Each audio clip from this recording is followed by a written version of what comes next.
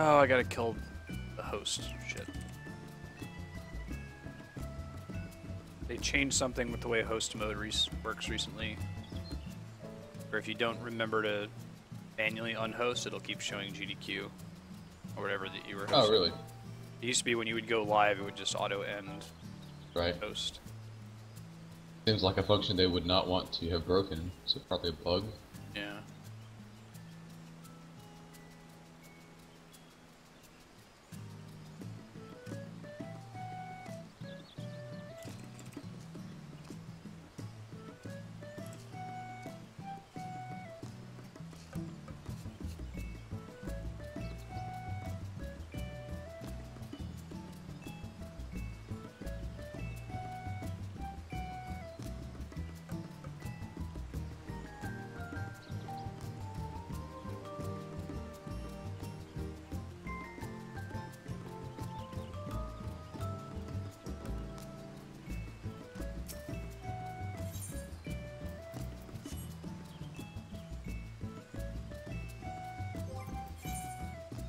Got this Wyvern skin map by accident today. It's a level 60 solo map.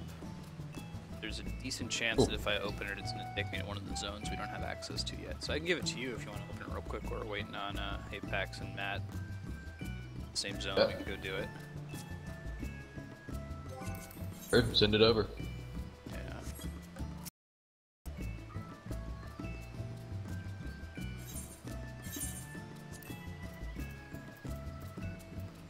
What are you doing? So, that's me, Mister. As is his way. Alright. Still not seeing the stream come up on following. Try refreshing. Yeah, I'm over refreshing. Crap, this happened last time I launched without unhosting. So it just came up. Yeah. Just as I said it. It ends up taking like 5 minutes or something for Twitch to figure out what you're trying to do.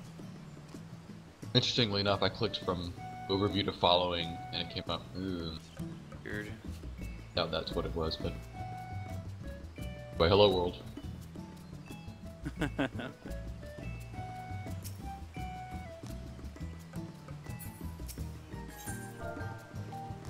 Burn skin maps, time worn. Oh, that's not that huge of a difference in price. They sell for 54,000. Dragon skin or 75,000. So I usually try to grab the dragon skin maps just to sell them. Since we don't really have a chance of taking those on yet. Sure. Just because people are like buying them and farming them. Interesting. Price will crash to like 50,000 gil during the week, and then as soon as Friday rolls around and there's a bunch of statics that farm it over and over to try to get their Dancer, Artifact Armor, Silk. It jumps to 75. Go back up. Clockwork every week. How much is it going on our server?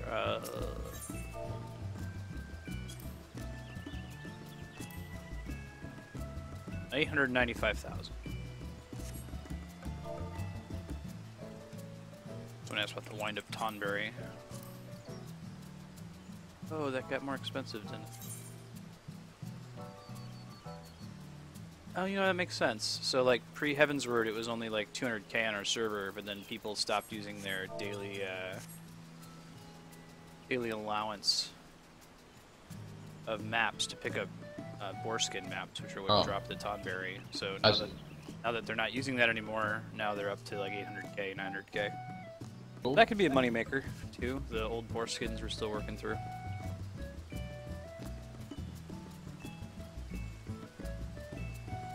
Yeah, a lot of Weekend Warriors. Kami, you can watch the... I wish that you were able to, like, pull something out of the auction house in this game.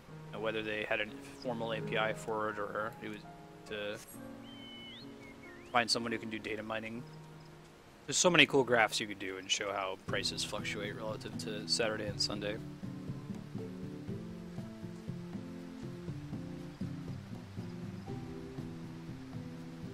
Speaking of your channel. Hey, good morning.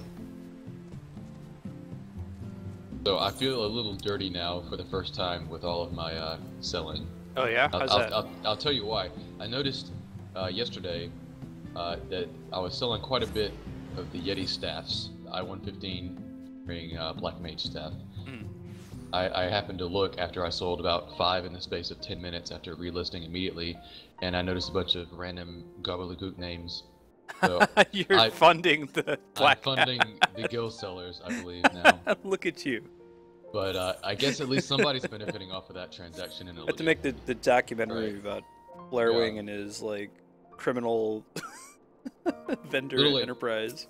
I sold about 15 yesterday, just at doubled markup, just because they were sitting by the market board, I guess, with all their vendors, the bots.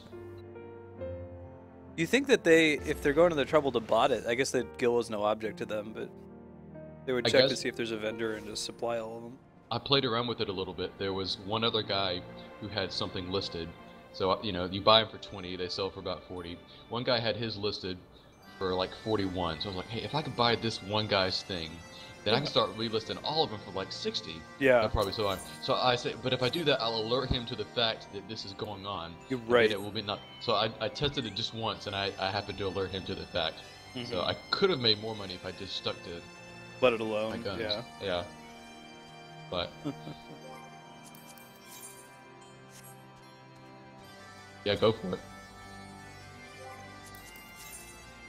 Yeah, basically anything that a level 55 black mage would want, since they're all black mages, all the guild sellers.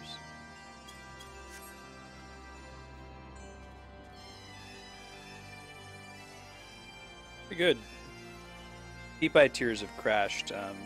They crashed a little bit too late for kind of it's not an exploit, but a hole. If you have the allowances to afford it, there's this grand leave for alchemists that's like, turn in 2 holy waters and we'll give you 20 Deep Eye Tears. Except the way that the grand leave works is that you can keep turning in holy waters basically for as long as you have them. It might cap out at some point, but I was able to turn in a whole stack of them. And every time you give it 2 holy waters, it gives you 20 Deep Eye Tears. And when Deep Eye Tears were not being botted, they were selling for like 2,500 gil a piece. So that could have been a pretty easy way to convert holy water into gil. But there's enough people out, and if you go out into the Kurth and Western Highlands, you see a bunch of bots out there just farming the Deep Eyes over and over.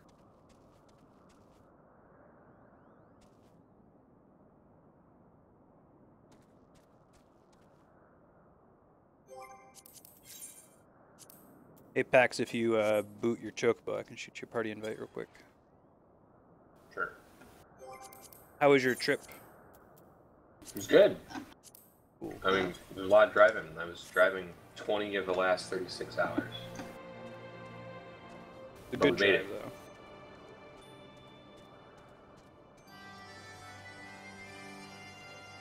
Yeah, I hear that, Kami. That and gelato flesh, I think.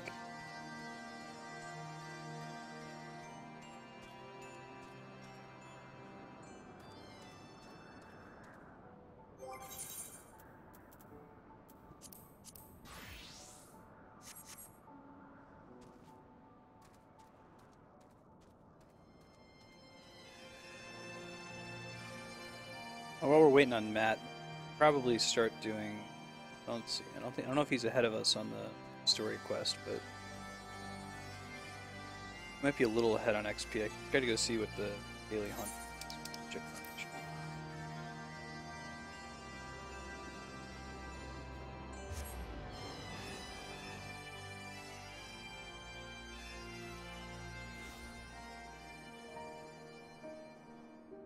That's kind of clever. They put it like just in game rather than just do a banning. I know that they have to be careful about banning them when they detect them hacking, because it lets them know, okay, I get banned if I do this, so let me change this so that I don't get banned next time. That's why they always ban in waves. You say the hunt log is at the night, Forgotten Night? Yep. Teleport to Forgotten Night, right by the door. And would we all have the same hunt, or do we get different ones? Everybody has the same one per day. If someone else has one of their previous days still in their log, yeah, okay, they'll have that, although they can replace it if they don't feel like doing that particular day's hunts for any reason. You might have to do a quest on the inside of the night before you can check the board. Correct. A little quest.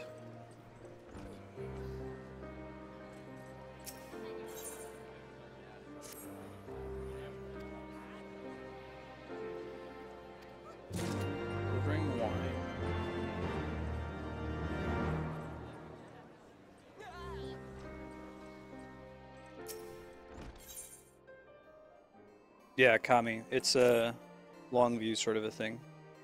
Hey, Bill. Good morning.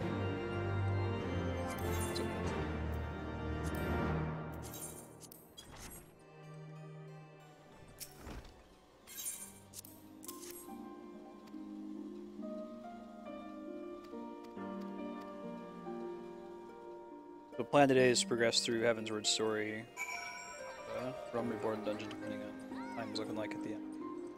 Now we're waiting on our fourth person to sign in here to unlock these hunts in the meantime. Okay. Never a bad For idea. this hunt guy, is it higher than I am? Probably. I think it's you have to go inside the Forgotten Knight, and then it's on Okay. the top floor.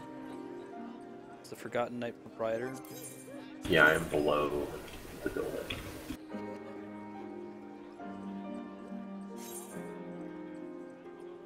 There's actually several rounds of this.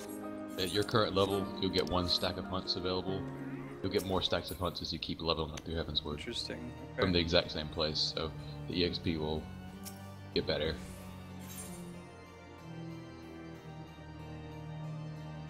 Yeah, if you ever go to an Aetheryte crystal and you see a bunch of identically dressed black mages with nonsense names standing around, those are bots.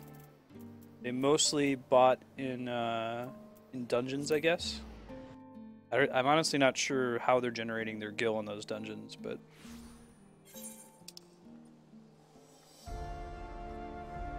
the next step once you get out of the stuff in the Forgotten Knight is by the Astrologians Guild.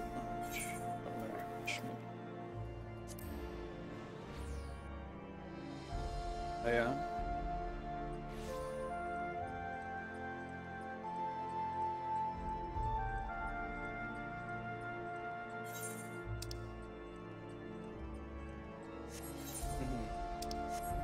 Sure. Yeah, at least it's not a lot of games where, like, if a legit player wants to go out in the game world and farm some specific item, they get stopped by bots at every turn. It was like that in 11 because a lot of open world bosses that only spawn like once every 2 hours or 3 hours had these unique drops that were best in slot. So good luck competing with any of the many bots that were just hanging out there. It'll strip noble.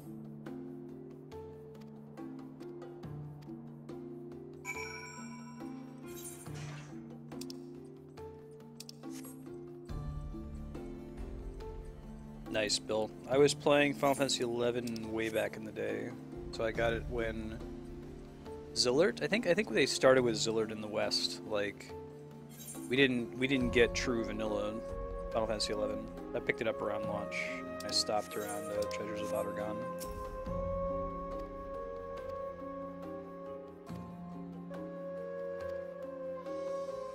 Did enough Treasures of Adargon to enjoy Blue Mage, and hope we see something like that in 14.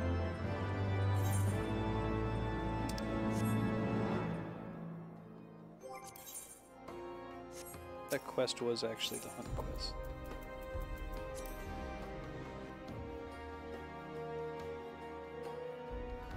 Okay.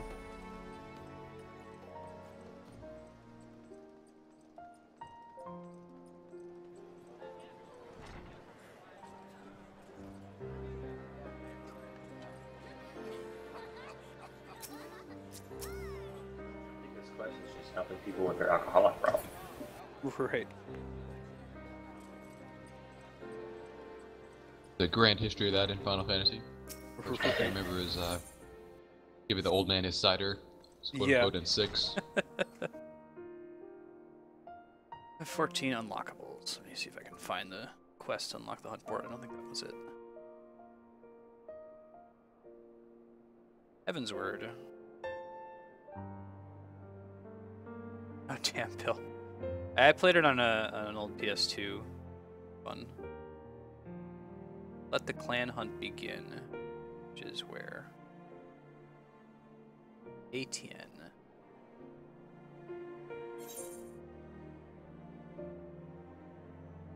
Since Earth's Forgotten Knight.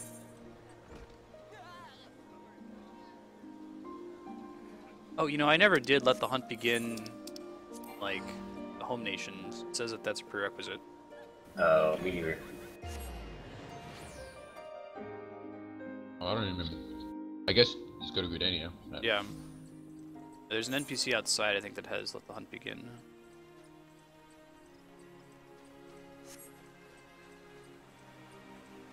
I unlocked it, I just never did those.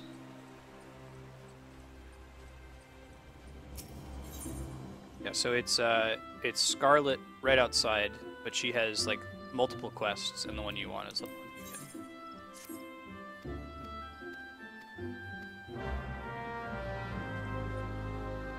Interesting, because I don't think they ever actually required you to complete this quest in order to do hunts in Realm Reborn.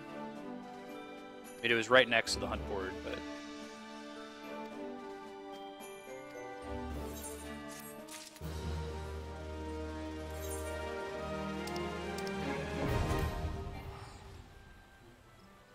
Other quest is for PvP. Well, I know not to worry about that one.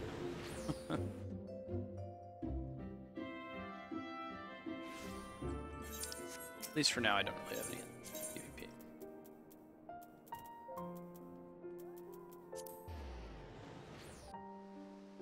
I was Yeah. gonna test it out with the new content that just came. Oh, I don't mean to say I don't want to play the PvP because I'm sure the PvP in Final Fantasy 14 is bad. I'm sure it's great. I just don't care for PvP very much.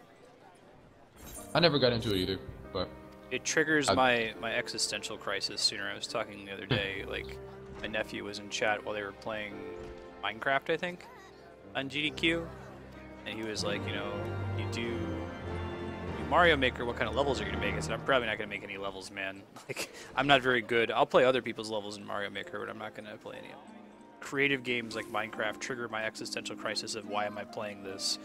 We're all going to die one day. You know, even if the servers stay online forever, the heat death of the universe will eventually wipe out my progress. And you feel that way no matter what game you're playing, whether it's an MMO or you're grinding in Final Fantasy X until you get all of the weapons or whatever. Eventually you feel that, or at least I do, so. It's a question of how quickly that triggers. And PvP triggers that, like, as soon as I get in and complete one match. this is one of the things I feel like I never gave a fair shake. So I want to give it its fair shake one day. It's a shame, like, the fair shake you need to give it to get the cool little ball mount. You have to play, like, 300 games or something. Something. Yeah. Pretty cool looking, though.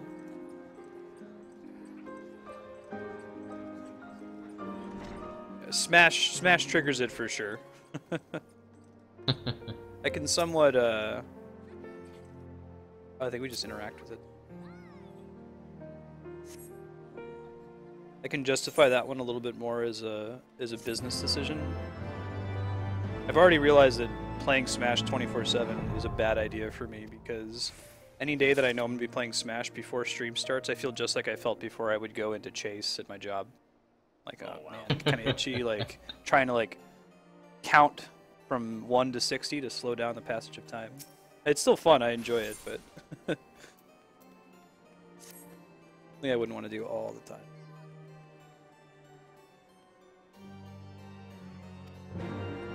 I cannot do this quest from your station. She has little D6 locked.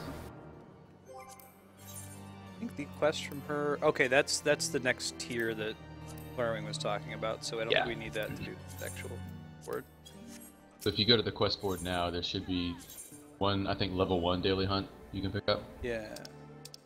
The quest that she's locked for you is the level 2. Wait, so we can do all 5 of these dudes? Am I reading that right? 5 is in... Yeah, all 5 are level 1, and each one gives you the bonus listed.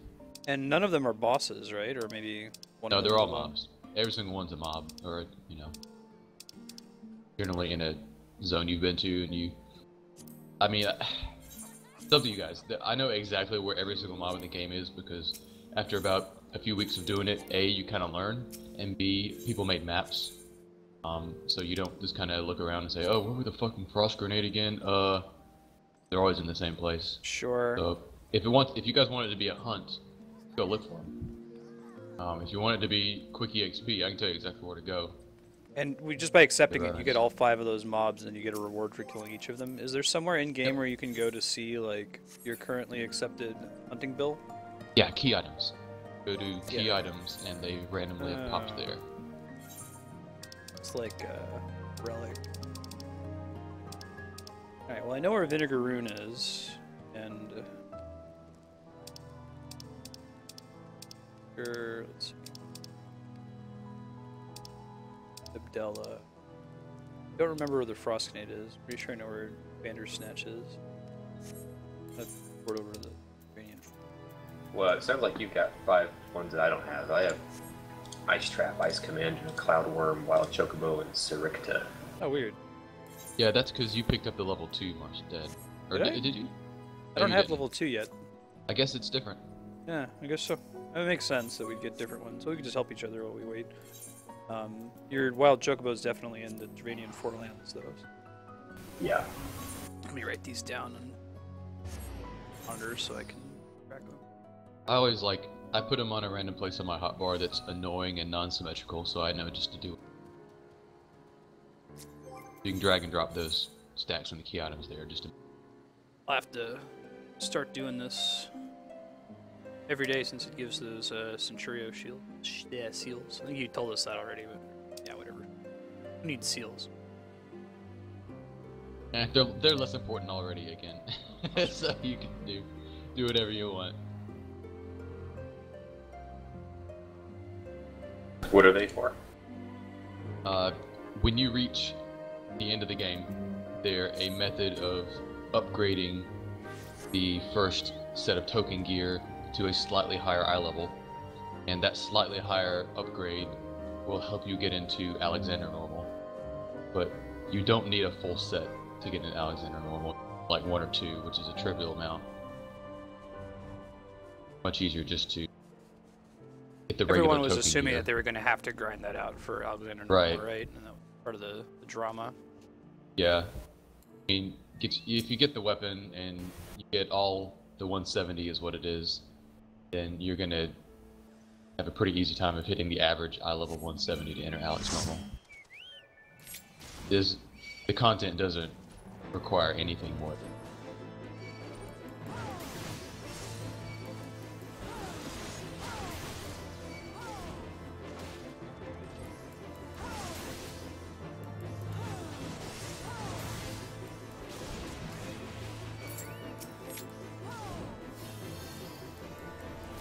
So that give you the reward there?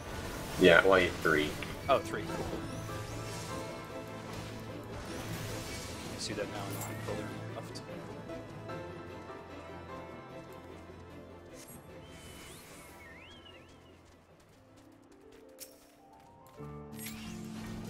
Probably show you the Foundation quest too to be able to fly on your company Chocobo.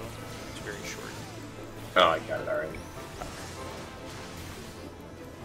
Yeah, you guys in chat that were on fuck you servers where the kills were a quarter of a second probably had it worse with those upgrades than I did.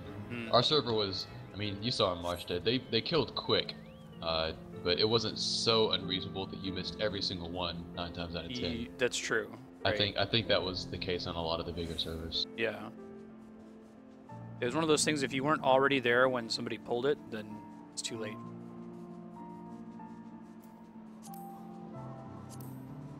Chocobo Force, looking for Bandersnatches. This gentleman.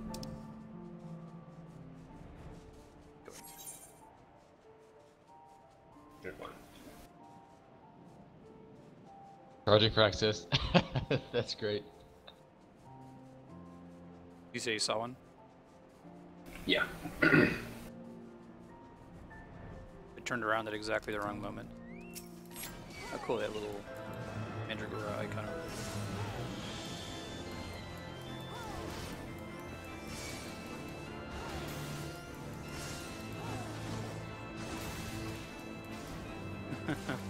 That's clever. I feel guilty because I am part of a hunt link shell that is apparently hard to get into now, just because I was hunting back on the Relic quest line, and then I accidentally joined a second one because I was just at the right place in the right time, got a random spam invite. So I'm pretty well hooked up to get hunts on our server at the moment. So I think it's the case for everybody that they don't have too much of an issue, but it may just be my bias because I looked out there.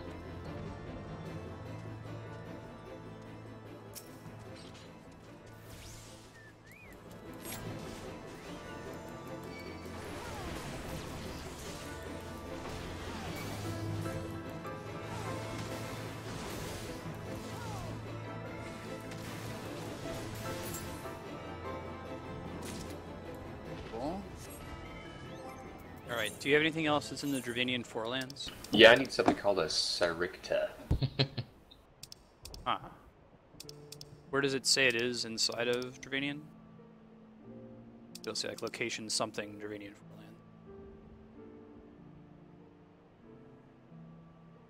Foreland. Morn. Morn? Yeah, mine's in Morn too. Cool. That's all the way southwest, I want to say. Maybe it's obvious, but sometimes the subsections on the map don't show up unless you zoom in on the map. So like, Yeah. it'll say more if you zoom in far enough, probably. Actually, northwest.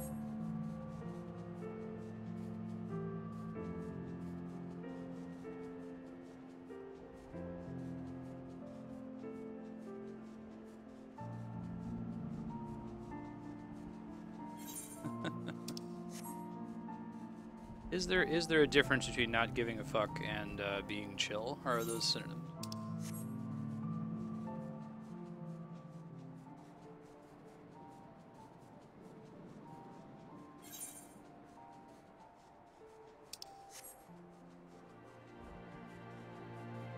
I think we have to go through this little door on the second floor to get in there. My pain earlier in trying to find all the ether currents. Yeah. Was there an ether current in Morn? There was the quest, the dungeon, was at the end of Morn, and like there's a mountain path you have to ride, but you have to go all the way to the very top of that tower.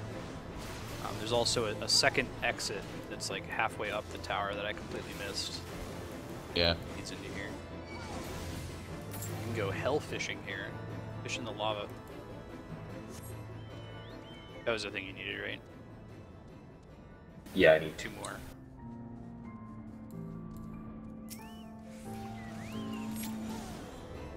I need the vinegar runes.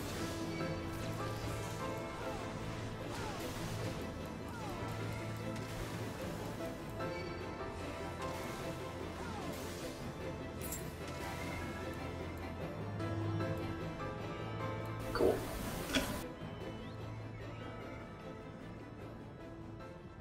It's okay.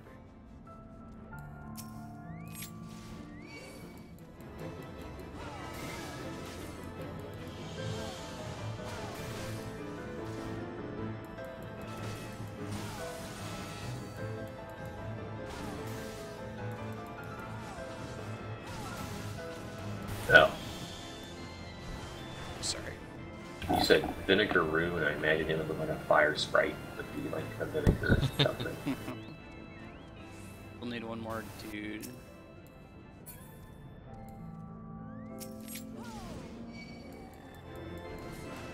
That's one of my guys. That I don't need anymore. Oh, I thought you still needed one more. No, no. It was just 2.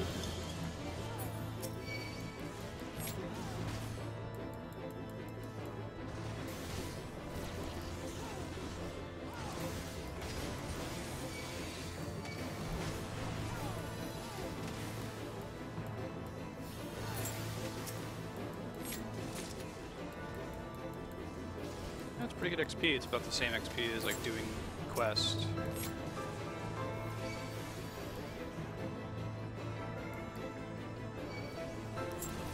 If we hit 7:30 here, Apex, do you have? Would you be able to text Matt? Sure. If he's not able to sign in, we can find something else to do. Run some Realm Reborn dungeons. Yeah. Right. So my remaining ones are in Kurthus, Western Highlands, and Sea of Clouds. I have 2 in Western Highlands and 1 in Sea of Clouds. Knock out. So either way. I need the leeches, the Abdellas, Sea of Clouds. I need the cloud worm in. Mine's Vorsian Siran. That's where mine is too. Yeah. Bit of a walk there.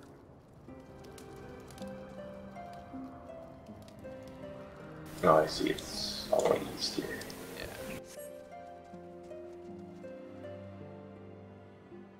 I don't think we get flying here until like 58 or something. Really?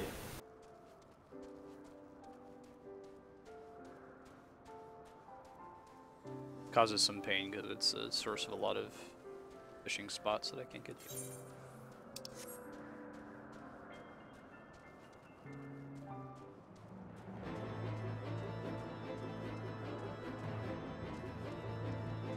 It's like 58 coming.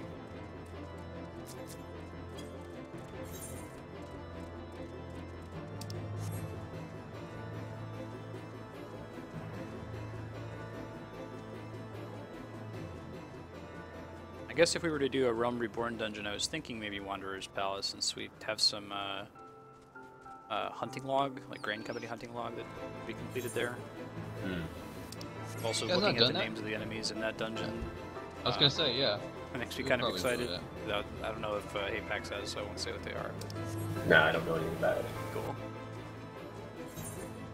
Guess I thought we had done that one, but maybe not. No, not yet.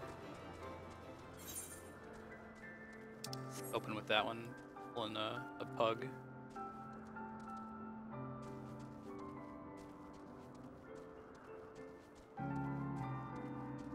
Which guy do you need? I need the little leeches that are jumping around over there. You need those. No, those. Need some kind of a worm.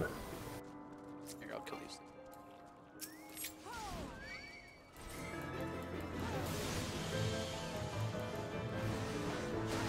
Oh, you can queue with us if you want, Darkstar. Sure. Yeah, that one we should just be able to do the German queue thing and get straight into it. Take it. Yeah.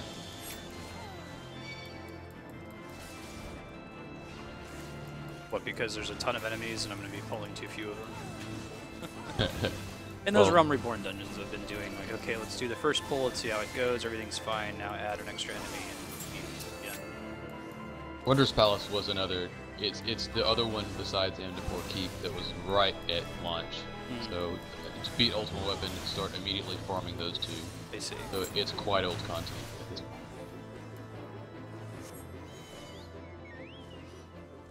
Which means, yeah, you can probably pull a shit ton. Mm-hmm.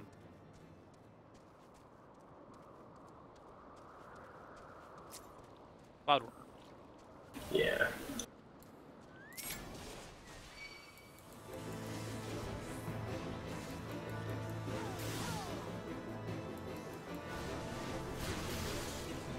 I might have a sudden and uncanny intuition for the amount of damage dealt by people in the group.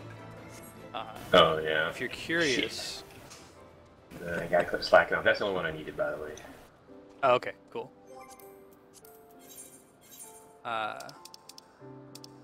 Set some old arguments to rest, or just quiet about it. Alright, Dolphin's Nest.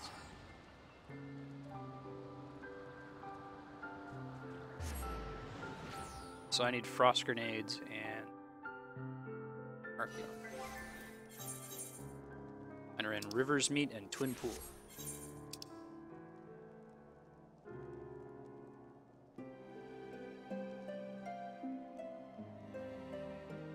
I've got the same thing, River's Meat and Twin Pools. So at least it seems to give us enemies that are in the same general area if you're doing it. I think that we've overlapped in every case so far. Yeah. I'm looking for Archeonus and Frost Grenade. River's Meat. Frost Grenade.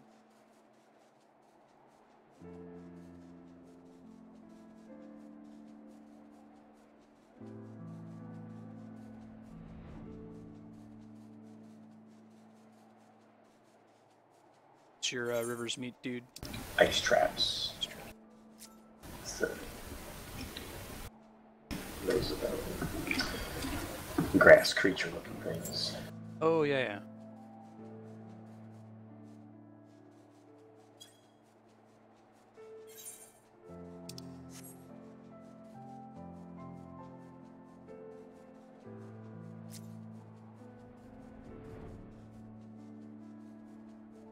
Those are the ones I need. I need regular Archeona brand.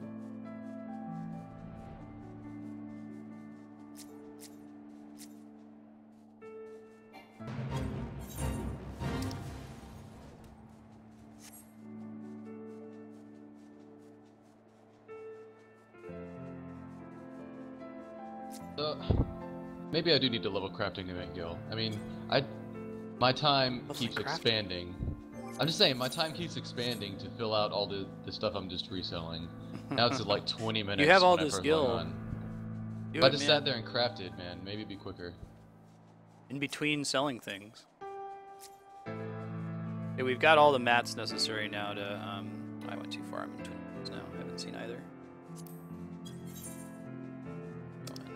Southwest. Yeah, all the mats to progress that airship. Yep, we can get airship finished. Yeah, 4. Wait, So- see if Matt hops on. How many airships are there? So this will be the Bronco, right? Yeah, I think the way it works is it's not so much that there's multiple airships, it's that you can replace parts of it. So it's not we're never going to have that situation where we have nothing and Okay. need to build the whole thing, but we could replace the Bronco type hull with an Invincible type hull, for example. Or like the high wind type rigging or what have you. Are they all clever names like that? Yeah. Okay. All right, Darkstar. Airship guide.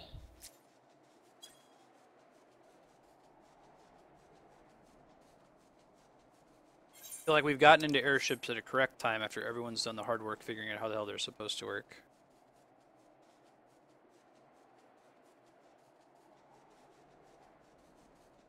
Luck here. Finding either enemy.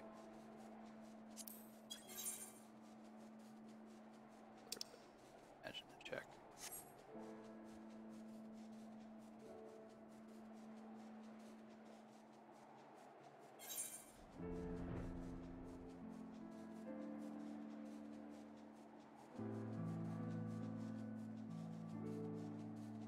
Or if it's like maybe it's right on the border of rivers meet in the next area. Yeah, maybe so. Nice, McMahon.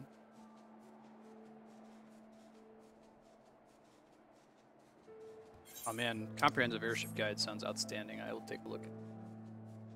My thought for now is, oh, I found your ice traps. By me. Okay. Guessing my dudes aren't far.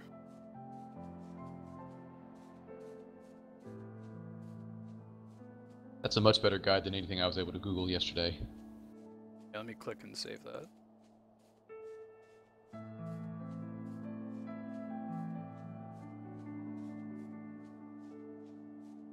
Oh, speaking of pre-order, I just found out that Final Fantasy Type 0 is coming out in like 2 weeks for PC. Pretty cool, man. Wondering if I should throw it on. I haven't heard very much about it. Like, the main thing I've heard is that people got it so they could play the Final Fantasy 15 demo. I had heard before any of that came out that it was one of the better return to form Final Fantasies in a long time. Interesting. It was kind of at the point where people were saying this is the best thing out of the Agito 13. Yeah, by that's a what large it is, degree. right? They had this messed up, like, Fabula Nova Crystallis, and they ended up repurposing a lot of it. That's it. And I guess this was Agito at the point. I don't remember. I get confused between that and the 7 compilation, where one was a cell phone game, one was a PSP. What the fuck, you know? Right. In my dudes.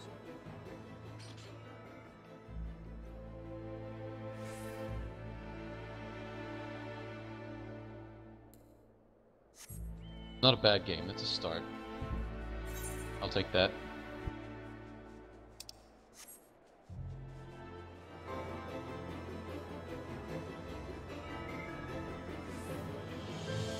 I'm slightly bummed in a weird way about it because that's one less reason for me to get a PS4.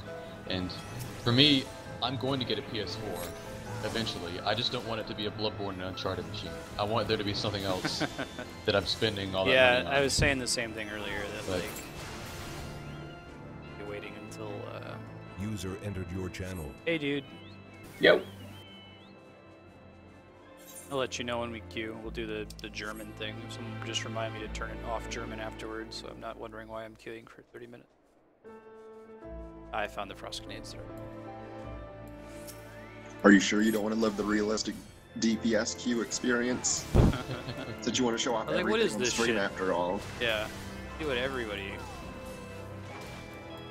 That was fun. And we were trying to do Good King Moggle Mog. Mad. I'm like, why is it taking 30 minutes? Mega Man, I am all but convinced we're getting a PC Kingdom Hearts. with Oh, you everything think else. so? With I guess pure that Square's speculation. been in that style, haven't they? Pure speculation, but there's Yeah. if they're doing everything up and through Type 0 on Yeah. PC, come on, it's been developed for so long. I at might this point that- get the PS4 just to play Kingdom Hearts 3 right away, especially if it's on stream. Yeah. But all right, Arceus up by Fullerton. Any Ice Commanders?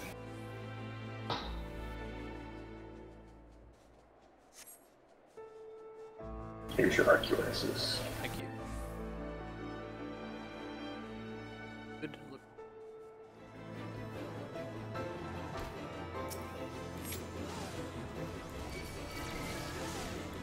I mean, you're not gonna get a PS4 for Final Fantasy 15?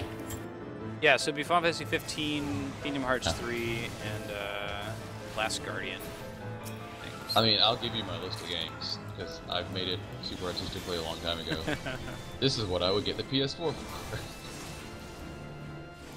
Do we think that Final Fantasy 15 is coming out first? Do we have a date for that? No, I guess next year probably is what we're thinking because of the release date of the demo, but I don't know if anything more definite than that is confirmed. I'm always suspicious with any of the Mora properties. The development hell that the 13 trilogy was sitting in for so long. Right. Yeah, Square they have this perfectionist need, I think, some of their development teams, that just keeps these things indefinitely going and spinning and spinning. Which obviously doesn't always turn out a perfect product, but You're right. yeah, I guess my list is Final Fantasy 15, The Last of Us Remastered, Kingdom Hearts 3, Bloodborne, and Uncharted 4 are the ones that I would definitely get a PS4 for. Of those, I'm very close to Square. I'm very close to thinking that the Square titles are almost a lock for PC. And The Last of Us I could play on PS3, but I have to do a Last of Us playthrough. Oh my god, have you guys not played that game? Yeah. nope. Do it. Man, I will send you my PS3 and play it. It's very good. How? So like, I understand there's like fungus zombies in the game. Like, how much survival horror is it? Like, are there lots of jump scares? I've heard that it's a little bit different. It's not like No. you're playing Dead Space. Right, it is an atmospheric horror game. Like you're upset that this has happened to the world, and you're upset that you now have to go into the creepy spore zombie place. But it's not a Silent Hill, turn the camera angle around on you to fuck with you. Okay. And it's not a like Resident Evil Nemesis is gonna jump out of a window right here kind of thing. It's actually think if you played Left 4 Dead, think like zombie storytelling, not zombie spooky scare. Okay, yeah, because Left 4 Dead's not a scary game. Yeah. Sure. Well, cool. We'll have to do that.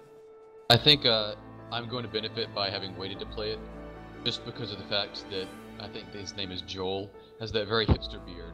And in a couple years, when I play it, the beard won't be hipster anymore. It'll be just a regular old badass beard again, right? Somebody won't did, affect my- you know, that famous GIF of like Antonio Banderas when he reads something exciting on the internet, and he like leans back in his chair and like holds his hand up to his mouth. Like they did that, but with Joel from I think it was actually Naughty Dog. All right, let's see. Wanderer's Palace. Where do we unlock it? Trauma Queen, which is Western Thanaland, Vesper Bay. So it's Western. It's Vesper Bay. I can get us there. It's One one. combat, oh my god. The odd thing about Wanderer's Palace, the unlock for it, is you can unlock it at 49, but you can't queue up for it until 50. Oh, that's interesting. Man, I'd play a 12 remake, but my first comment is exactly what Mega Man's thinking. Hopefully it's the international great thing.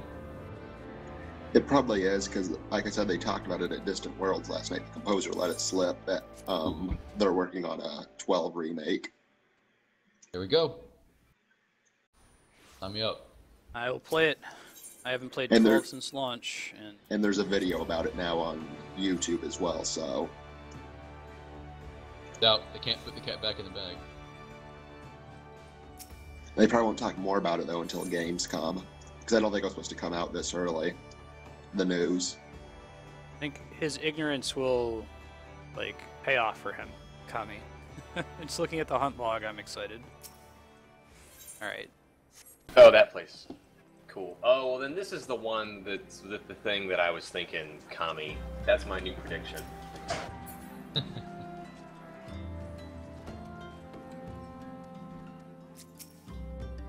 It's Eileen, you see her by the PTSD bar.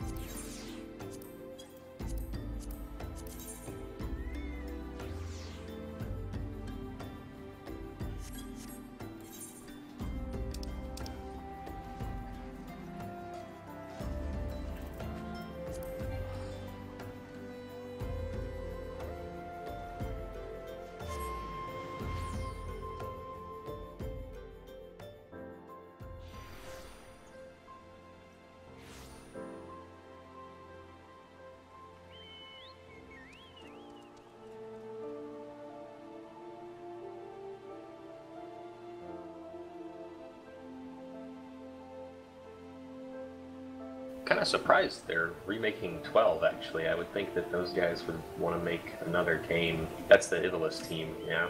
Yeah, I think it's a remaster, not a remake. Oh, Like, sure, so- okay. More like the 10, but that's still, you know, non-zero amount of effort, and I'd like to see a new game. Yeah. Yeah, 12 is, like I said, I really liked 12. I didn't really pay too much attention to the storyline, but I really liked the combat system and pretty much just all the mechanics in the game. 12 was cool. I can't say I remember much from it. It was a blur. One of those buy it on release day and grind Yeah. through it. Take some days Yeah. off work. I think my memory of it's about the same. I remember mechanically and the questing and some of the combat situations. Story-wise, I remember thinking that it felt like it dropped off after about the first third. Yeah, I agree. I only remember that because I remember going on Wiki afterward and reading about how the developer, the director left development for one reason or another, sometime in the middle. So I feel like you could probably tie those two things together. I think 12's biggest claim to fame, though, is having a super boss with the most hit points in any Final Oh, Fantasy game. Oh yeah. It'll be Until- DPS, until Dark Star. I don't like to be queuing here as a German rewrite. And you need me as what? A DPS or a healer? Or DPS. Were you about to say there's a boss in one of the 13 games that has higher HP? Yeah, under a specific condition, there is a boss that has more health. I think like 90 million or something. Good God, I need to play those then. I've got 1 and 2. Haven't played them. Okay, I mean, I I played 1. went but- and switched over to a DPS role. Okay, I'm queuing in 3, 2, 1, go. As a German. And it Good popped. Not for me, so someone else must be trying to use the German queue, so... I will withdraw then. Oh wait, As long as you don't withdraw more than 3 times a day, you won't get penalized. let's see. That's just the rule of thumb. Well, maybe I won't do it as German. Maybe I'll do it as a French person. Stop the German Oui. queue. Switched it to French, and now I'm gonna try again. It's gonna be Let's de fromage. omelette too. That's the only. Tell me when you're gonna queue. 3, 2, 1, go. Just pop. Wait, okay, then never mind, because yeah, I was wondering, because I don't know if you're, Flaring, you're going as DPS, aren't you? Yeah, I'm on DPS now. That's probably why, because I was going as melee DPS as well. But it's fine, because if you guys withdraw again, you guys will get a 30-minute lockout, so... Alright, I'll go ahead and go in. We'll let them know that we're. Better hope they speak English. Yeah, this actually has a high risk factor, doesn't it? Yeah. Auto-translate is your friend. That's right. Use all my old chops from when I played with Japanese players in Final Fantasy XI.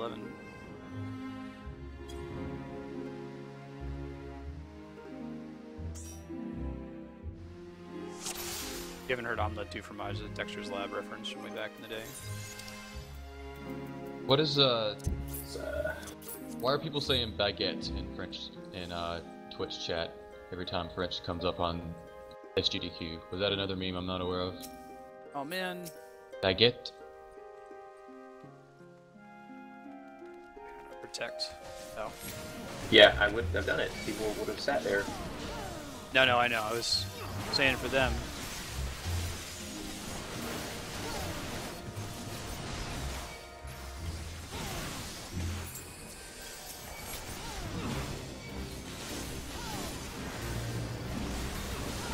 Did you forget your tank stance, Marstead? I got it. Oh man. Us melee deeps just kind of ran for it.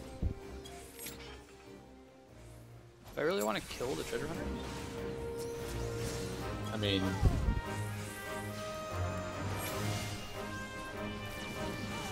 Surprised it even lets us hit them. Man, it doesn't do anything. They have too many hit points.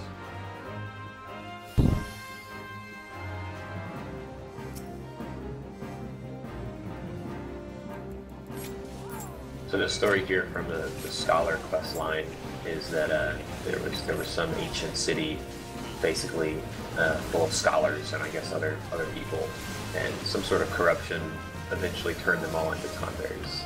Oh, So interesting. these used to be people, and they got some kind of a curse. Man, the Scholar quest line sounds kind of rad. You see that there's a Tonberry NPC that's in it? Yeah, so the guy you get all my quest stuff from is a Tonberry that has a, I guess, scholar's board hat on. He's teaching me the old ways of the scholar. I might make a Okay. man. I like the idea. Do not let the Tonberry stalker catch you. That's got to be that other guy, right? Fight more. Okay.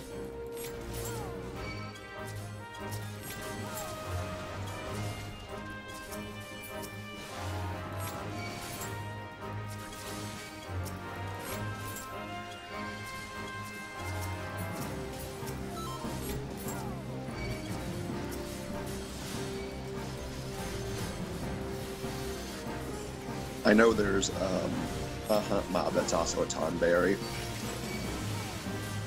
An A rank or something. he's a fun guy. I like how they change his outfit every once in a while. I don't think we'll see the like Roman horn hunts. Yeah, they still give some seals, so people do them. Oh, they give Centurio seals. I don't Yeah, think not it's a lot though. I not think as it's like much as 40. I Heavenward. think it's 40, somewhere around there. I'm like, That's like you have to be 60 for that to start happening, or No, you could be 50 for the Realm Reborn ones. you're saying yeah. No. Actually, an Andrea song.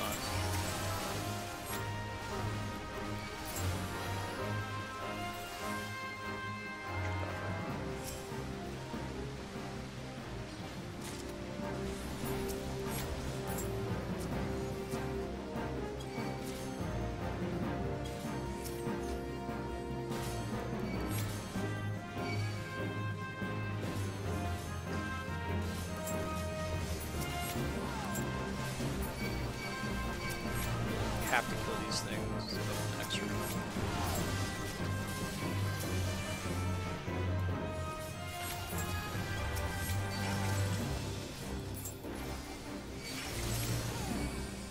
Timing D-Rock is some Tonberry action.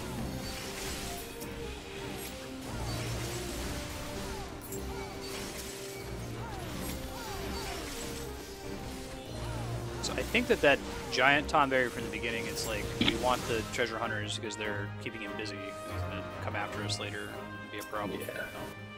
Too bad I dotted him up. He's just gonna go down immediately.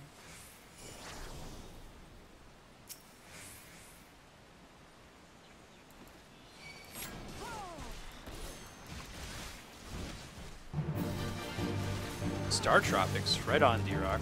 Yeah, if you get your computer and stream it, I would love to watch that.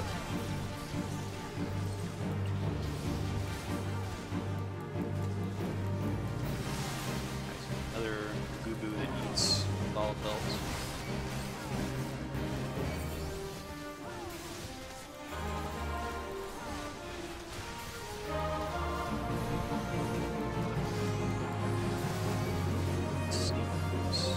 Reduced immunity.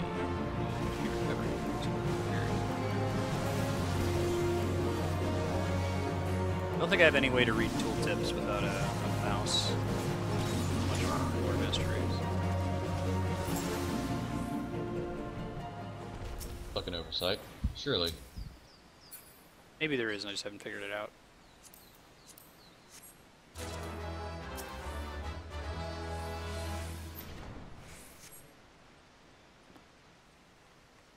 So, Flarewing, have you gotten your paladin weapon yet? No, I got to grind out tokens today because I'm going to be gone. I haven't gotten it yet. Gonna be fun. Running. Grab some more. Hour and 30? That's not bad.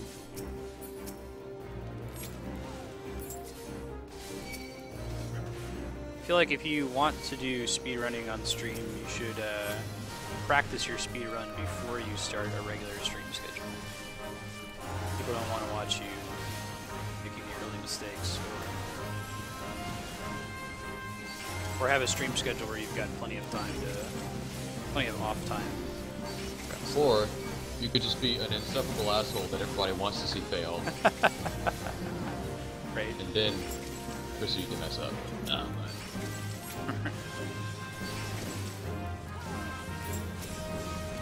Are there personalities like that in the speedrunning community? Maybe Worcester at one point. I think he's mellowed out. I hate that guy. Yeah, he's one of them. That's the only one that comes to mind. I'm really feeling it. It's because our French friend said fight more.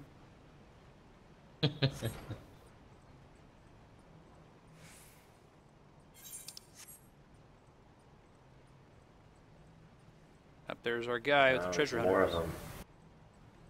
These guys are like level 70, their health. Or God. this big shadow cover is not a big deal. Maybe we should pick it up. Okay, that's right. You can hit. Maybe I'll just have to fight this guy here since... Oh, what's up?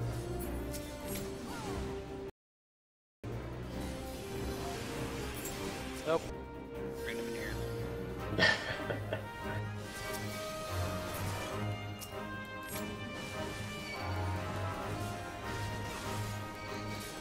Oh, stealth component.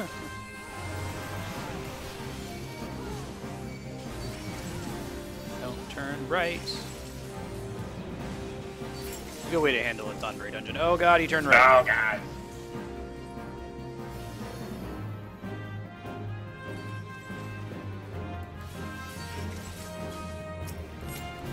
I kind of want to let him hit you. Just to see what happens. Yeah. He throat stabbed me a little bit earlier when we were messing with the treasure hunters. Oh, really? So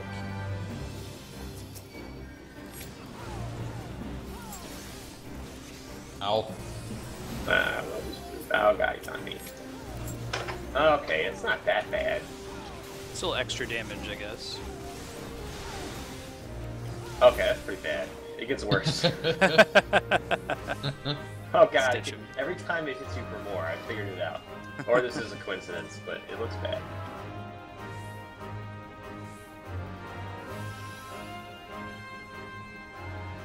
Onberries were a cool mob in 11, but the way they worked made it kind of hard to have any chance of fighting them because they had karma. Like, they did more damage to you based on the number of Tonberries you'd killed.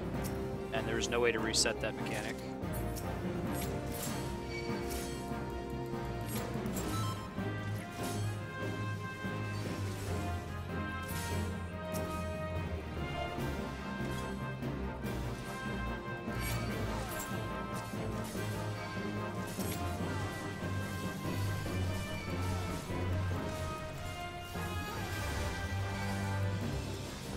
I probably would have pulled bigger groups in this one, since we were doing fine with the small one at the beginning.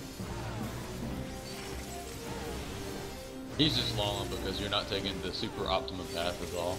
Yeah. Don't pay him any mind.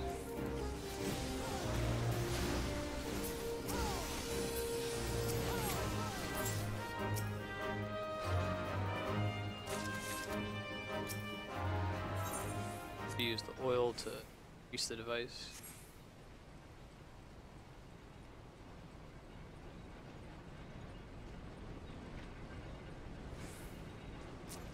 Interesting. Which 13 game is the one that has the time limit? Is it Lightning Returns? Yes, it's Lightning Returns. Like a Majora's Mask type time limit thing? Yes. Huh. Because it's closer to Majora's Mask, but it's not resettable, right? Like, what happens if 13 days run out? Just game over? Yeah, game over, but you can carry your stats and stuff over to the next one. Okay, well, that's interesting.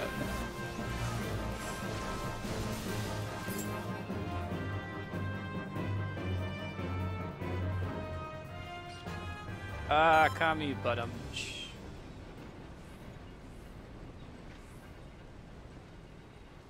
Hey, buddy.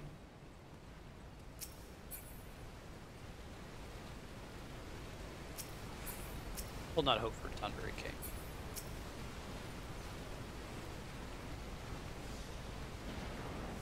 Avarois. Actually, we have a French guy, don't we? He could tell Yeah. us. Yeah, what does this mean? Some kind of like lawn treat, I'm sure. Green, purple, white.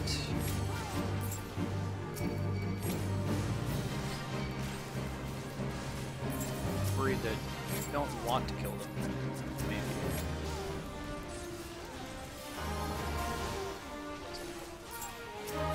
Were there any missed mechanics in that Gugu fight? Pretty much just it tries to inhale you, don't stand on the shit. Yeah, I think he's a training dummy fight. Gotcha. Dang it, Spank. Focus on a single target.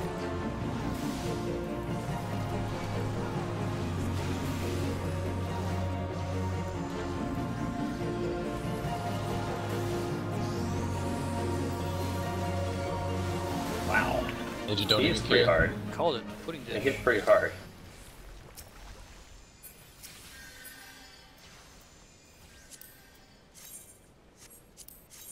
Cool. Okay. That's the... Flan a real thing? Is that a food? Yeah. Yeah. Like a gelatin type thing. No good. Yeah, I think all of the pudding monsters are named for different like pudding foods.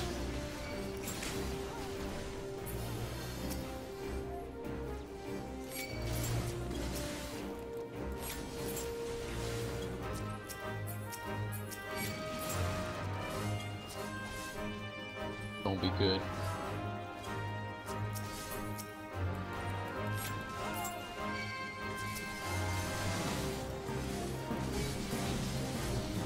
Oh god. Hang on. No, you're fine.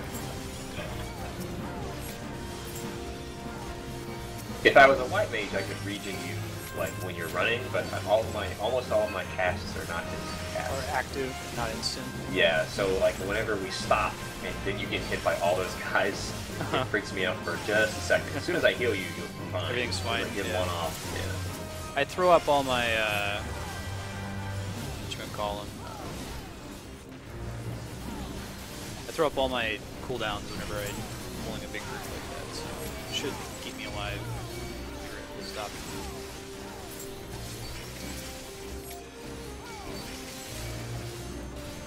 Hey Wilson. Good morning. I guess for you it's good afternoon, right?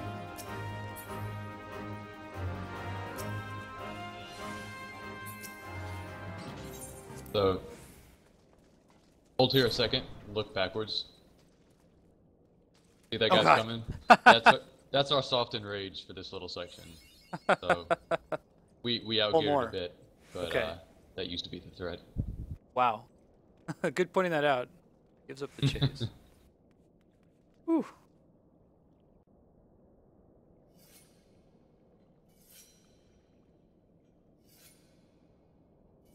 Oh man, as expected. So excited.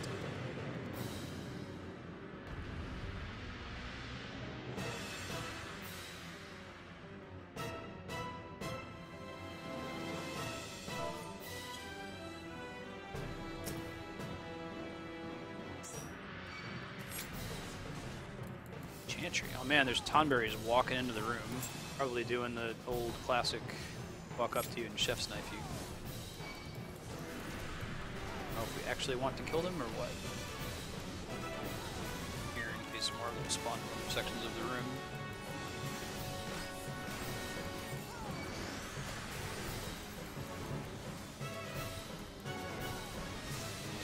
That's cool. I'm glad they were able to like communicate that in this game in a way.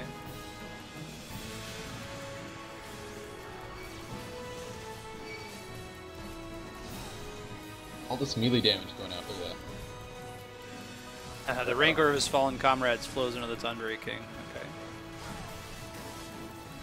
Gotcha. So they're accomplishing the karma concept in a single fight instead of like 11 where it was just like, yeah, no matter how many you've killed in your career, that's how much damage they do. Much smarter way of handling it. Don Tonberry McMahon.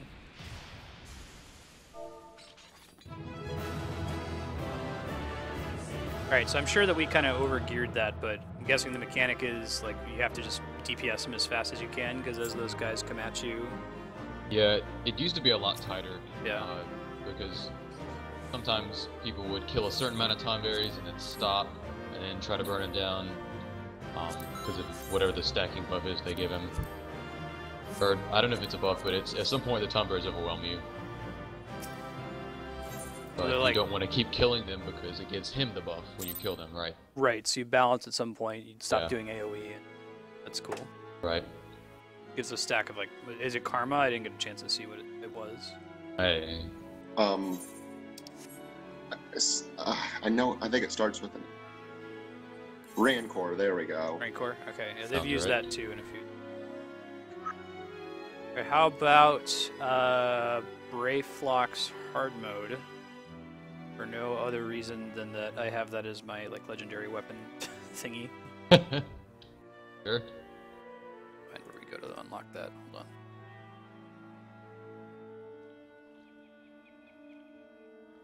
Okay. Birds and slay. Ah. More cheese. All right. It's more Dona.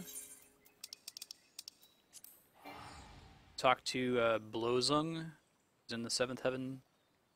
Are you guys gonna try the French Q again or whatever? French, Japanese, or German Q again thing? Maybe we shouldn't do French or German because this is like prime time for them right now. So You could Japanese. try Japanese, yeah. Yeah, and then, like I said, even if you do get matched up with someone like that, brave locks and stuff isn't very complicated. Mechanically, I should say, it's not complicated.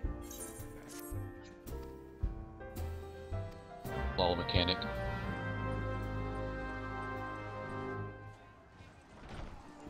Oh, Dawn is the same as Senor? I thought it had a more, like, prestigious, it was like San versus Sama in Japanese. Wilson is from Spain, so give us the truth on that one. Go to Coastal.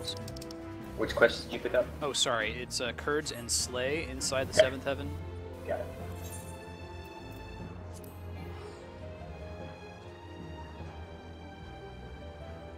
BRB 1 sec. Sure.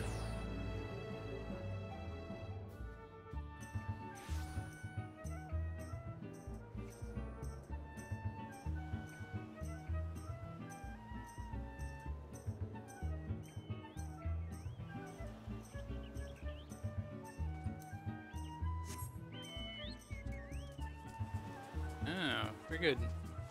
Is that unique to Spain's Spanish, Wilson? I don't hear that very much in like Central American Spanish. I'll be right back as well.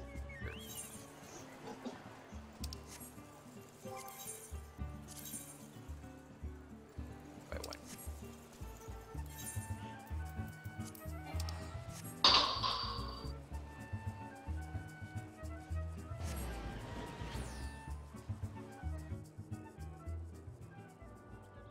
Yeah, no, I caught it, Kami.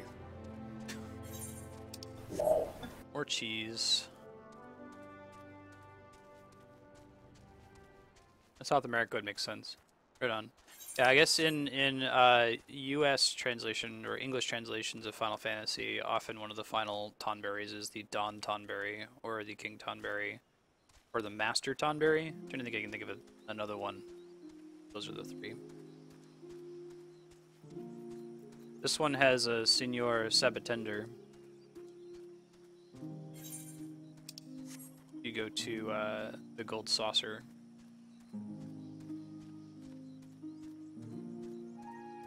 I'm back. Welcome back. I will try Japanese. I mean, we could probably do English. It's not at all prime time, but I'll try Japanese for this one. Get in. Oops, I didn't mean to do. It's cute.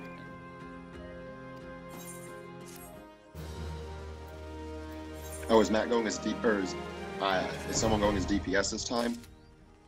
Still need you on DPS.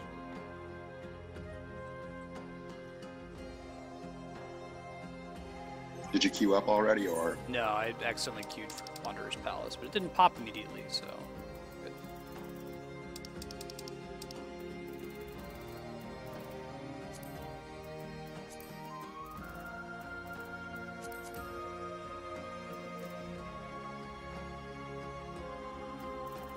Okay, because someone's still going in as a DPS right now. Someone is summoner on the stream, so Yeah, that Apex could is just be going to switched switch to Scholar before we go in. So Flarewing, are you there? Yeah, I'm back.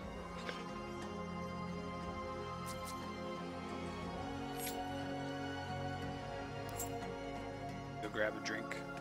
I'll queue up once Apex switches to Scholar.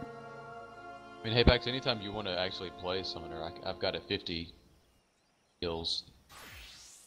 Not any higher than 50. That's cool. I like Scholar better. I just would pop into Summoner to do quests. I finally got some decent gear, so I can do like questing with Summoner. Nice. It's still not as good as my Scholar gear, so I'm probably still doing less DPS. I don't know how it works out, but whatever. Right. I can use pets. Oh, sorry, I missed you. What'd you say? I was just talking about Summoner. Okay, I'm Japanese. Brave Fox is long stop hard. Queuing in 3, 2, 1. Just popped. nope, have fun. It's pretty much impossible for me to get in as a DPS now, I think. Hmm. Because I think everyone's trying to queue snipe on other servers when it comes to DPS. Oh, sure. All right. Well, I could try doing it as English. We can see. Don't know if you withdraw now, you're going to get a penalty. Oh no, I'm not withdrawing. I mean, like for the next one that we do, it doesn't seem like Matt's gonna make it today.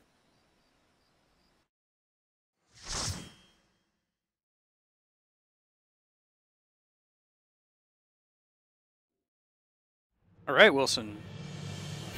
Learning. The music in here is pretty cool. Dude, sweet. Yeah, you're going to be sick of that music before too long. I don't think Hapax is caught up on Hildebrand, so. I think it's more a reference to the Zodiac weapon quest you guys have started. Particularly have started. Do I need to have the Zodiac weapon equipped for the entirety of the dungeon?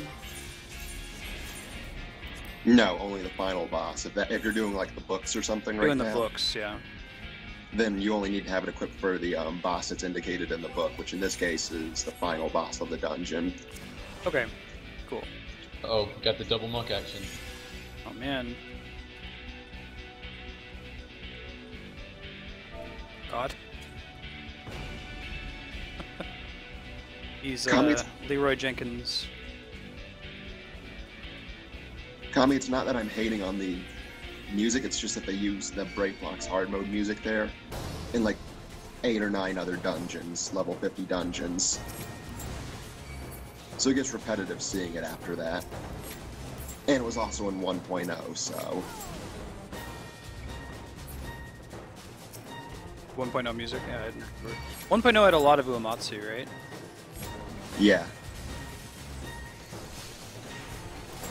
Soken came in near the end, I think.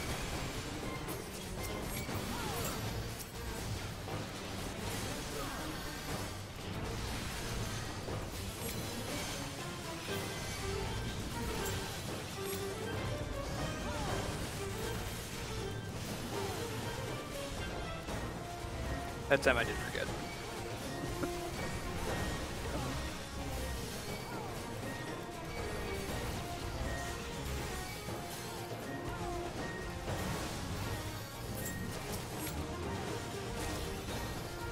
Yeah, Kami, Atma took about 2 hours, 2.5 hours. It was between 1 and 4 fates for each one.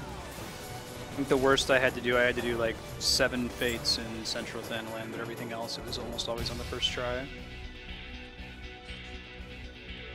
But yeah, you haven't even hit the worst part of the relic grind yet. Didn't think so. Atma was pretty easy. Books are slightly more annoying, and then Novus is just more expensive than it is time-consuming. Although, Unless you're just looking for glamour. is that the Materia stage? Yes. Yeah. Yeah. You can get Alexandrite for 50 seals now. The guy. And the I did not maps realize that. and the Alexandrite maps now drop 5 or something. What? That's crazy. I'm trying to get to my whole point is I'm trying to get to the Materia step while the price of Materia has crashed, because I imagine that whenever they add a new relic mechanic, it's going to bring back Materia. Those prices are going to get crazy again. Shadow Flare value right there. Just saying the word Atma had me thinking. I've always called it Atma, #1, and not to be a stickler on it, but I thought that, hey, this is a made-up English word anyway, so it's okay in my head. But that makes me wonder, what are they calling Atma in Japanese? For the sake of Yeah, because Combat the whole 14, reason I it's just think- Atma is because they were supposed to be Ultima, they didn't have space to fit it in English, so it's a good question. Wonder if they're also calling this. I guess Ultima? if they're calling it Atma, then they can't. It has to be Atma, I guess, because they don't really have that gravelly ash A sound that we Right, have. definitely. But I always said Atma weapon as a kid.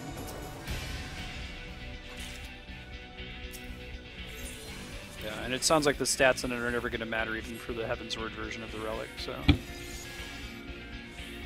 oh man, Illuminati.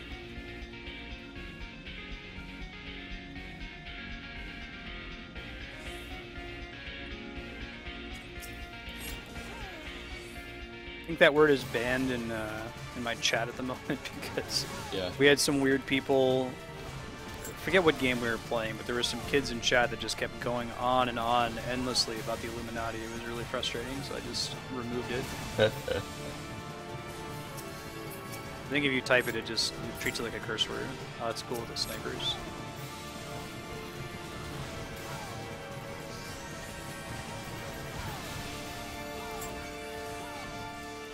Are you guys going to do another A Realm Reborn dungeon after this? Plus, if Matt signs on, I sent him an email saying, "Hey man, if you don't sign in, no big deal. We'll do Realm Reborn dungeons."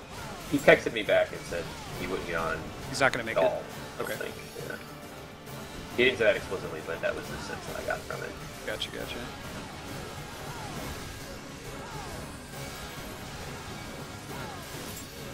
Might be stressing out at this point. Yeah, he's pretty close Yeah, on he's down on his- the wire.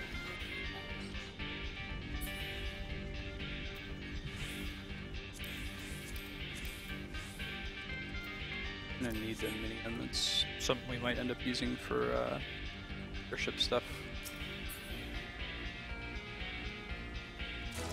That fight was pretty much like, don't. The sniper's gonna target one person. The healer just has to worry about the person he's targeting and don't stand in the AOE. Anything else fancy? Just like Kami says, you can intercept the sniper beams. So Oh. when that mechanic shows up, then someone with a higher health pool, like a tank, Oh, whenever you And- see that, you can like stand in between can them, stand basically. in between them Oh, and that's take cool. it. Yeah. Body block it. Nice. I'm excited to try that out at some point. So we'll see that mechanic outside of this dungeon. Oh yeah. I've seen those lines before. I didn't realize that's what that meant. So those lines mean this is interceptable by whoever's. Yeah. in line. Sometimes it's just a tether that you can't do anything about, Uh-huh. but sometimes you can intercept. Gotcha. That's helpful to know. Yeah. Basically, any of those mats that you can usually only pick up from the free company vendor, I assume that those are gonna require, or by free company I mean grain company vendor. The seal items are probably gonna be used in airship instruction at some point or another. Laughing at all the smoke AoE going around. Never see that.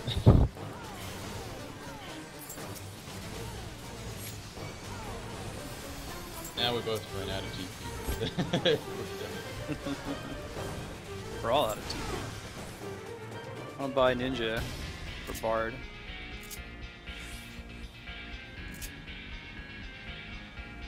Goblin liberated.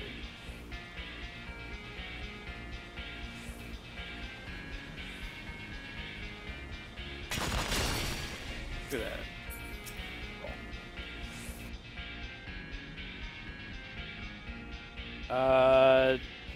459. Oh, did you install ACT or something? I don't know what you're talking about. I just have a really strong intuition. What? I mean, I have to actually play optimally now? I'm not going to say anything unless somebody asks. Ooh. And if you want me to not say anything, I can not Oh, say go anything. for it. I was just curious. Man, I'm so lazy, I don't need perfect balance half the time anymore. Probably don't want to stand in that. You can't get my numbers off of these stupid Realm Reborn dungeons because I don't have any time to DPS. Okay, you're fine. It's not my fault. I don't think you're expected to, right? No, I totally am. I absolutely am.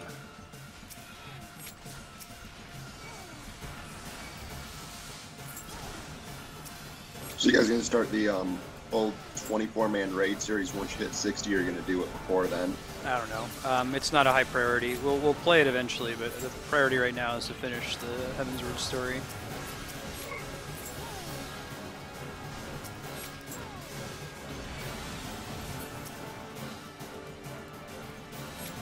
Maybe do the hard mode dungeons. I know Matt wanted to have free reign to go back and unlock these so that he can get his roulette.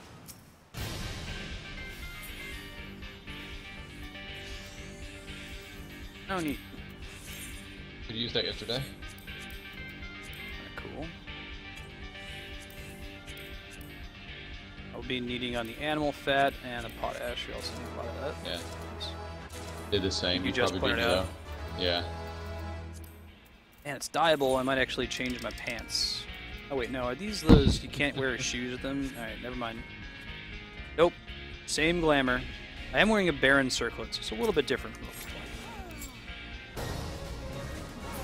Yeah, the Dark Light gear was the last set of gear to actually be, I want to actually be tin can kind of stuff.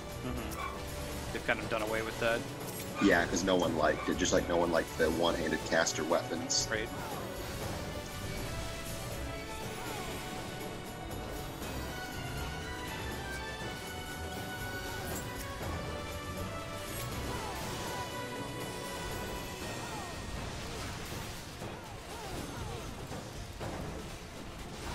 Was it someone did not say potash?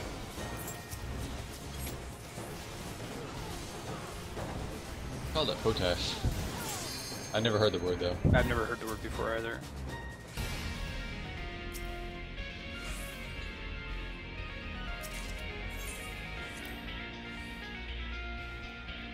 Ah!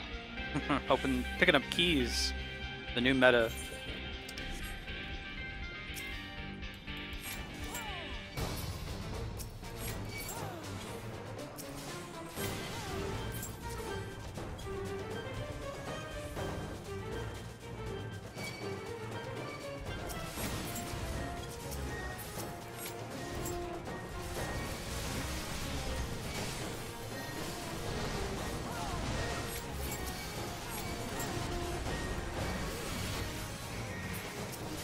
All in there.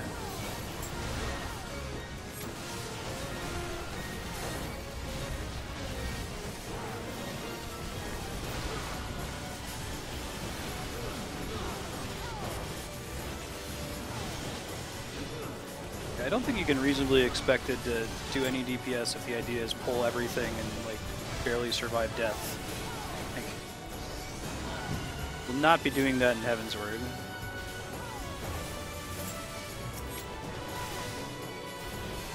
I mean, holy spam on a white mage you get away with more of that kind of thing.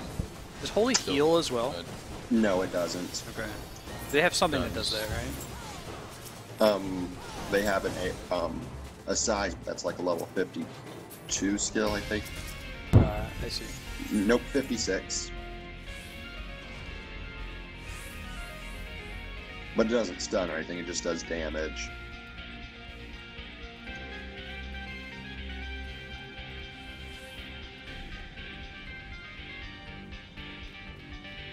Like Ash. It depends, Wilson. It's all over the place. Like, we have some that are named after scientists. Einsteinium. I thought that was kind of an international trend. I didn't realize that there were, outside of pronunciation, vastly different elements, name differences. British people say aluminium. This boss fight is pretty great. with the music. Aluminium. Guessing this is Uematsu. It's very keyboard heavy. Turn up the music real quick. I like it.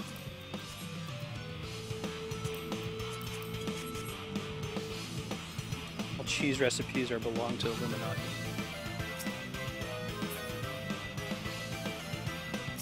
Alright. Dumb.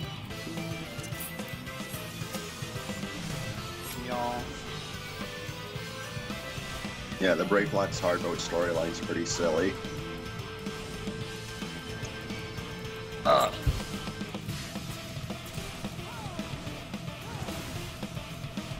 This song is rad.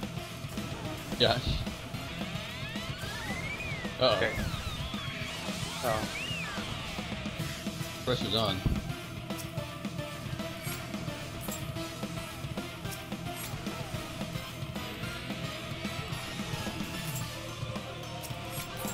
So it gives us a chance to kill him while he's spinning around there. Oh, I already forgot to put on my relic weapon. I'll just do it some other time. We have it unlocked now, though. Whoa! Knock them all back. Pretty freaky. Freaky deaky. Cool. I see. So that the dungeon we did with knocking back the snowballs, the mechanic is not unique. Cool.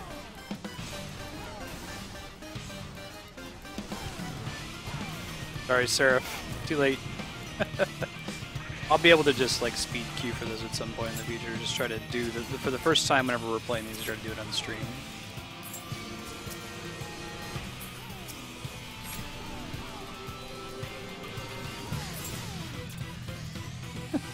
I gotta pick up this song. This might be one of the ones that's on Theater Rhythm. I don't think so. I know it's from the 1.0 soundtrack, though, so... I can recover some more of that music, because it's pretty great. I like Soken, but I'm still a Uematsu man at heart.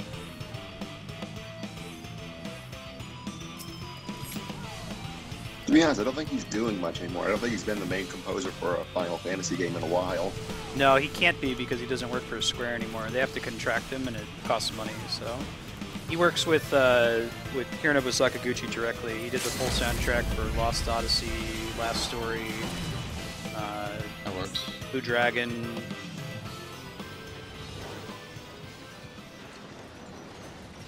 So they contract him to do like a couple songs. Like I think he did, maybe 5 or 6 songs for 11. But yeah, the reason Glitterwing used Limit Break there was to skip the final phase. Yeah. What would that Where have he been? summons a giant bomb that you have to destroy. Or sends out a giant bomb that you have to destroy in time. That's cool.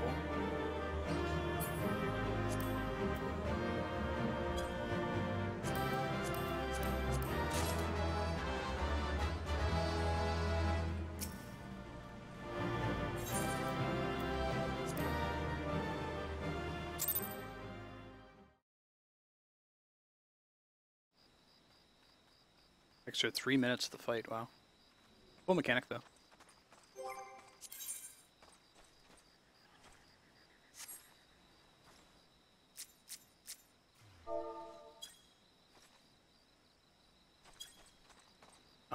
See if I can find a list of hard mode dungeons or something. I mean, there's also Stone Vigil hard mode. Although I actually have all the dungeons unlocked, so Apex, Flarewing, do either of you guys have any preference what we do for the remainder of stream? No. Somebody mentioned, I guess you guys could start unlocking Crystal Tower. I don't remember if the storyline for that is long or interesting. That's the 24-man casual raid. Yeah. yeah. I guess we'd want to run that with Matt Yeah. when we get there. But if You he might doesn't want to mind, unlock it now. Because the unlock for Crystal Tower 1 is pretty long. I remember there's some fates you have to wait on, right, or something. Be nice to do as a group. Yeah. They're still not very easy to do with solo, so.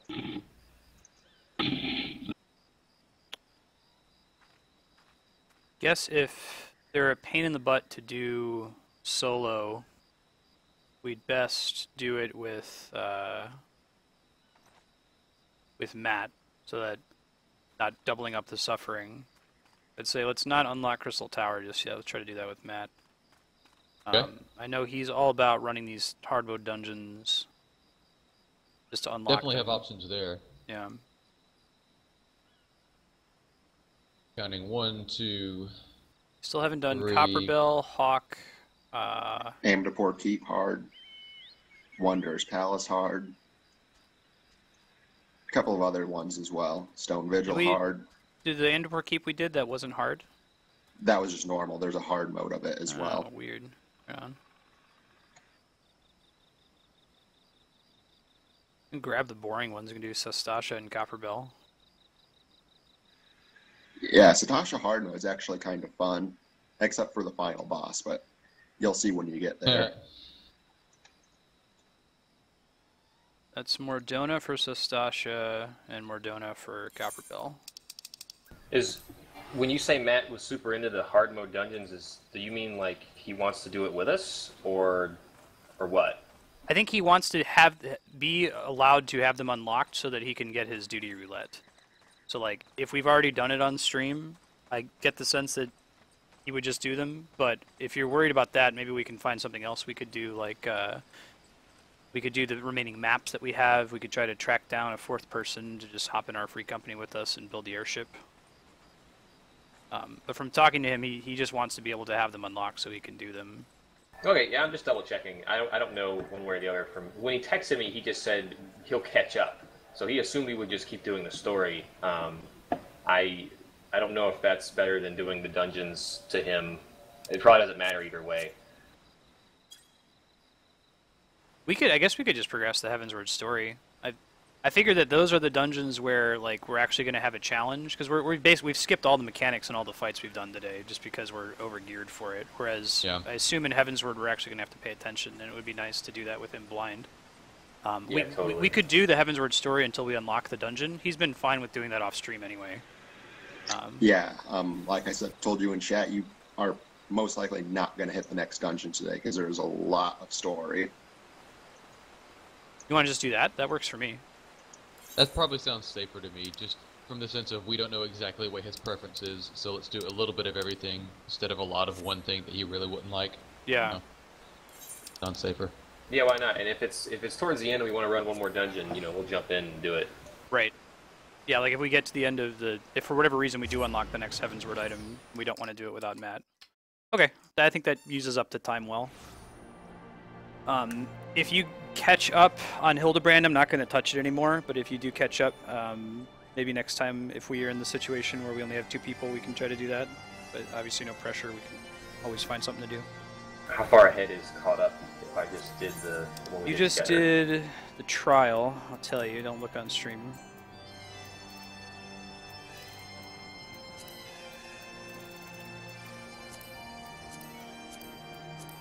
I mean, if it's like the next trial, I can do that, sure.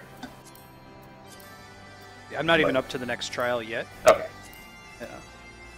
I'm at, let's see, there's 1, 2, 3, 4, 5, 6 quests, but no trials along the way. I'm gonna do something weird. If I get disconnected for a second, then I'll be right back. Okay. I'm attempting to download the updates to Final Fantasy 14 on my tablet/laptop so I can play it while I'm not here. I may not be able to log into both places, so we'll see. Godspeed. Hey, Xenopixel, how you been?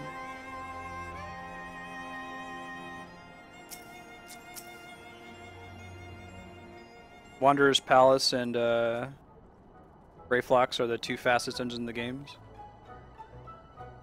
Okay, well, I'm glad we picked those two then. I guess if we are stuck doing another Realm Reborn hard mode dungeon that we don't want to exclude Matt from, you could guys let us know another hard mode dungeon that, or just dungeon in general, that people tend to skip the mechanics on.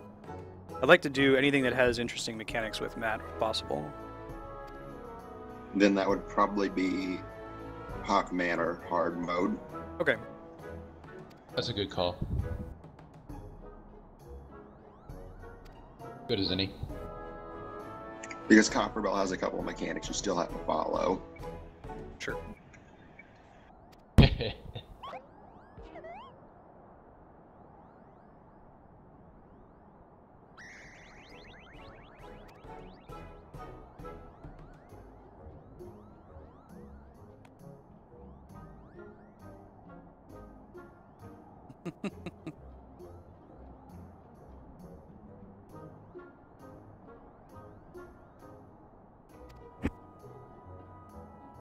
You know what you guys could do? Instead of progressing the main story, just do all the side quests that you're about to unlock. This is why I know about Moogle Town, that people hate Moogles because there's so many quests it gives you. I guess we could do that because that'll make sure that we're not out-leveled by the story. And that's something that Matt would be fine doing off-stream. Yeah, True. then Is you it could better also- to do that once you unlock flying, just for your sanity? and if Yes. if you guys don't want to do that, you guys could also go back and do something like the post-Moogle quests as well. So we could do the quests in Kurth and Western Highlands, which we haven't really touched, and Dravinian Forelands because we have flying there. We were basically able to skip those Yeah. because of our heads up on. Yeah, please don't do any quests in this zone until you have flying that you can avoid.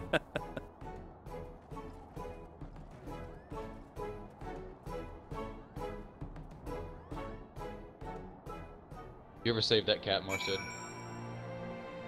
In Kurthus Western? Did I ever do what in Kurthus Western? Save that cat. I know Cappy was talking Oh about it. no, I haven't seen it yet. I remember Cappy mentioning that. Right, so I'm turning in this quest so I can tell Matt which one we accepted. We just moved one step ahead. Okay.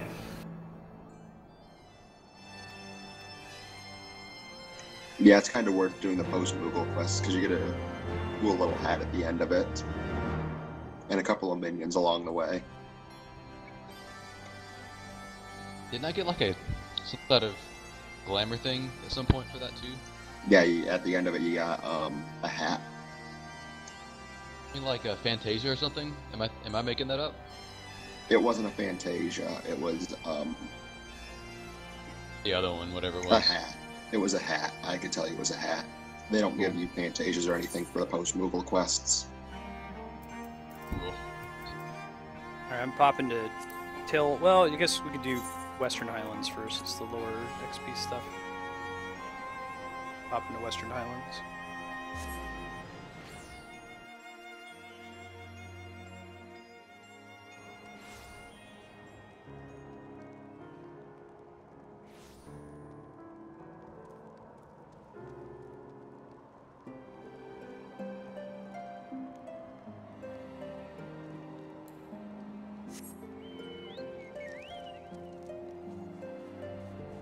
Man, I gotta actually talk to all these exclamation points everywhere that I just kind of ignore in my peripheral vision. Are there any of these side quests that I should, like, read the text on? Because I know a lot of them are like, oh, okay, go get some lost belongings. I mean, here's my spiel. I think a lot of them are fleshing out the story in very tiny ways in Evansward. So, for someone like me, I would read every bit of it. Oh, there's the quest But- right there. I would. Are you able to get that quest before having flying? That'd be kind of messed up. Yes, you could get it before flying. Get you hyped for it.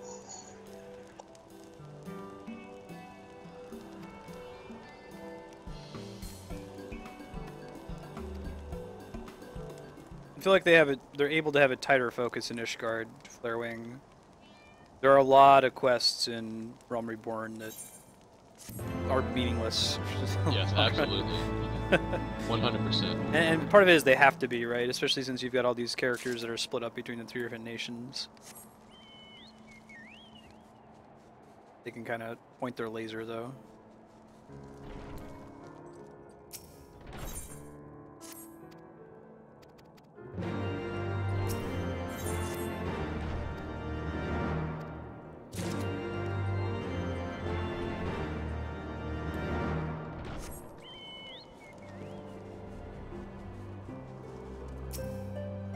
We haven't done side quests like this since I think like the first session, maybe the second one we did a few of them, and then we were like, oh, screw this. Let's do dungeons. Oh, like zone arcs? That's cool.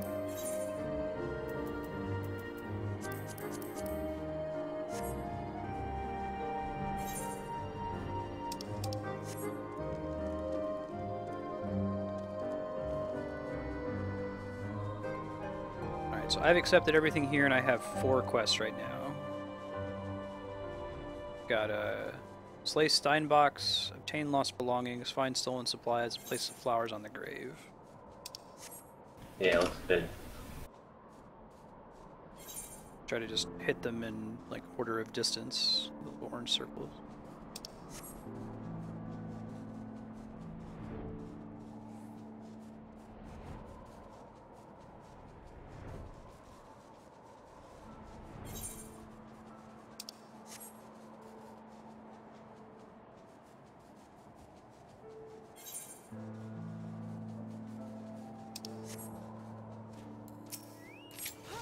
Steinbox plus.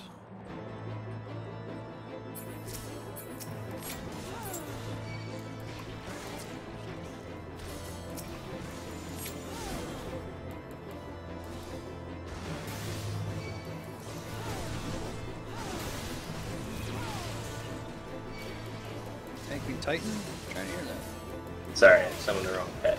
Oh no, you're good. Means if Titan's taking aggro from me, I'm doing something wrong.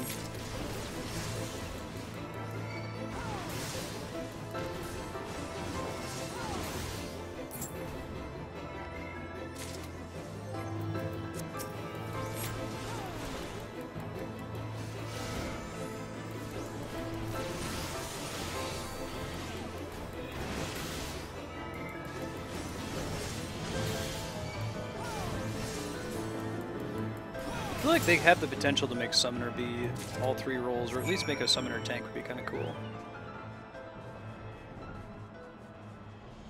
A legit raid tank type.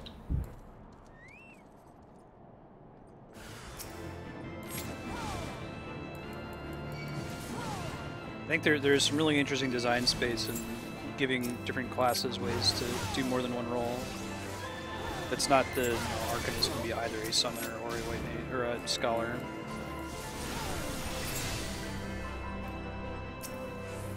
It's interesting, it feels like the quest mobs, the ones that get spawned, have comparable health to what was in Realm Reborn, but like the mobs that are just kind of hanging out have more health than normal. Yeah. What, in Heaven's Ward, more mobs having more health? The quest mobs are normal, like they die really, really fast, whereas the mobs that are just hanging out on the world map have tons of health. Quest mobs being ones that are spawned for you, that are only attackable by Oh you. yeah. I was gonna say, because yeah, the reason the mobs in the overworld have more health now is because people wanted a challenge in the overworld. I would say it would just make sense at launch so that things aren't dying immediately, like you have a chance of getting in on a fight. Do you have this quest to kill wolves? I don't. I may have already done that one. Come help you though.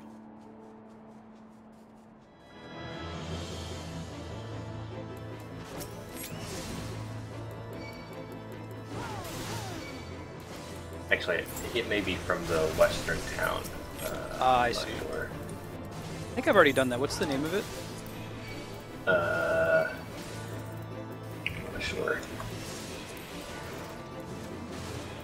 Dances with Wolves. Dances with Wolves, Yeah, yeah. I did that one. That's cool. Perfect.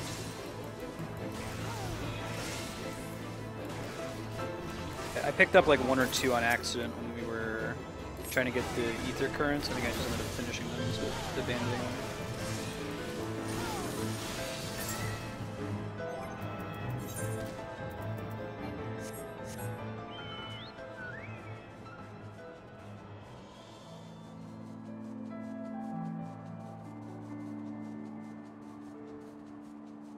Did you get this lost belonging here? I think so, yeah. I don't have a thing on my map anymore for it. Hey, baby Choo Choo. Yo, yo, yo. Hey, Ben.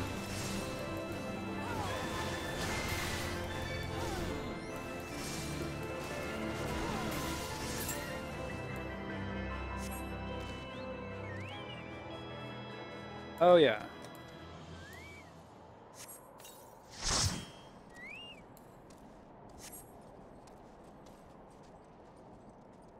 Hemmings trapping.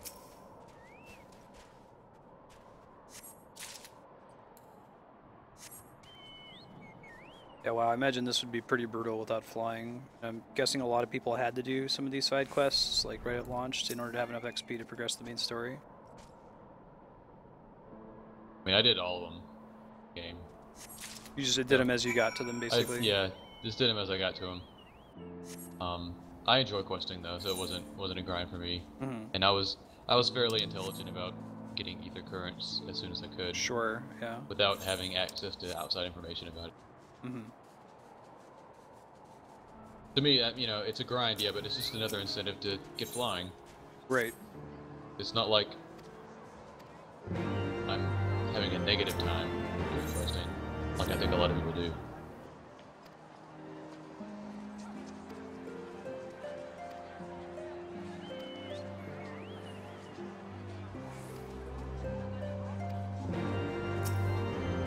Would you guys like to have a royal plotting table in our house instead of a regular table?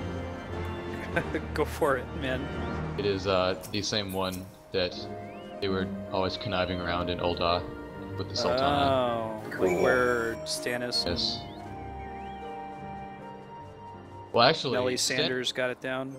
So Stannis has a map of the realm. I could actually get a different Eorzean map table like that. Oh man, Would you prefer that as opposed to the royal plotting table, which is more of a long one? what's that? What's that like badass like video game table where it looks like there's like holographic miniatures on it? You know what I'm talking about? It's got a blue surface. You might even Oh, the have it one in in- your room. Yeah, the one in my room. We don't need that to have is, multiples of those, but that one's really cool looking. That is really cool looking. We can put one of those in the corner. Not really a dining table appropriate table, but yes, it is a nice table. Coil, cool.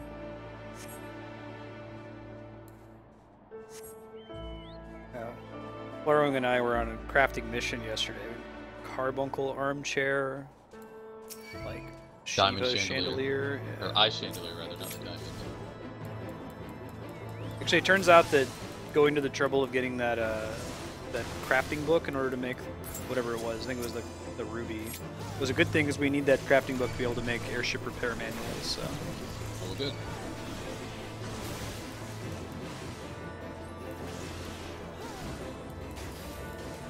It was pretty great though. Like we made a little spreadsheet and Google Docs. It was very efficient. Dude, Google Docs is the future. It was infuriating when I was working at Chase.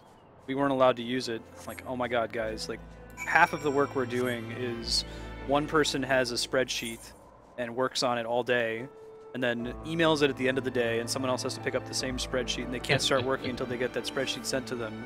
And sometimes you'd have multiple people working from the same sheet, so there'd have to be a person whose entire job was to like collate everyone's edits into a single sheet. Like, we just had Google Docs. This wouldn't be a problem.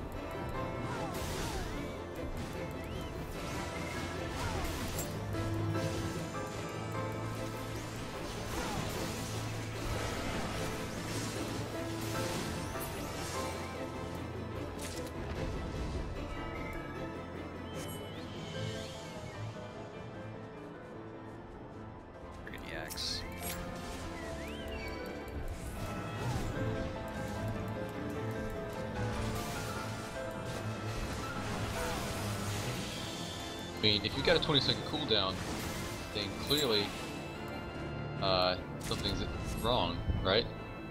If I see it spammed within 2 seconds. Hey. I should Damn. turn that off. No, actually, I was thinking about it because I think you could put like a wait /1 or something after the text or before the text. Oh, I was about to ask if something like that Something. existed to keep it from happening if I'm pressing the button multiple times in a row. I'm not a macro genius, but I think I just saw that. on Yeah, somebody if anyone who knows a way to write a macro, like I want to have a macro that essentially only puts something in chat if I actually use stun. And if there's some way to cheat it in there, it would be nice too. If it like says, okay, did you just chat? If you did, don't chat again, kind of a thing. Because I want to have it in there. It's like the raise macro, where you know, okay, I don't have to use my stun because I see that he did.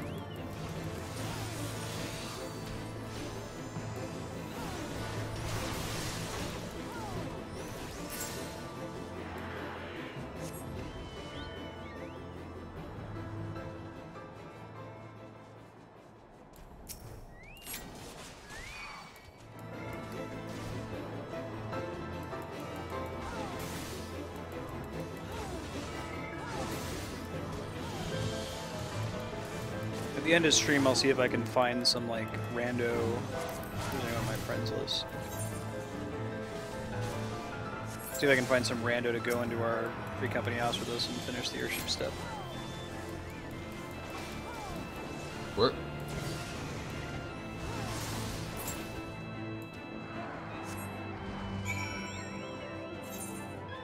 Wow, but it's still relevant when I go back and run like older dungeons. Nothing is really stunnable anymore, though, it seems. Nothing important, anyways.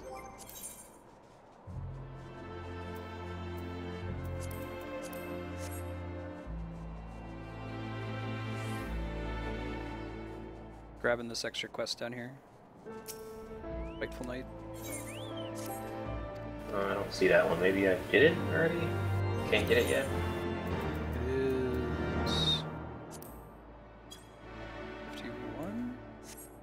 Is there a quest for you? Hang on. I don't know. Maybe you already did it. It's called a Lonely Vigil. Yeah, sorry, accepted it. Gotcha.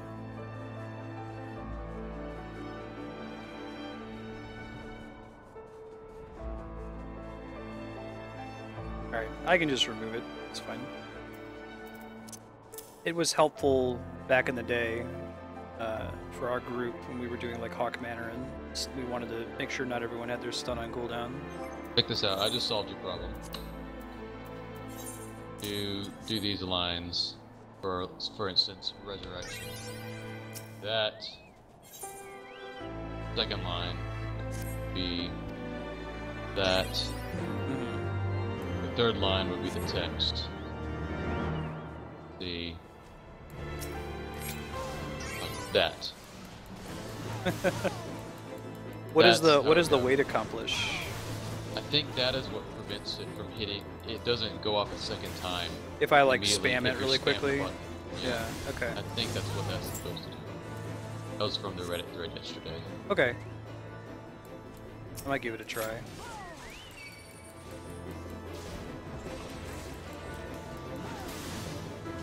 Yeah, I also find Berserk macros useless as well. No, I don't have a Berserk macro. That's the I'm only just saying, text 'cause I I was, have right I was now. replying to Kami in chat because every time I see it, it just makes me not want to use Asuna on them. I think Flarewing dropped a reference to Berserk macros without any kind of negative connotation to them. He was just like, oh yes, I see these Berserk macros, what's that all about? I was like, ooh, Berserk macro. I think I should have one of those. And I said, I was like, wait a minute, this is kind of being an asshole, because it's like 5 seconds of pacification. Not even that. So I deleted it. It's funny. I read about more annoying macros than I see in real life, but sometimes you do see them. There are some cool macros that are like the ones that make giant Moogles or whatever. Oh, you In mean chat. like the one that I stole from Reddit the other day? Like that? Yeah. That's pretty great. Buff Moogle. The one thing you're going to learn about 24-man raids is you're going to see a lot of macros and a lot of infighting, and a lot of fighting between the alliances.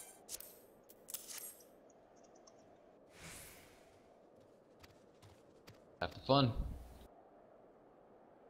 Yeah, Crystal. The first part of the 24-man raid is just wonderful with pubs. Yeah. Good hype. You gotta lay down the law. You gotta be like, A is for ads, B is for belly, C is for chains, end of story, go. Then everybody kind of does for it. the first one, it's just more along the lines of all the tanks trying to fight for aggro on one thing. Gotcha, D-Rock. Also, we'll finally get a glimpse into how stupid our data center is when it comes to tanking the first boss. I won't say how, but the way our data center does it, Primal does it, is different from every other data center. Huh. Seems weird that that kind of culture would even develop. We'll talk about it when we get to it, though. Yeah. Alright. Gotta kill these gelato, which, by the way, drop gelato flesh. Sells for quite a bit on the market board. High-level alchemist here that I was over here farming these a little bit. I was trying to finish my push to get 53 on all of them. So I could meet Flarewing's demand for furniture, man. Oh my god. Every day, I'd be like, what kind of furniture can you make? Well, I He, actually like, flew out here to California. My furniture. I hit Well, the no. limit on what the outside can hold, actually, so we can't do anything more to the outside. Your house is just gonna have a bunch of furniture falling out of it. Great. Nice. Now you're just saving up money so you can buy a larger house, so you can use more furniture. It's the real end game. It's not even Hildebrand. I really like that they Furniture have the Fantasy. furniture awesome. Yeah, Furniture Fantasy 14.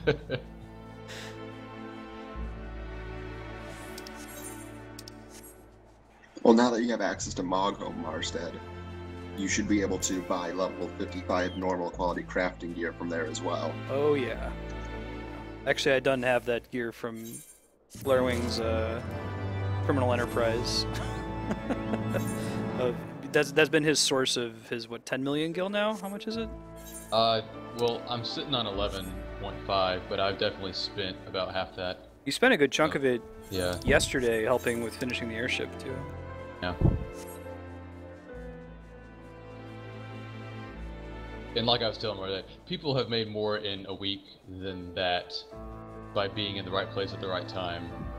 Like that guy that was talking about, he spent $8 million to get all his crafts up to 60 within the first day or two of Heavensward, and then made like 130 million within the first week or something. There's a lot of the money-making opportunities in this game are based on how gated the content is. Like, Yeah. we were And- talking about that profit margin you have on Terebinth would be really nice, but the risk involved is so high because anybody can go to the dye merchant. Like a level 1 character could do that. I guess they'd have to have retainer access, but Sounds like a lot of people make their money from run selling as well. Mhm. Like if you did a lot of Final Call Bahamut, I mean there's guys on Twitch that have 300 million just sitting there wow. because they just used to sell runs. Well, how much do you charge for a run?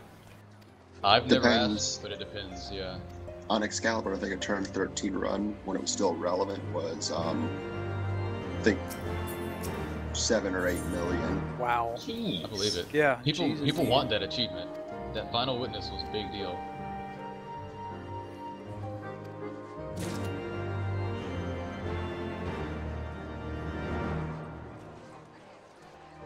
That's what I was telling Marstead, is like, I think a lot of what they're doing with the crafting and gathering right now is trying to suck the money out of the economy by making it so gated that only the 1%'s really participate And then they're much in gonna the game. buff it. I was Then thinking a cool ideally way to buff it, yeah. solve the current problem to me with crafting is that there is no such thing as incremental gain. Everything is about reaching breakpoints. The easiest example to use is GP for gatherers. Like there's literally zero difference between having 500 GP and having 510 GP. Like all that matters is that you're 10 GB closer to the next breakpoint, which is like 550 or 600, that lets you use multiple abilities in the same gather. So it, unlike, you know, when you're doing Disciple of War content, if you get a little bit of extra vitality, it's really nice. Like, yeah, okay, you know, I don't have enough gear overall to survive this fight that I couldn't survive before, but I feel like I have more hit points. It's giving me an incremental advantage in all the other fights that I'm doing. There's like little bits of wiggle room the way that crafting and gathering is set up right now is like, suppose you had a boss fight where the boss just checks the tanks of its vitality score, and if he has less than, I don't know, 15,000 HP, then the raid just wipes instantly. That's what it feels like. It's like until you hit that break point, you're just throwing money at nothing, wasting your time.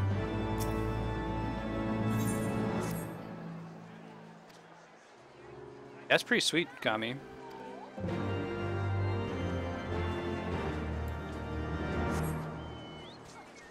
I feel like they could do like a gathering and crafting echo buff. I get that they want to make it really hard so that the 1% of the 1% can do it in the first couple weeks.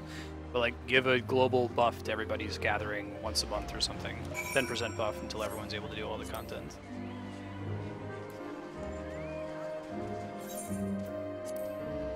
Thank you for the port.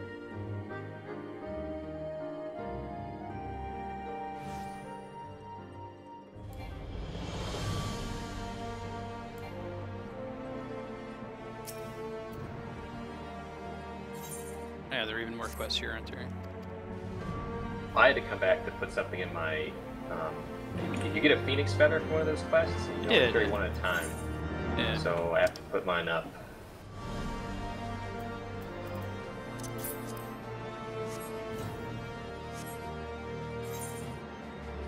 While I'm here, I'm just gonna grab all the quests that are.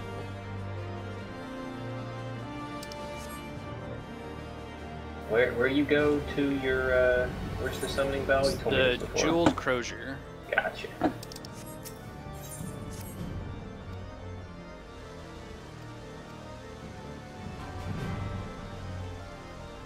It would be cool if they were like a really rare item, maybe a alchemist craft.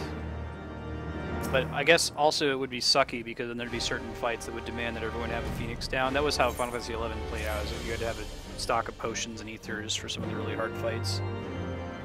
Whenever I would try to do my solo summoner, you know, go fight the Espers missions, it would cost me like 100,000 gil every attempt because I'd have to bring these potions with me and they would just be a waste if I died. So to some extent, I'm glad that they're useless. Just kind of sucks that there's this entire discipline that ends up being useless as a result. User entered your channel. Hey dude, how you been? Alright, how about you? Doing well, doing well.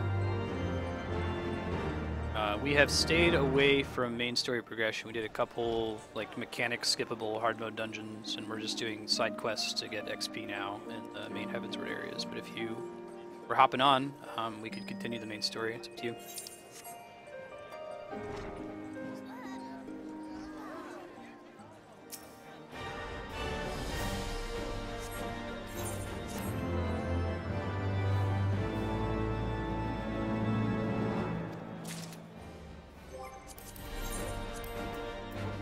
Actually, while you're here and before I forget, we should go build the airship. Perhaps. Yeah.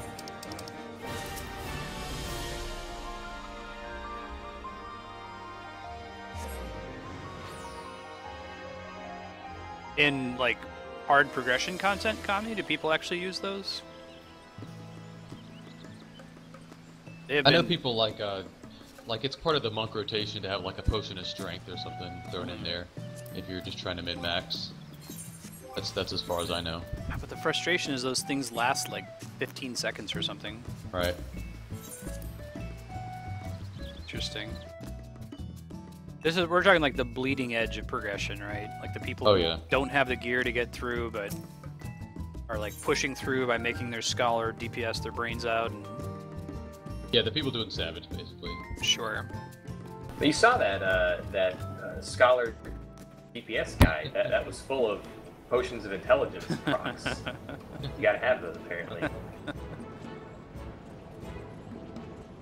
So I'll put that out to stream right now. This channel, I don't really have any intent of like doing the bleeding edge savage runs.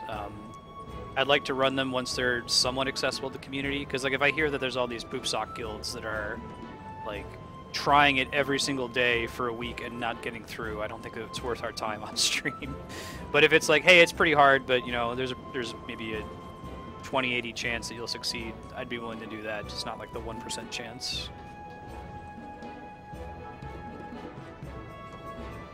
Like, when were you seriously attempting coil flarewing? Was it super early when no one had the gear for it, or? No, I was very late to the game.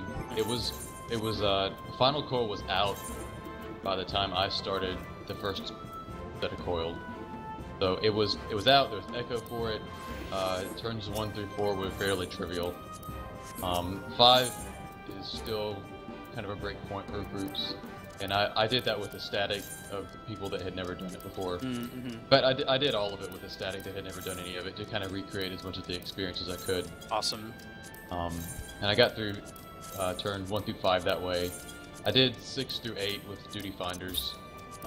It's not too bad. There's significant nerfs to 6 through 8. Made it a lot less of a nightmare back in the day. I would That's where still I very left much like to do it, you know, with a static of people who haven't done it before. That would be fantastic, but Yeah. just not like the day that Savage drops. I don't feel the need to, you know, turn on stream and kill myself. Yeah, I would enjoy it if I didn't have an opportunity cost of other things I'd like to do. That's all. Right. Right. That's my only deal. If I could afford to spend 4 nights a week, raiding 4 hours a night, like I could in high school or something, then I would do that probably. Assuming I had a competent group of people who I could count on and weren't just messing up because they were Yeah. not serious. Right. But if I have that kind of time available to me these days, then I want to kind of split it up among several things. So.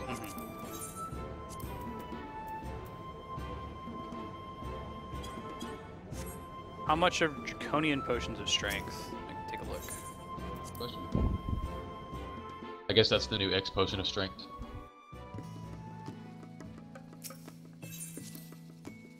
You're right, that is a cooldown.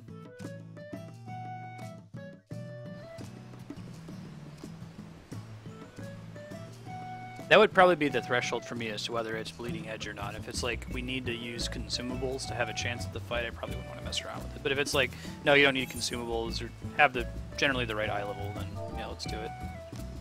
Good heuristic with anything. Yeah. I enjoy having to push. I guess when you're on the bleeding edge of progression like that, then you're reliant on the DPS to perform optimally. Yeah. So right. I guess that's why as a tank, I prefer fights where there are mechanics that have to be performed optimally. Yep. I guess. Yep, I 100% agree. I don't like when the reason I'm failing is because the numbers of my stats aren't high enough. Yeah. Super cheap. We have a lot of crafters on the cost? server to be part of it. It's like 6K and then 8K for HQ. Maybe I should buy a stack. I don't know. I'll wait for the next thing to come out and Yeah.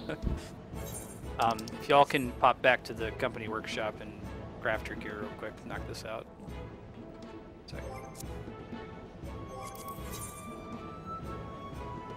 Well, the good news is, Marcy, when it comes to, since you were talking about raiding earlier, you won't want to duty find Final Coil at all. Nope. No. I would like to do statics for anything 8-man. Unless if it's like, I hear Alexander is very duty finderable. Yeah, it normal. is. But then, yeah, like Coil is,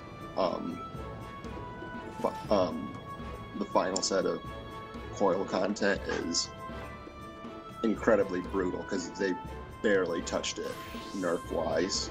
No, Kami, I'm talking about raid content. Like, what kind of raid content I prefer? Absolutely, video games, you need to have numbers. Like, there is no game that you can just completely beat by mechanic avoidance. I'm fine with having to level in games. I would be fine with a dungeon where it's like, okay, you gotta go get, you gotta go get 6 pieces of eye level 130 gear and now you'll be able to handle this. But if a dungeon's like, you gotta have like 6 more vitality in order to survive this attack, or like you gotta have 2 more strength to have enough DPS to win the dungeon, then no, I'll wait until it's a little bit easier.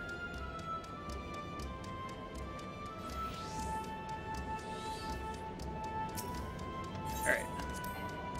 Oh, can you boot Roko? Sorry. Oh god. It's super stupid. You should be able to do it from in here if you go to your companion menu. Draw.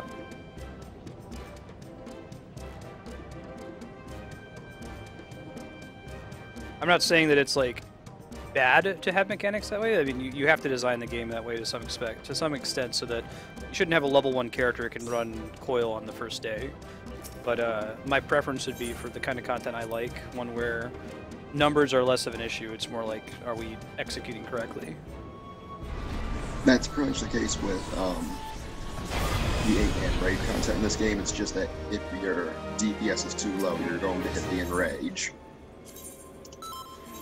And the enrage is usually anywhere between 11 and 13 minutes. Ship hype indeed.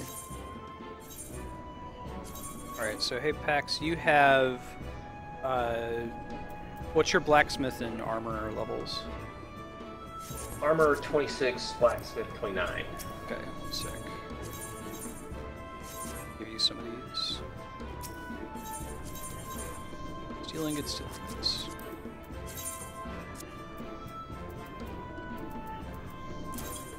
Okay, so you can turn these in whenever it prompts us for them. Okay, thanks. For some XP. Sure.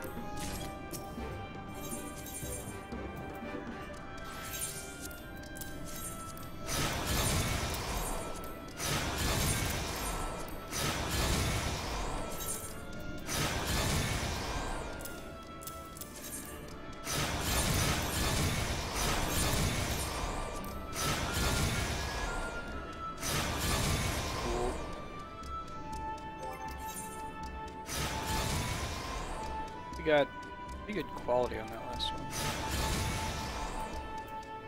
I don't really know what that means. I heard that when you're making an airship, you don't really need to worry about turning in HQ materials.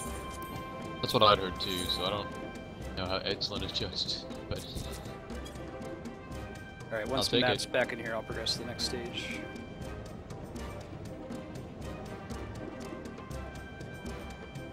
I really hope they change this. I really don't get why you need to have a light party.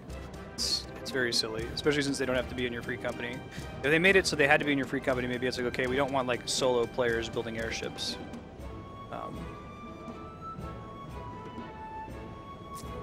Oh yeah, I just got that.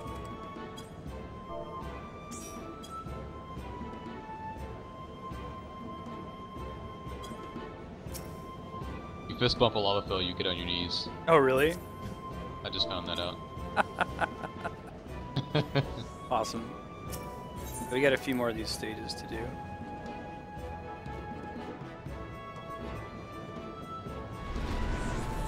No idea, Darkstar. We'll address that when we get to it. Maybe try to recreate the original difficulty. We're trying to pull like a static together to do it. Wouldn't want to do like undersized party though. Alright, iron rivets. Steel ingot. What level do you say your armor was again? I'm sorry? 29. 29. Perfect. Sorry, 26 armor, 29 blacksmith.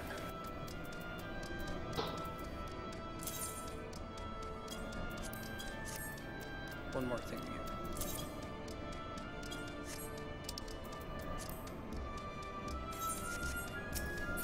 Sorry, I gotta look at the thing again. Iron rivets.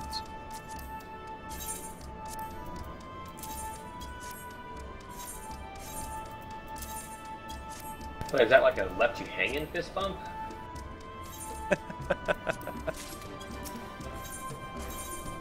Or like a proposition to fist you?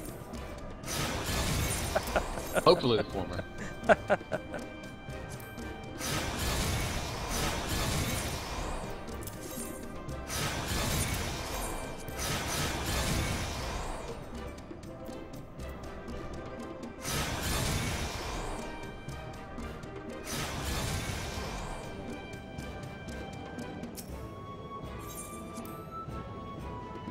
Phase. I don't know what you guys get to see when we actually send the airship out, so I'll probably watch it on the stream if nothing else. Got all the flight credits and crap that we need here. Alright, this is rivets for rivets. Oh, you have 23 goldsmith? Yes. Okay. If you're allowed to, you can try turning in those 4 HQ ones. There might be a step later on where you'll be able to put in a stage of 4. But basically, it won't let you split HQ versus non-HQ in a single turn-in. If you don't have enough to turn something in, just go to lower quality on the HQ silver ingots. Oh, I didn't do that. Probably wait to do it until like you run out of silver ingots, because there'll be more use for it later. I'm guessing that airships are why they added the ability to lower quality in the first place.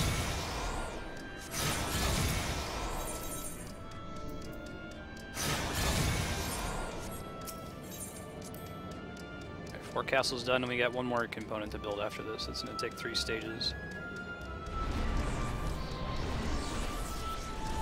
Speed crafting. Building that Bronco. Try to get the pieces for the...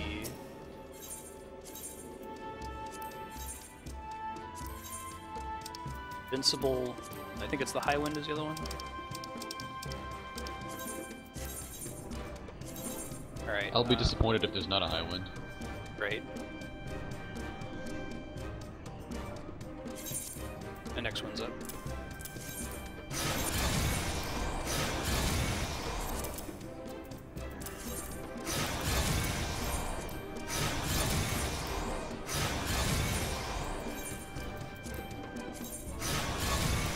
I think High Wind shows up elsewhere in the game, but so does Invincible.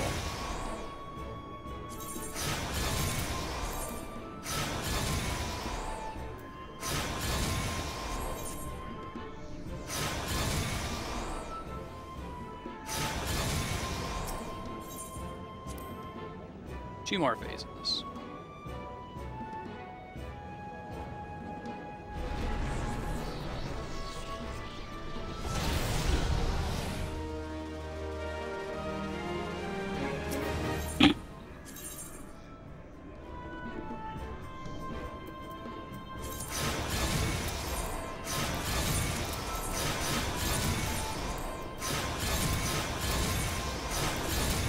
It's a shame that not anyone can turn these in, because you would get a whole bunch of levels for the amount of experience it gives you.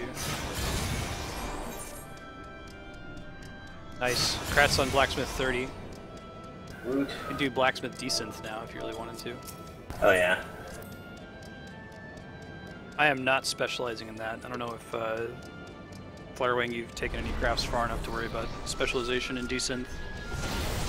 I know we talked about maybe potentially optimizing between this most free company with that, because we can all choose 3, right? But I haven't gotten any far enough to worry about it. I think I already did, Kami.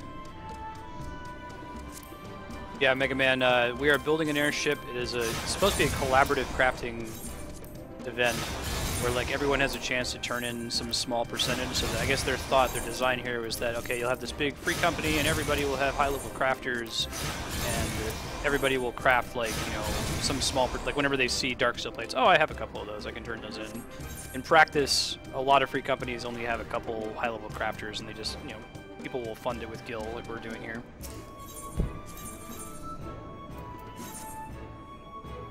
Technically, this is all gil made off the back of crafters. So, from a sense, it is the using crafters in the several game. It is using several different crafters. Do you have enough silver ingots to progress it? Yeah, I had to drop the high Quality? Yeah, no worries. There we go. Okay, but no, now I only have 2. Oh. I might need to go speed craft some silver ingots. 1 second. Should have enough of them. How many more does it require? It's like 18? I think, let me look, hang on. Oh, Yeah, we want 18 other than the 2 that I've got. Gotcha. Kami, I was talking about desynthesis specialization, which is still relevant. I guess maybe the red script gear that gets you your level 60 crafting gear is kind of gated though. That's the sense I was getting, at least from Reddit, that it's going to take forever to gear up class in the same way it takes forever to use esoterics to gear up your combat class. I don't know what the benefits of having special gear for a 60 crafter is though. Specialization is supposed to unlock some new recipes, but I don't think anybody cares about them.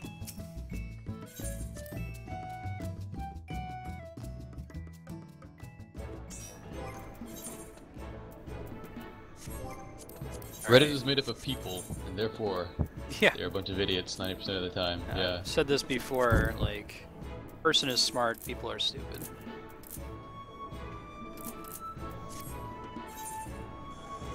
This is interesting on Reddit because it's really one person's post that a billion people have upvoted. So how much of it is in one idiot, and how much of it is one big idiot and a bunch of tiny idiots? I mean, who knows? Claren, would you mind going and grabbing like 4 silver ingots off the market board? Just regular silver, not hard silver or anything? Yeah, regular silver ingots. Do it.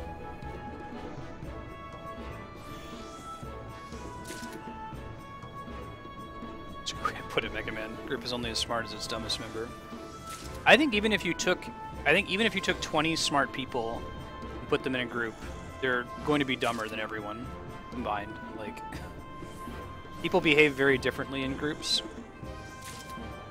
There's a lot of interesting psychology studies you can read about this, especially when there's anonymity involved. So the internet is the perfect festering ground for.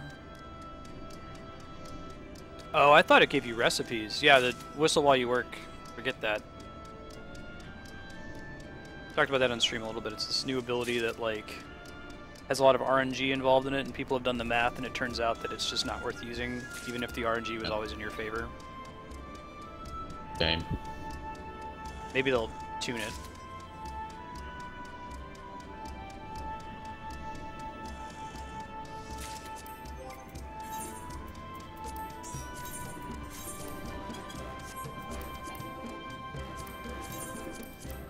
We can trade him to Apex here in a sec after I give him mine. Shit. Sorry, it defaults to no there at the end, and I always pick it by accident.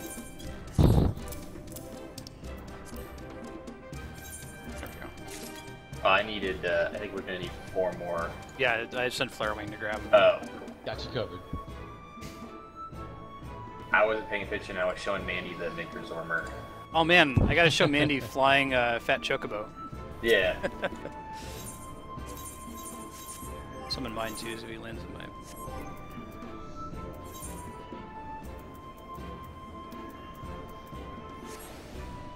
That Manderville dance.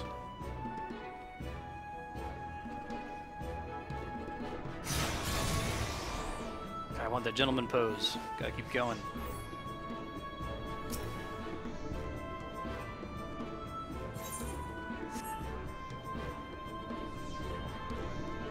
I feel like they made the way you contribute materials in like the least possible user-friendly manner. Like they have to actually be in a stack together. You gotta have, put like... them in a stack, yeah. Yeah, what the hell, man?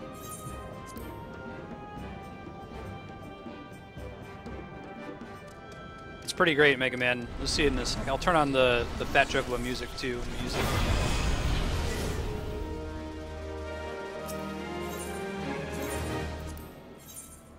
All right, so I now have 4. I have an aft castle, a sail, a hull, and a forecastle. And I've got a flight credit on me. Put in the hull and the rigging and the forecastle, and you guys might need to look on stream to see any of this. Register. Register the airship.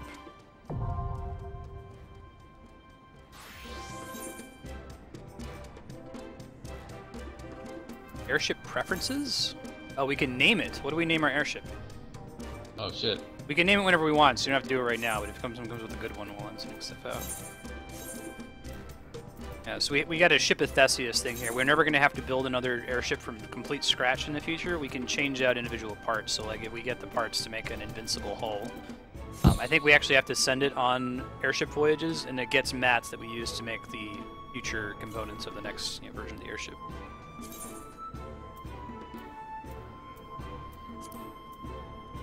Somebody take the 2 off my head. It's blocking Minkerzormer. Thank you. No, oh, now that's better. Now it's on top of his head. That's cool. So you can send it on like a flight path where you say, okay, go here first and then go here. And it gives you like the total amount of time it takes to turn it around.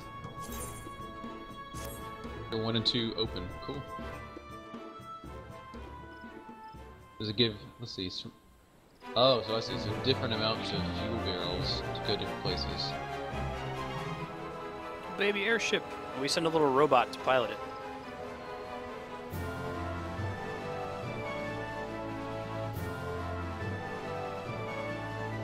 Goes.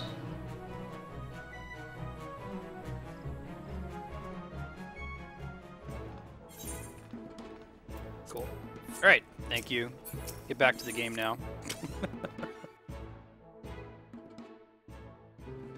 Yeah, it's a little VV bot, the little mammoths. Every time I see something that says exploratory on lightweight, I think you have defeated from Dark Souls. Every single time. You have been defeated. It's literally you have defeated in bad English. Oh, really? That's awesome. Well, I guess that's technically right. I have defeated what? But you have defeated. Should come to the Kurthus Western Highlands real quick. Apac's gonna show Mandy the flying fat chocobo. Hang on, I'm showing her the Manderville. Cool.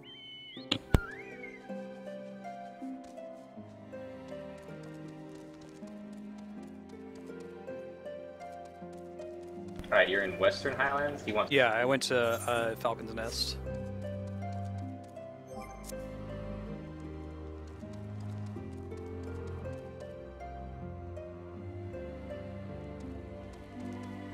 We're one quest ahead of you, Matt, in Moghome. Just like talk to the Moogle and then talk to the person next to the Moogle. I know, right? Just wants the geese all greens.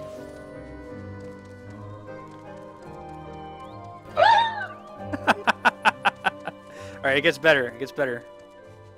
You can fly now. So you have to take out a separate fishing pole. It's like a little Christmas fishing pole that has cake on it.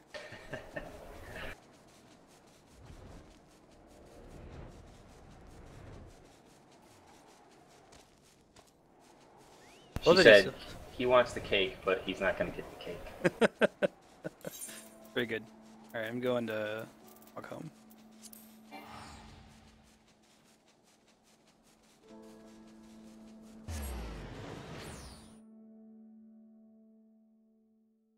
Alright, bring him in.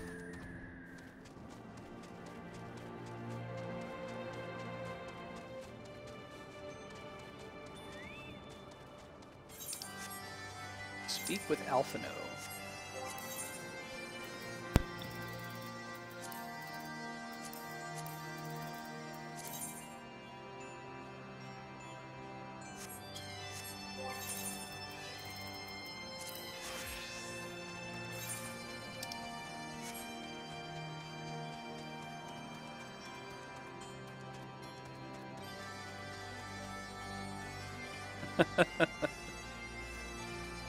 Right, Mega Man.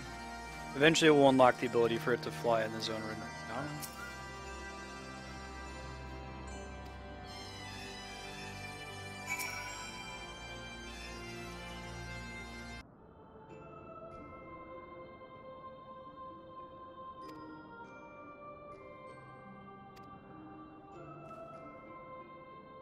Duplicop.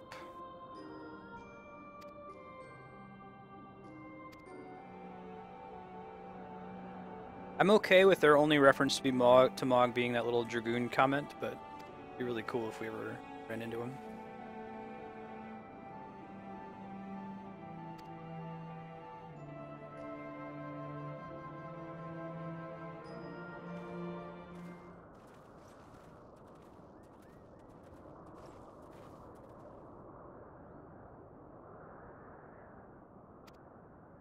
Oh, really? Justinian is angsty.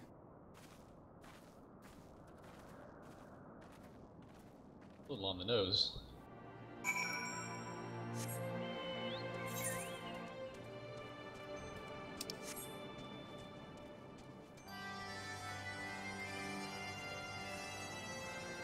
Connie Senna is a good judge of character. Like, the black armor and, like, the angst probably tipped her off.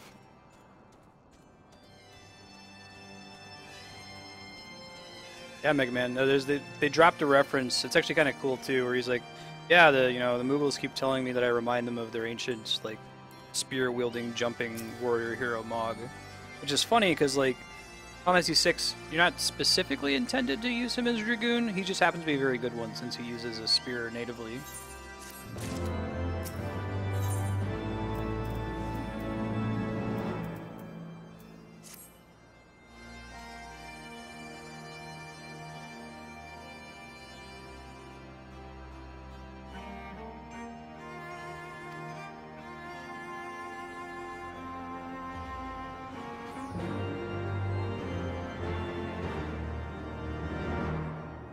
He's the human-loving, fast-talking, street-smart, slam-dancing Moogle. They changed that line in the GBA retranslation. Something much more like, you know, subdued. It's like, oh, his dance can conjure the power of the earth.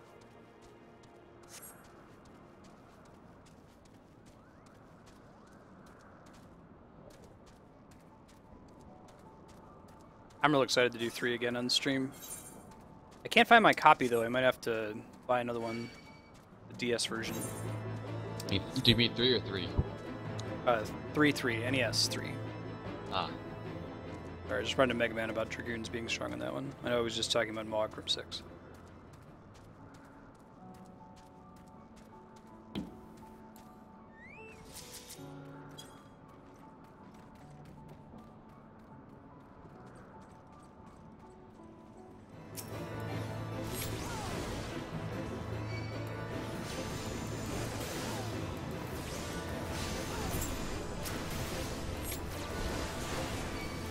Baby Choo Choo. I think it's gonna be 10 HD remaster after we beat either 5 or 9. I don't know which we're gonna beat first at this rate. Probably 5 actually, where we just went into the Clefted Dimension. I'm excited to do the 10 HD release. I'm also sad that they remastered the soundtrack.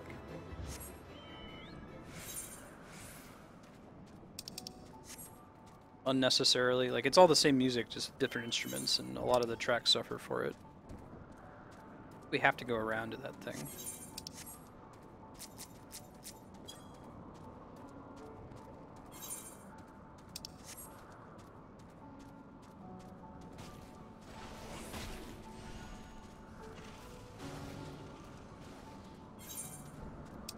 I'll do 13 at some point.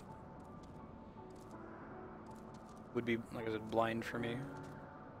I'll try to fit that into the long game block. So right now, that's Xenoblade Chronicles. When we beat Xenoblade, it's going to be Dark Souls. I think the consensus is to start with Dark Souls, not with like Demon Souls. I would.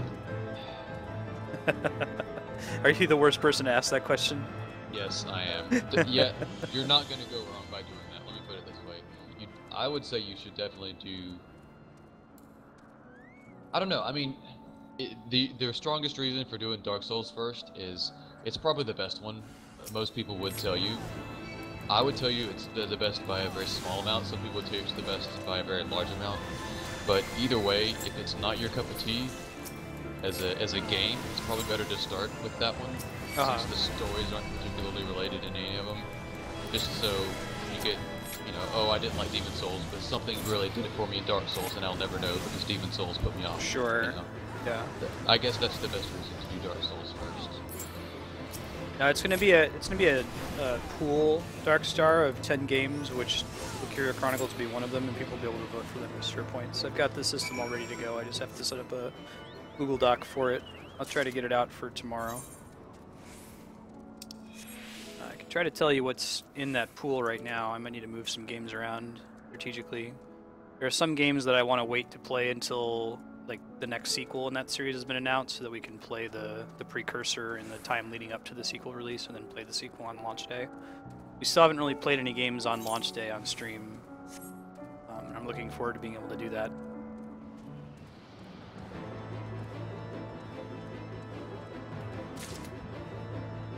Looks like the initial pool is going to be Valkyria Chronicles, Blue Dragon, The World Ends With You, Secret of Evermore, Shenmue, Deus Ex Human Revolution, Fire Emblem Awakening, Shovel Knight, Bravely Default, and Bioshock. And you'll be able to spend, I think it's going to be 60 sphere points, so about 5 hours of watching in order to get 1 vote for any of those games. And also spend, if you wanted to donate $5, that gives you 60 sphere points, so $5 is equivalent to 1 extra vote. I'll probably set it up during off-stream hours so that the people who have a ton of sphere points can dump whatever they have. They're not sitting here spamming chat.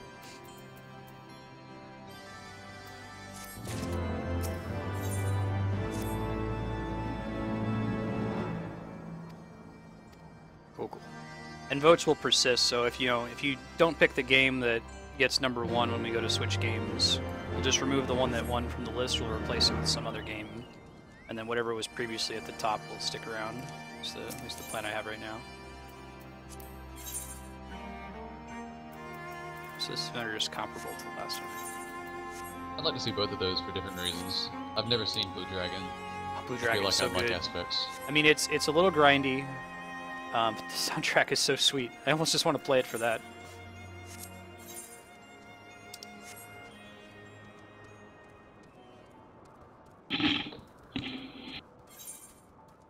Well, if Blue Dragon takes it, then so basically the way it would work is whatever game is in first place when we beat something will be the next game we boot into queue. And then, you know, so suppose Blue Dragon has 100 votes and Valkyria has, I don't know, 90 votes. We'll do Blue Dragon first, but then when we get into the next round, when the next game is beaten, Valkyria will still be number 1 if something else doesn't overtake it. And in this case, instead of having like people just say, hey, there's this game I want you to play, I'm pre-selecting the 10 games. I'm excited about all 10 of those, very much so. It'll just be stream kind of nudging which one we do first. Still open to suggestions to populate that list, though.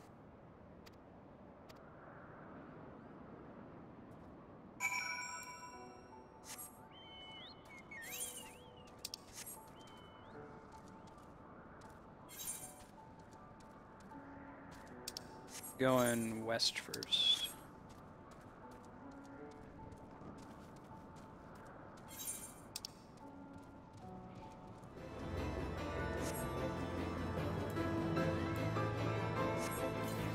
I have Baby Choo Choo. That's another good one.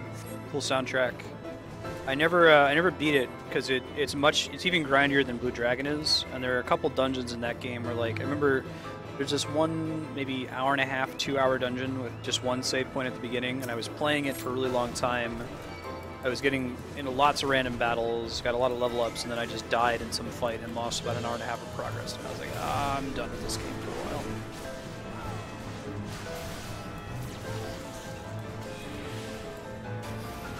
But the soundtrack of Lost Odyssey is outstanding. The story is really cool. It's very atypical for a JRPG, which are, you know, almost always about the plucky 17-year-old protagonist. You know, plucky or angsty, but still a young character. Lost Odyssey is about this, like, 1,000-year-old immortal guy who can't die, who's like a grandfather, among other things. That sounds cool. It's pretty neat, yeah. Very unusual. And it has all these like interesting little story vignettes, I guess. They're all text. They had this famous Japanese author write these little vignettes that pop up every now and then, are like stories of things that he's done in his 1,000-year life. And they're all really well written. They have cool musical accompaniment. They'll do like soundtracks as the text pops up, or sound effects as the text pops up.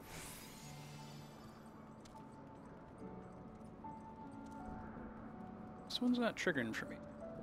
Yeah, me either. Might kill us one sprite. Sure. In case that matters.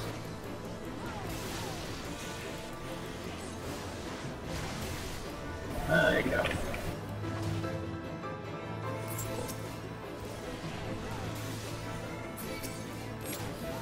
Yeah, Mega Man. So what I'll do is, as games leave that pool, I'll try to like gather suggestions from people in streams. Like Valkyria Chronicles is in there by viewer suggestion.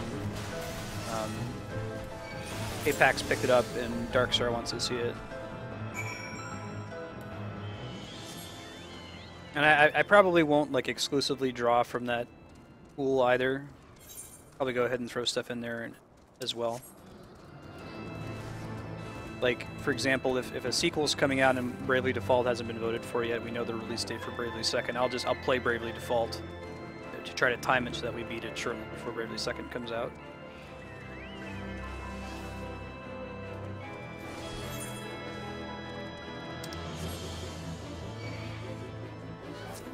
Yeah, Baby Choo Choo.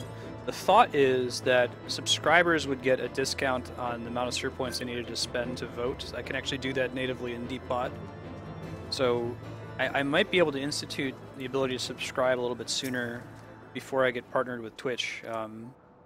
Still trying to figure out the catch for this one. Hitbox just enabled anyone to join revenue sharing. You don't have to have transcoding options to get it. So it's possible I could multi-stream to Hitbox and let people subscribe there for the vote discount. Some people on Reddit also pointed out a few other services I could use that accomplish the same thing until I get Twitch partnership.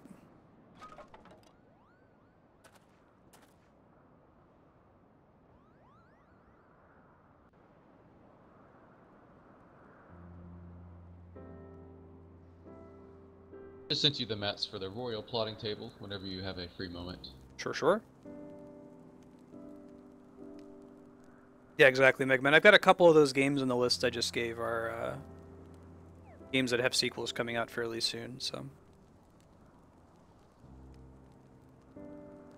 Look at the Moogle sleeping. Sleepy Moogle.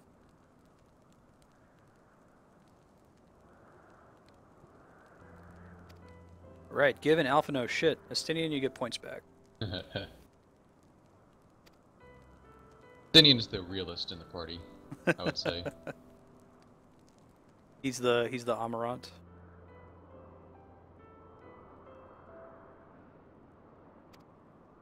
By the way, my twin still exists. I feel like him mentioning his twin is like Melisandre talking about Balin Greyjoy. TV show. Yeah, on the TV show only.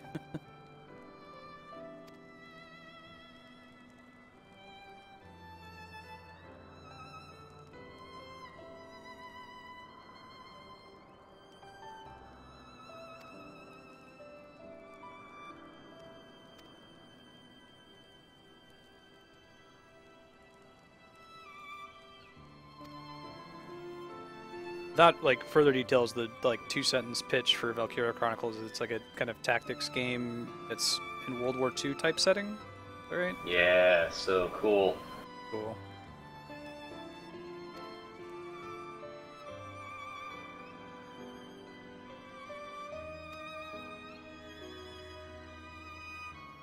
It's like a mix between a tactics and a Whoa, okay, this is not gonna make any sense. It's like a mix between a tactics and an RTA and an FPS.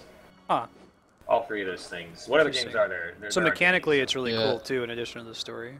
Yeah, I Yeah. really like the combat. Like it, you know, imagine playing Final Fantasy Tactics, but on every person's turn, you go into FPS mode with them, and you don't aim exactly the same as you do in Counter-Strike, but it's not dissimilar. You know, it's like a and you get to pick an ability that they use, and it might be use your machine gun or use your flamethrower, but then you have to shoot that thing, you know? Oh, that's cool. Cool. And so positioning matters, just like in a tactics game, but it matters in real time. Like everyone's firing at you with their guns as you're moving around, you know? So it's got like an FPS kind of motion. It's incredibly organic too. It's just like it sounds. It's not a hacked together thing of different genres. I really don't know why no one else has tried to do that kind of thing before. Since It seems like it's an obvious mix to just say, hey, you know, we have random battles, but once you get in the battle, now it's a brawler, kind of a thing. Let's see. in fact, did you ever go in like A star or S rank or whatever it is, all the missions? I always wanted to go back and do that. Oh, no, I didn't. Some of those were balls hard Yeah. Cool. to just beat instead of not even, you know. I did go back because there was something like, you know, it tweaks that button where if you get a better rank, you get more experience points to spend on things. So I would go back and like grind out some of the ones I thought I could do to unlock things early. Wait, is there a finite amount of XP in the game? Like, you know what I mean? No, you can also go to you can go to like it's sort of like fucking the game on the Game Boy that we all played recently. The Bravely Default. whatever. No, sorry. The Fire Emblem? the tactics one. It's like Fire Emblem in that Yeah. there aren't really random battles, but you can go back to some of the battles Sure. and get more experience. Gotcha. It's all very story focused battles, but that's not to say that there aren't places where you can grind up. Gotcha. I kind of like the idea of finite XP, and it's extremely rare. Like, BioWare games do that a lot, where there's only so much XP you can get in Mass Effect, for example. I don't think games need to have that to be good, but I'd be interested to see more of that.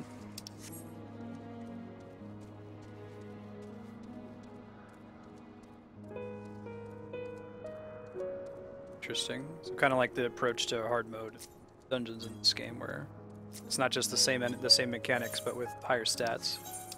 I was surprised to see that they did that. I think that's really cool. They could have just as easily gotten away with, oh, it's like heroic mode in World of Warcraft. Maybe the boss has an extra mechanic or something, but otherwise it's all the same enemies. That's interesting though. That must mean that their like environment design is a huge cost to them when designing content.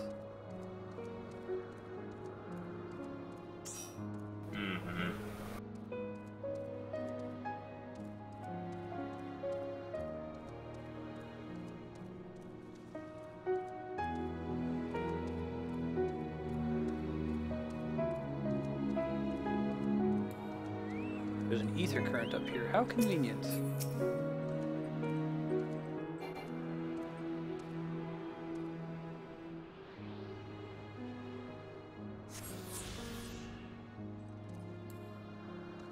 Well, when we play Fire Emblem Awakening, it'll be in a... If someone dies, we soft reset. So we kind of subvert the mechanic.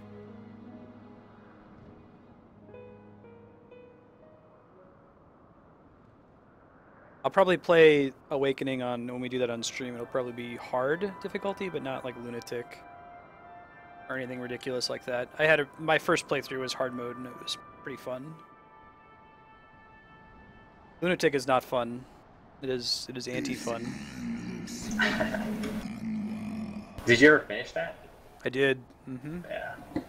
Almost all of the game, I'd probably say 90% of the playthrough was the third battle in the game. It's really hard. It's just reset, reset, reset.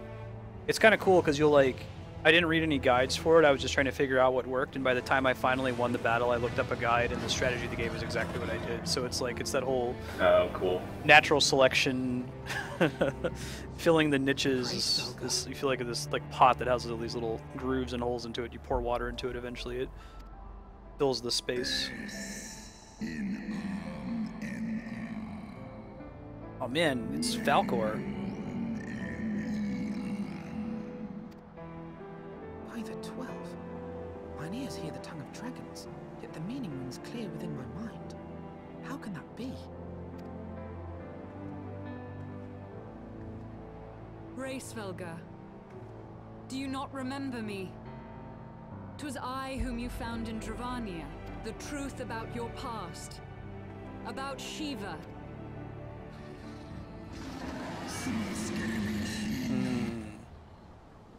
Uh-oh. But speak it I must. I have summoned Shiva's soul from the beyond and offered myself as her vessel.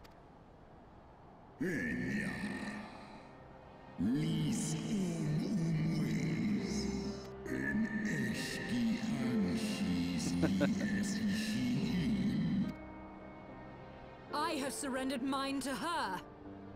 Do you not see, my love? I am Shiva reborn. The language and the voice effect they have for this dragon reminds me of Shadow of the Colossus. The doorman that talks to you.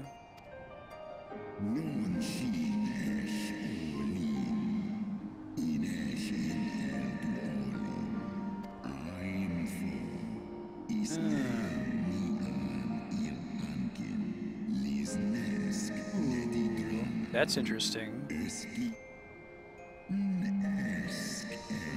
Catching up. Then the Yeah, go spirit for it, that Darkstar. answered me.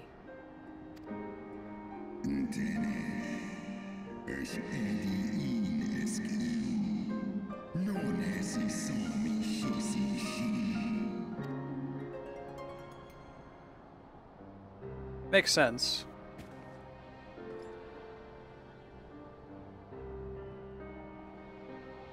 Be that as it may, Lord Cool. Racevelga, I like that style very much. Izel's desire to heal the rift between man and dragon is real, and it has borne us this far. We would spare both our kind and yours the ravages of this senseless war. Pray join your voice to ours in a call for peace and forgiveness.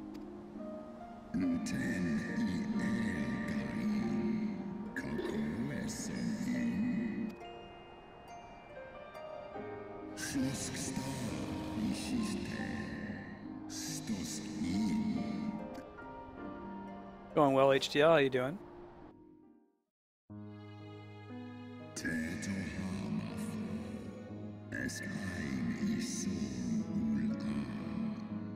Hmm.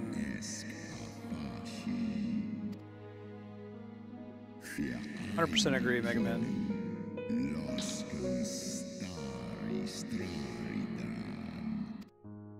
Interesting.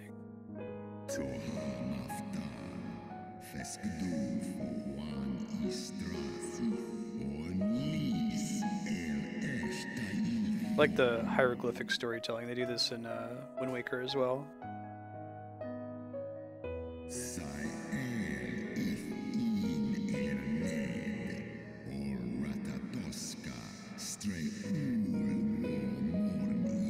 Did they like actually write a fantasy language for this? Because he said the name of the dragon there. Don't know.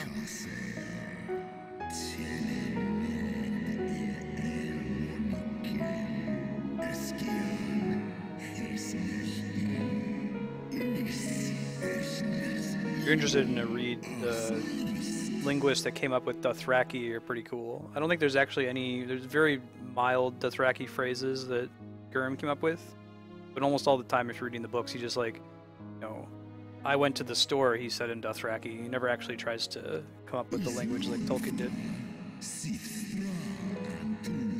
It's because Tolkien was a linguist first and an author second, and Gurm is definitely an author first.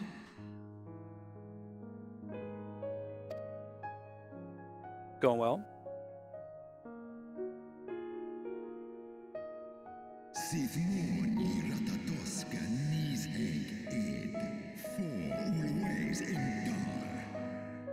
They did make their own fantasy language for the dragons. That's really cool, Kami. Do the Asians have their own too? Cool.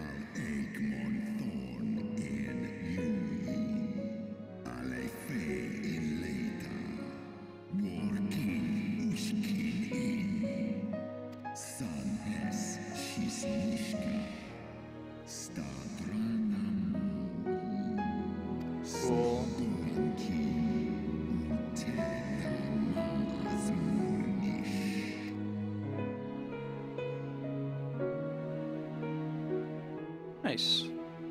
I assume that that voice acting is the same across all versions of the game too. Yeah, the dragon sounds the same in Bears Japanese. scant resemblance to the one I was taught. How convenient that it Oh, should absolve Estinian, your chill kind out. of all responsibility. But tell me, dragon, why should I believe your version of events?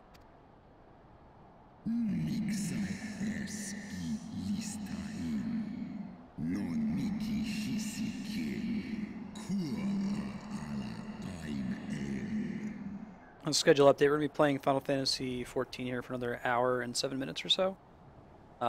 Just continuing to progress the Heavensward story. We'll probably have another dungeon or something of that effect for this upcoming Wednesday.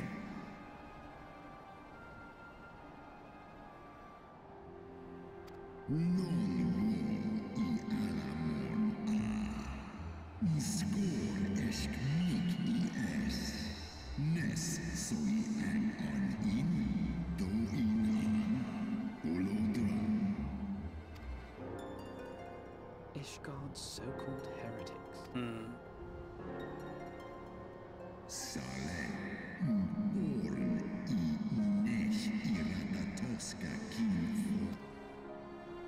Then, the seed lies within us. Ratatosk is not a dragon. Actually, a lot of these main dragons are named after creatures that are on Yggdrasil, the World Tree. Ratatosk is the squirrel that runs up and down. There's this eagle that lives on the top of Yggdrasil, and there's Nidhogg, remember, who lives at the bottom and chews on its roots. And they hate each other. So, but they're really far away from each other because Yggdrasil is the World Tree. It's huge. So the squirrel's job, Ratatosk, is to like convey insults up and down between the eagle and the dragon. Ye gods, I have borne witness to such a transformation. Looked on as a heretic assumed the shape of a dragon. I wonder if I Stinian imagined has it's some different manner of Dravanian dialogue in enchantment. this beginning of the next quest, depending on your class. Oh yeah, did you see something? Well, I'll take a look when we get to it. But if any Ishgardian, regardless of allegiance, has such potential within them, 12 forgive us. To think of all the dragons we've slain. Dude, the Japanese love Norse mythology when it comes to like coming up with names for characters. A lot of Christian mythology too, although that is subject to censorship a lot. Mentioned that before, where like the ultimate lance should be Longinus, but there are certain games where it got renamed to like Holy Lance or I think Spirit Lance in Final Fantasy X because of sensitivity in the West that might offend people. Longinus being the legendary spear that supposedly pierced the side of Christ and now grants immortality to whoever bears it.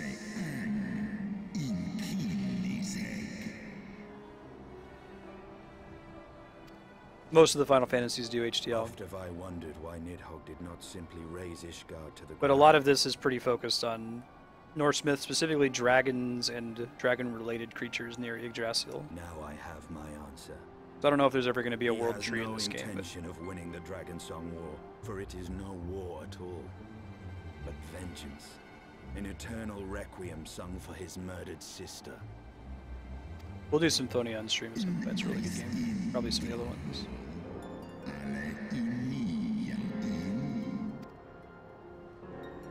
I have not come this far only to admit defeat. We can still return the eye to Nidhogg and beg forgiveness for our ancestors' crimes. Some future Wednesday. Right now, I really need to use that time for Smash until I start to tap out that community Wednesdays from noon to 3. As long as I'm still getting like 40 walk-ins and 30 follows on Wednesdays, I'll probably keep doing Smash.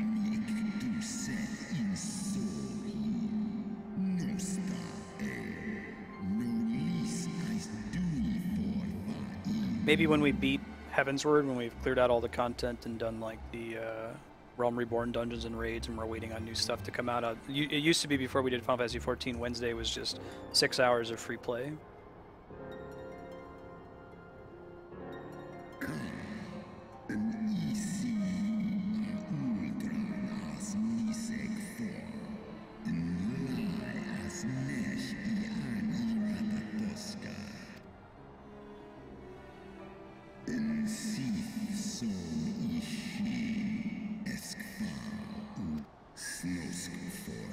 I think it's cool that like there is an actual Shiva and there is an actual Ifrit and all that somewhere, but like when you summon them, you're something like a shadow or clone kind of them.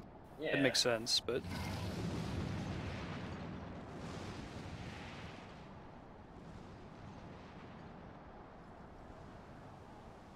My interpretation is that there was an actual Shiva, but there may not have ever been an actual Ifrit. right.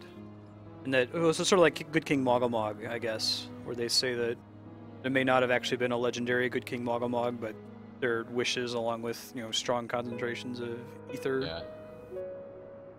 crystals, makes sense.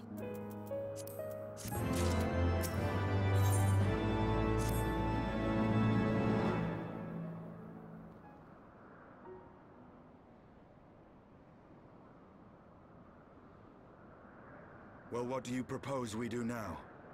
I, for one, am intent on continuing to the east. What is there to be found in the east?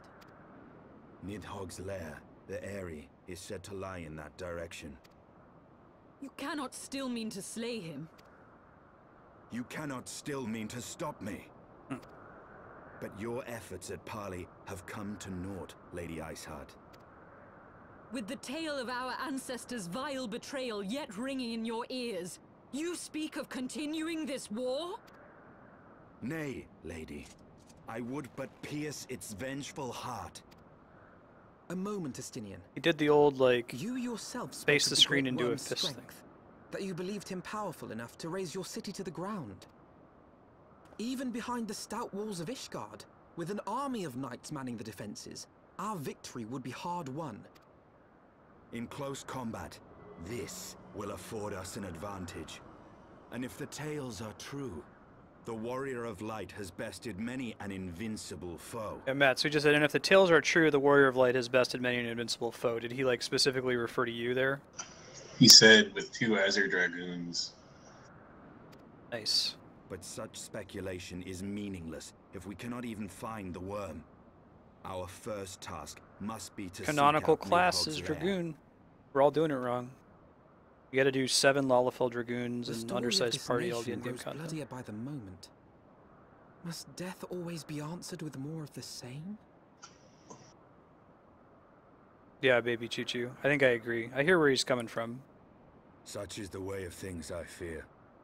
I shall consider it a miracle if mine armor is not stained crimson ere this conflict is ended.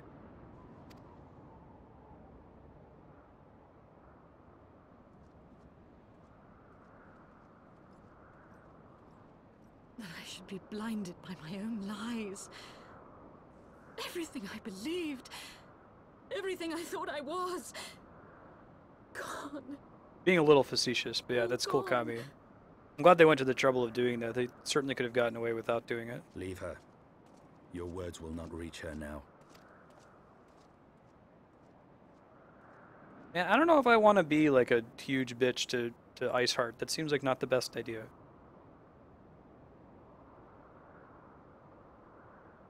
Uses really fast auto attacks. I don't think they put much effort at all to lip syncing in this game, Mega Man.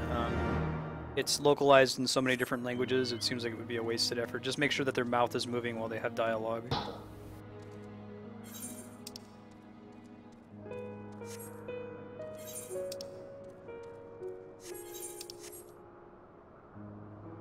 Oops. Design of this area is really cool, especially like on the map.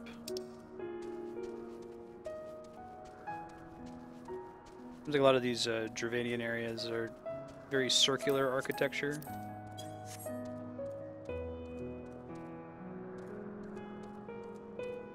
Good point. Never realized that actually.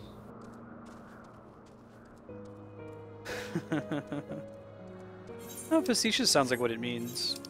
I don't like fecund because it's supposed to mean something positive and it sounds it sounds gross. Fecund.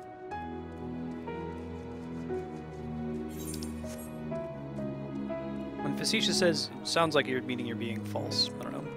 Can't really explain why words are tinny or woody to me. Can you tell me what the text was? It's a ways back for me to now. I can start talking to him more in between them.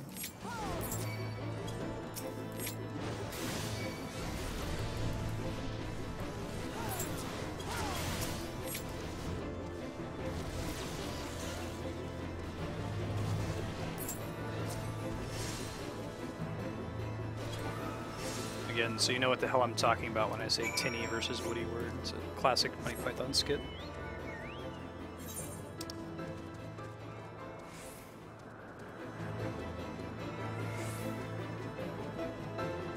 Can't tell if that's worth just like boarding the Mog home, maybe not. Oh really? I'm surprised that's what upset her.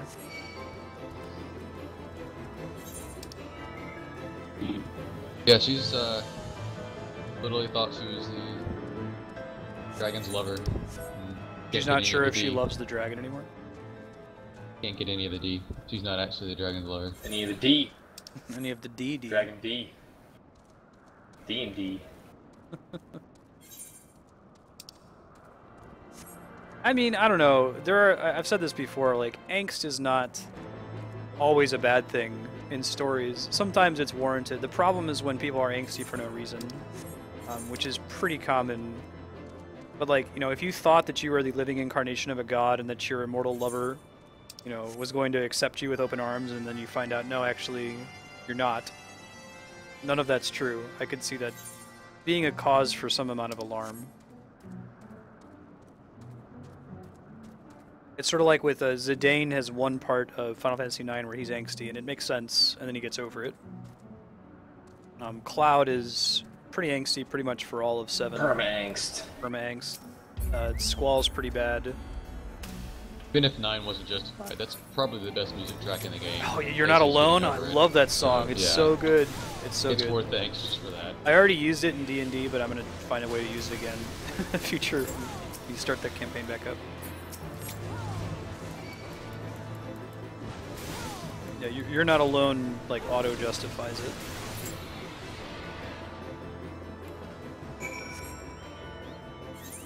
He's pretending to be someone who's like the epitome of non-angst. I don't think Zack is angsty at all in that game, even when shitty things happen to him. The one that reminds me of Squall is he's like, he gets pissed off because people are talking about Cypher in the past tense. You guys say Cypher or Cipher? Safer. You sound as I sound as E. Safer. Safer. Okay. Okay. I guess if they wanted to be Cypher, they could have spelled it like, you know, the Matrix guy.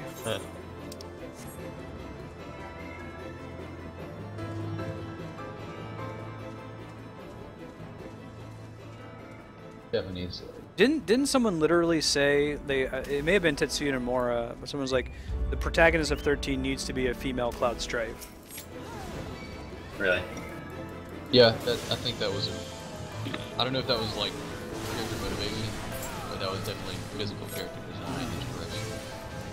Looks like Saifa Arumashi is how it was pronounced in Japanese, so Cypher may actually be the intended, and they just gave it a weird closer to spelling. the intended. It sucks with English, because those letters, they might do what you want them to do 80% of the time in words. Yeah, Joey Pants! Joe Pantoliano. He's also really good in Memento.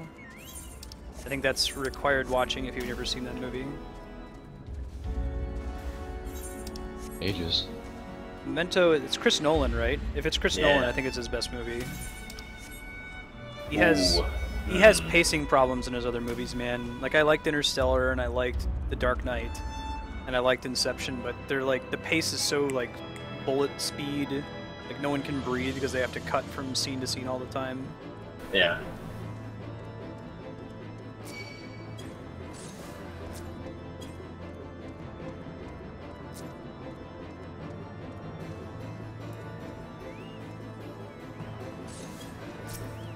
I feel like Interstellar wanted to be a 10-hour miniseries and may have done a little bit better if it had been, but they had to compress it into such a small amount of time. Well, most of my gripes are from that. It's like if you can see behind the curtain and see what he was trying to communicate with that movie, I think it's really, really great. I would have enjoyed more time with Interstellar, but it was alright. You didn't necessarily need it for the character arcs of, let's see. Kanhei's art, not really. I might need a little more with Anne Hathaway's character. Yeah, I could buy Anne Hathaway's motivation, but I needed more. Like I need like an hour of build up for that to make sense. I'm wondering if maybe, and Nolan wouldn't have saved it for the sequel, but I think there is room for a sequel to go into some of that. Oh, man, yeah, we won't spoil anything for it, Kami. That would be the Airy. I feel Nidhogg's presence through the eye. His caustic hatred gnawing at my soul. We can drop Interstellar. It's a good movie to watch completely blind. Yeah. Mark how he wards his lair with tempestuous winds.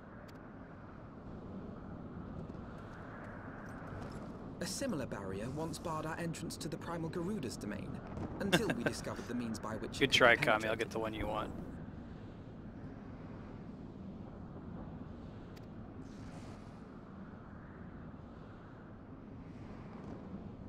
Mayhap it is time we called upon Master Garland. It will be just like the good old days, no? I like Matt's quote that's in there. I'd say about 7 water.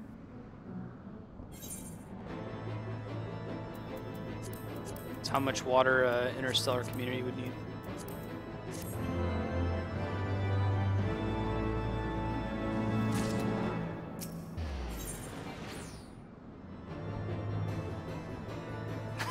Really, baby? Well, as long as they're making Dead or Alive games and not Metroid games or Zelda games, then I'm happy. Give them a job to do. Make their silly boobies. Keep them out of my Nintendo.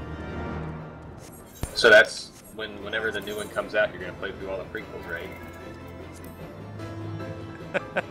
Right. Gotta have a couple of weeks there of Dead or Alive. Ugh.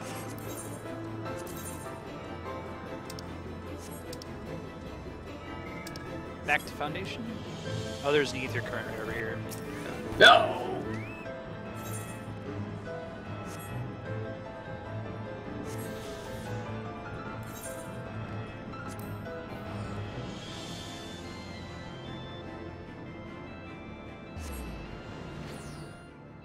It's really cool, Xenopixel. I'm really enjoying it so far. In this day and age, I don't like paying subscriptions for games. I think this one. There's an Aether Current crest right here that all it is killing the little shitty dragons right here. Oh, man, Matt, you're like 2 ether currents ahead of both of us. Well, these side quests are giving gear, so I'm checking them all. Oh, cool. You want to go to the Sky Steel Manufactory. Cool.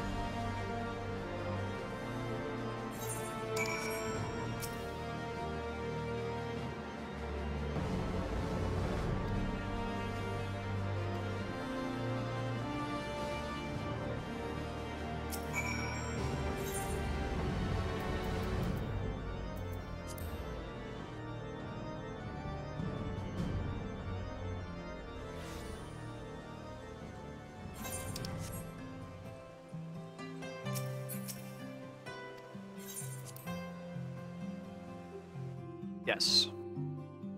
We'll do that as part of the Metroidvania play. I hear the gameplay of Other M is actually pretty decent. It's just the story that's atrocious. So we will play it with a critical eye. It won't be on a bad game day. We will do a full playthrough. Unless if between now and then Nintendo declares that it's officially non-canonical, maybe I'll stay away from it. I mean, like, I'm intrigued by the idea of a 2.5D Metroid, and 2D Metroids are my favorite in the series.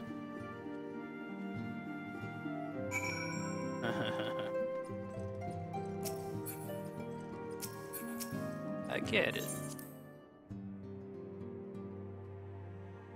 I haven't played enough of 13 HDL. I personally am not a big fan of Squall. I like some of the other characters in that game. I like Quistis, I like Zell, I like Irvin.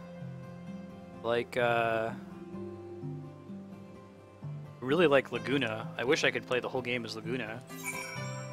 Just for his battle music. Yeah, exactly.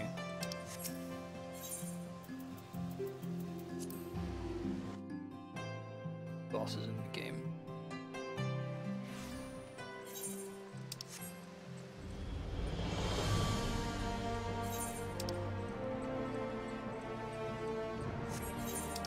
Oh, 6 months back to the others.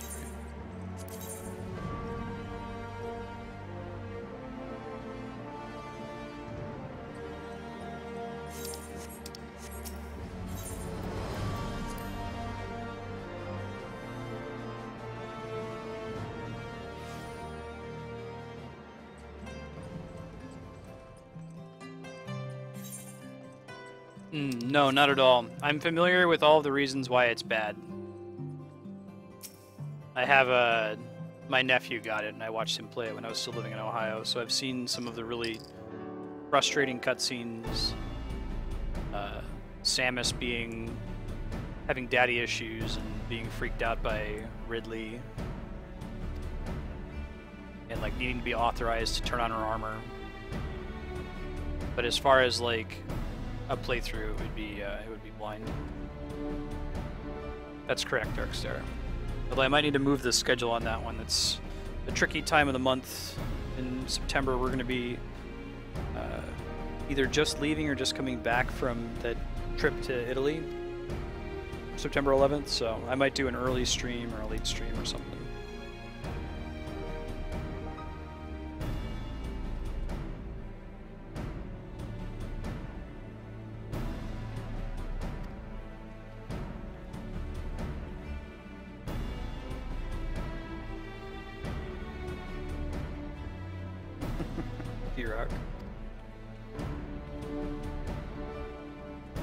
I don't know, I honestly, as much as I like Metroid Fusion, I don't like the idea of there being another character in a Metroid game. I feel like a fundamental feature of Metroid is that it's lonely. And any game that adds, like, it works in Echoes because almost all the NPCs are dead.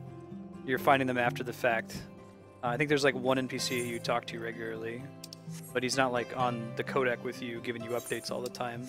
It works in Fusion because it's a robot. It's not an actual person.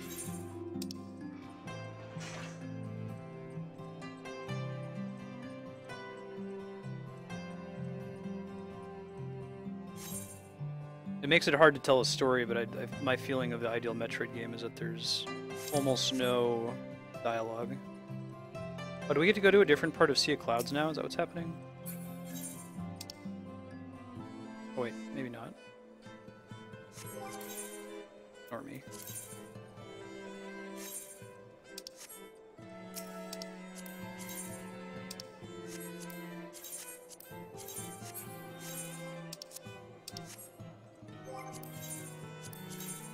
One more time. When we get the... Oh, Sky Soul Manufactory. Never mind, I think I can find it.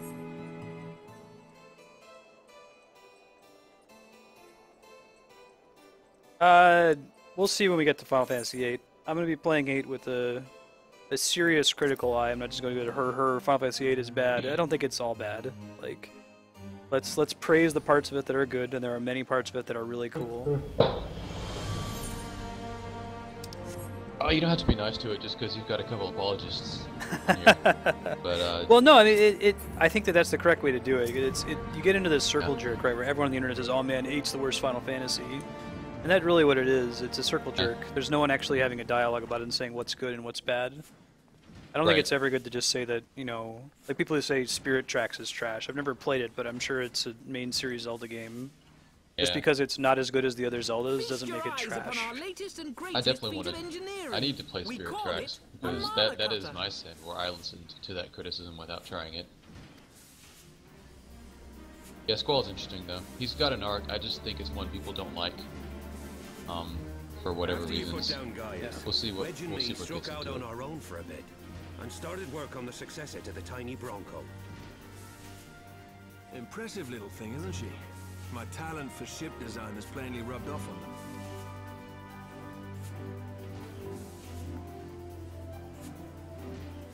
They've adapted the principles of corrupted crystal technology. No, I've said several times, Kami, that I'm sure Other M as a whole is... That's why I'm going to play it and not play it during the bad game part of the stream, is that the gameplay is supposedly quite good, and it has its positive features. All in all, a most elegant solution. I'm actually a little upset that I didn't think of it myself. Yeah. The design does, however, come with one small flaw. The energy conversion ratio is bloody awful. To generate enough power to get you off the ground. When I come out to California, we can have a Games Apex like stay and play through Final Fantasy VIII, and I'll just gush over how cool all these parts are. And you can play Final Fantasy 13, and I'll gush over how cool all these parts are. That'll be the duo. I'm down to do that, man, when you and Matt are out here. I don't know your setup, Marstead, but if you play 13, the best part of the game that is overlooked as hell is just the pure art design and music and aesthetics. So you literally play that on a surround sound, play that on a 1080p TV with all the bells and whistles. Get yourself a good, comfortable setup for that game. Yeah. That's the best possible chance you could possibly give it. Because you'll see what's immediately wrong with it, I think. It seems you're required but you might not see what's so good about it if you don't give everything the chance that it could have. Sure. Yeah, no, I've got surround, and I'd say the same for like Mass Effect 1. Really benefits from good setup, the surround sound. Whatever help they need.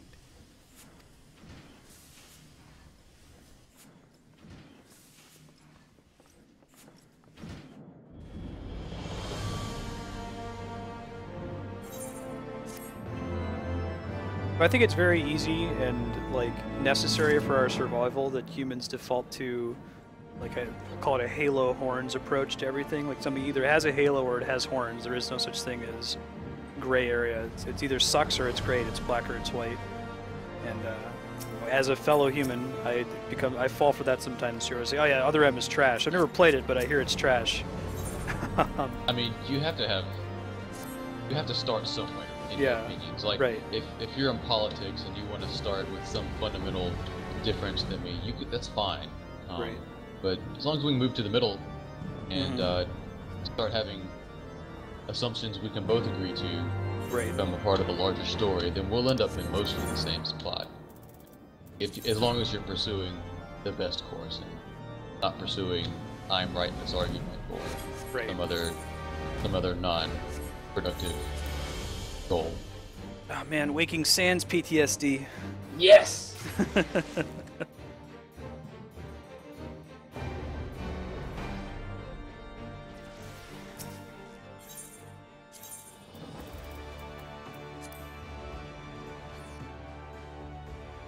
Yeah, I 100% agree. Like, it's useful and, like I said, necessary to our survival that we quickly categorize things as being one thing or another.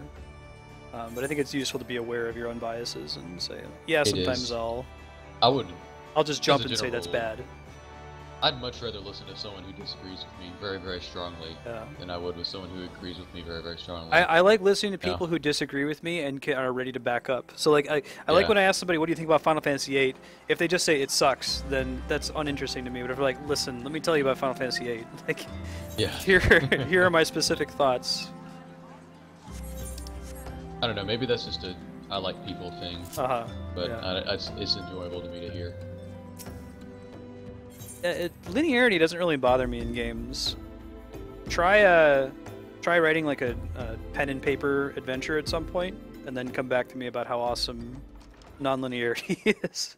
It's great. I like it. I like being able to explore and stuff, but it's extremely difficult. And if you have a good game that needs to sacrifice non-linearity for its story or something, that's totally fine. You really can't have both. No thanks are necessary, General. I trust your recuperation. You think about it, if you want to make your game make sense, like if you want it to be a 100% non-linear, then nothing can have an urgency. Because if something needs to be done right now, if a dragon's going to destroy the world tomorrow, but you're free to roam the game world and like gather elf fruit and do whatever the fuck you want, you know, that urgency is going to be lost on you. It's going to break your suspension of disbelief. So you pick one or the other, but you can't have both. Thanks to Higiri and her ministrations, I've regained much of the strength I lost during my imprisonment. I like Raban's new gear. I gather you have made progress in the search for her grace. Yeah, they're kind of mitigating the disappointment of having to come back to Waking Sands by giving you a bunch of cool characters here. Oh, look, it's Yugiri. It's Raban. It's the little cool Lalafell guy. That's his son. I saw a green check mark and went to that instead, and it's a Hildebrand quest, so I'm doing the real story at the moment. Alright, alright. Nice. With Papa Shan's assistance, I set out to ascertain the source and nature of the shipment. My inquiries led me to Frondale's frontistery. There, I learned that an order had been placed for a curious substance designed to sustain patients trapped in death-like slumber. It's not a coincidence. HDL Hironobu Sakaguchi is the main vision behind Final Fantasy. He's the cult of personality, creator, and he left after Final Fantasy X. So 11 doesn't really count because it's an MMO. 12 was the Evilise team, so it didn't suffer from the lack of Sakaguchi. 13 is the first one where Tetsuya Nomura is running the show. It lends some weight to Dulala's claims, and he's fine. Like, let's see. I feel like Tetsuya Nomura is like the Michael Bay. That's probably. I know people have this really negative opinion of Michael Bay, but he makes like bombastic, funny movies, or like Jerry Bruckheimer. Like, you go and watch Con Air. Like, that's just a, turn off your brain and have some fun with Nicolas Cage solving things and getting a bunny put back in a box. I feel like the Tetsuya Nomura makes similar games. Like Kingdom Hearts is a lot like that. Like, oh man, look at this awesome thing that's happening. Not like, oh man, that really speaks to me on an emotional level. I made inquiries as to the whereabouts of the one most likely to have administered it. The lady in waiting, Mariel. We sent for you as soon as we learned of her location. We shall find our cat's paw in the Silver Bazaar. But we must tread carefully. The market is not the bustling place it once was. We must be prepared if I remember Yu Hase's voice, it was more the very typical I'm the White Knight protagonist hero, full of vigor and infinitely reputable that you can trust. come, my Like friend. For none very and much all, an archetype in his own, but pretty good. What does he sound like here? See if we can get him to talk again in a sec. Nope, nope, you're gonna have to YouTube DVR it.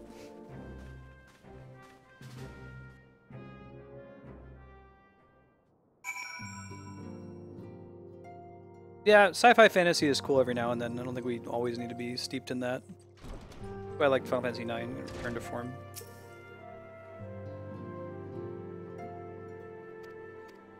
Oh, that guy, yeah. I was thinking you were talking about Raban's son, because I forgot his name. Oh, Pippin? Yeah, Pippin. I forgot about you, Yase. I hear you, baby choo-choo. Kingdom Hearts does speak to me. I have no idea what it's trying to say. Something about zippers. And Advent Children is the same thing. That movie is great fan service, like, you know, awesome graphics, blow your mind. What the hell is happening? Who knows? Can I take the ferry here to the Silver Bazaar and not, like, ride all the way around? That would be really nice if I could. There's a ferry that goes somewhere there, though, isn't there? There's a ferry here. Let me talk to this guy and see where he ends up. Yeah, where he says.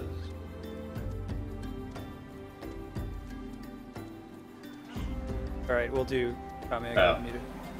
Crescent Cove.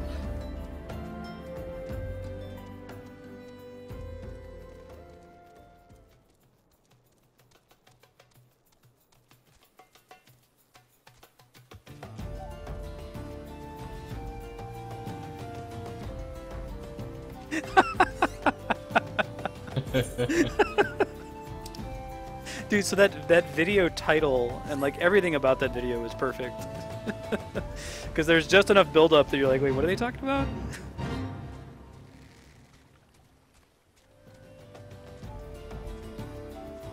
I gotta turn on the Japanese voice acting. I'm missing out on.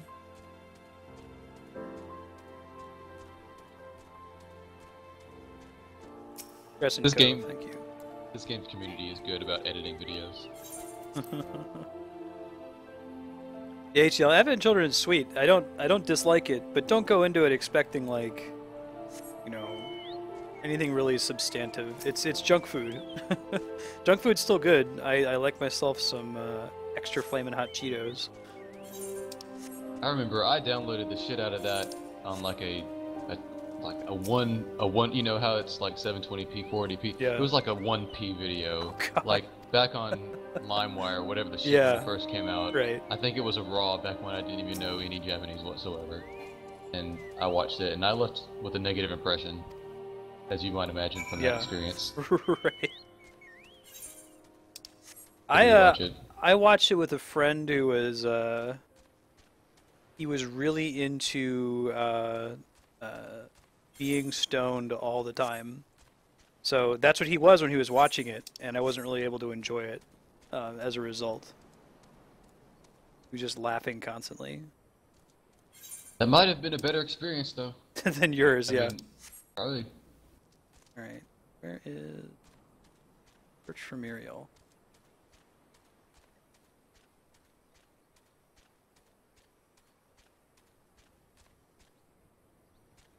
But I guess that was really the first instance we ever got of them iterating on a single point in the franchise at all, wasn't it?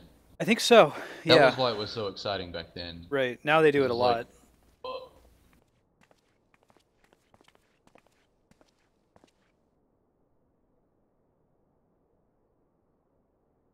Yeah, but Pika is like... You are Meriel. The point of him is to be hilarious. In a more on the face. I know no one of that I guess name. Yuhase is Pray probably the excuse same, me. but a little more tongue in cheek.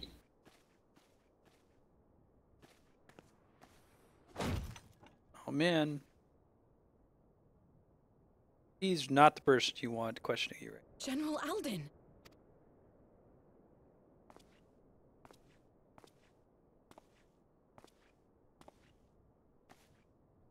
Where's your glasses? Oh, don't you talk shit about Masako Nozawa. She's an institution.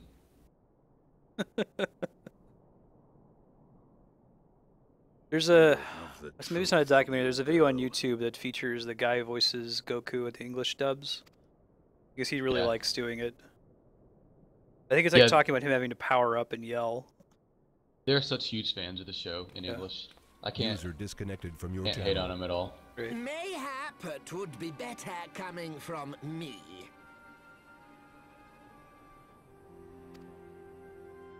Oh man. Lonorito, you'd best talk fast. As you know, Teleji Adeleji's Cartano reclamation bill was no more than a facade. A means to get his grubby little hands on that Allagan monstrosity, Omega. Oh yeah, Omega. When he learned of Nanamo's intention to abdicate, however, I am told Teleji Better D-Rock, had thanks for hanging out. discovered See you a tomorrow. maid in whose veins ran the blood of House Thorn. A new, more pliable puppet to sit the throne. 'Twould have caused an uproar, of course, but few could have contested her claim. So is a child Gohan and child Goku in America, right? That's pretty standard for boys to be voiced by adult women in Western voice acting. Bart Simpson, obvious example. 'Twas plain that Teleji's wild Tara Strong is the machinations voice had of Timmy outgrown our on ability to Fairly Odd control Parents. them. So I decided to usurp his scheme and left the fool to seal his own demise. Like he actually managed to say it in a way that sounded pissed, even though his name is What of ridiculous. Nanamo? Oh, I have no desire to harm her grace. 'Twould profit me little to destabilize our government. Yes, she is, Kami. Tara Strong. You should know, General, that your dear friend Ilberd was fully James aware Arnold of Taylor. my plan. That's about everything. Basically, anyone in that I know that voice documentary. I had him lie about the assassination as a means to prime your rage against Teleji. He rolls his We R's. weren't entirely sure how you would react, but You conniving little worm. But of Prime course, your when a new rage. game begins, 'tis only prudent to have That is a a fun piece voice, on too. the board. Dusty Truth Bloom, be D. Bradley told, Baker. A significant proportion of the Brave's initial endowment was also mine. Ah, Ilberd. I secured his services with a promise to support his cause once my authority had been solidified. Unlike you, General, the poor fellow seems quite unable to forsake the land of his forefathers. Mayhap that's why he called you a traitor to Moral of your the story is people and Alphino needs to get a disgrace to your bookkeeper. homeland. Alas, Ilberd's entertaining little outbursts eventually gave way to wearisome tirades. Not enough accountancy. And the zealous brute became rather unruly. Which brings us neatly to the present. What say you, General? Both you and the Sultana are alive? Yeah, Kami, I think that actually comes up in the Know That Perhaps Voice we will. documentary. It talks about the Do you challenge of honestly doing that. expect me to forgive and forget?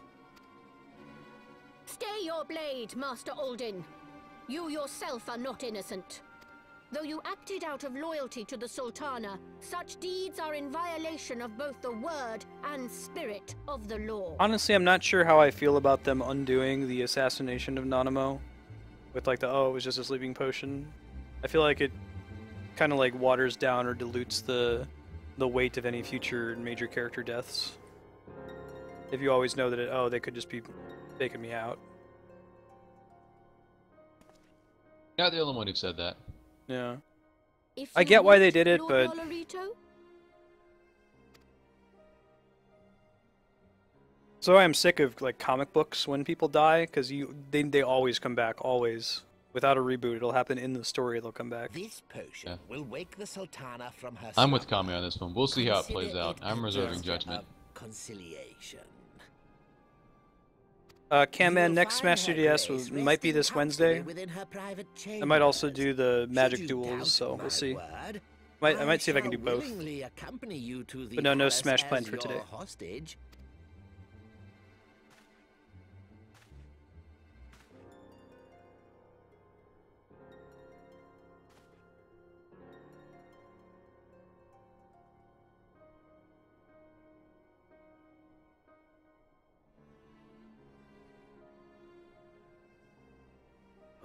like not your motives, Lolorito, but you saved the Sultana's life, and for that, you have my gratitude.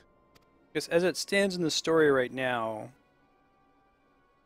I don't know. I don't like death fake outs. I'm being spoiled by Game of Thrones. Usually when someone dies, they're dead for good. Unless if you're reading the book, in which case he does that fake out thing all the time, and it's irritating.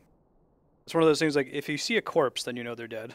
Rauban Aldin. Sometimes. You are hereby reinstated as General of the Immortal Flames.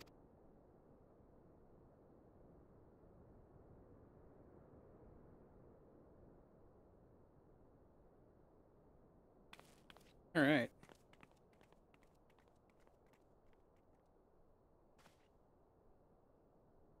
Right, HDL.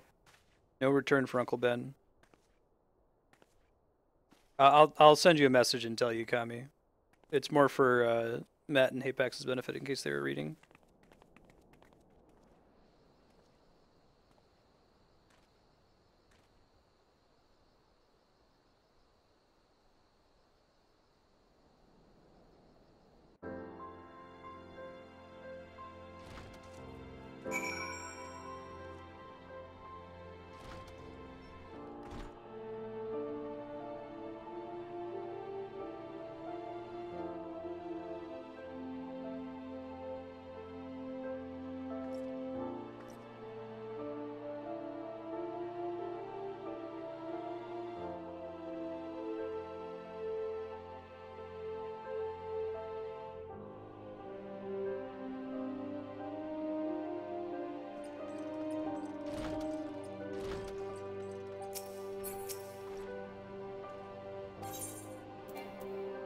I might just try to do both. I might do like the first hour and a half be Smash, and then the second hour and a half be Magic. It's less of a jarring transition than Smash and Final Fantasy XIV has been. Good. You might want to make sure that you can either skip or you play through all the tutorials first.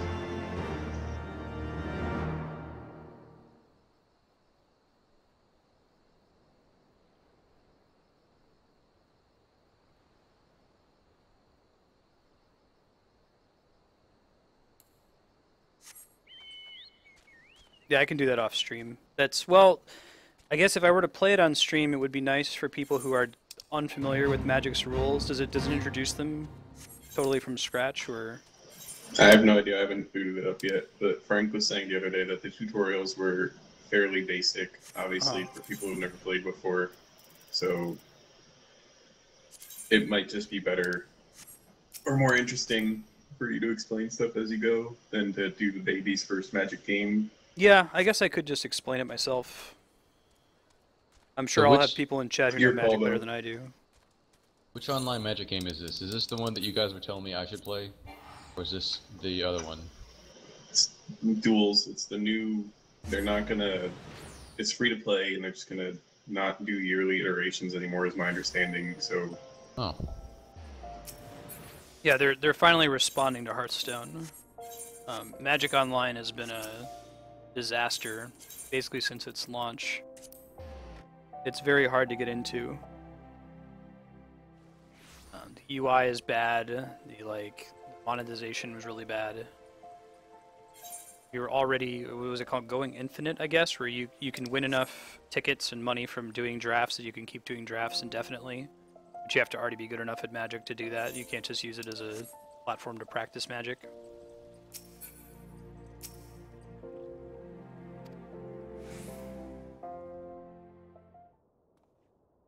Oh, that's cool, Kami. I need to look into that. I haven't done the upgrade. I was going to give it like a month or so.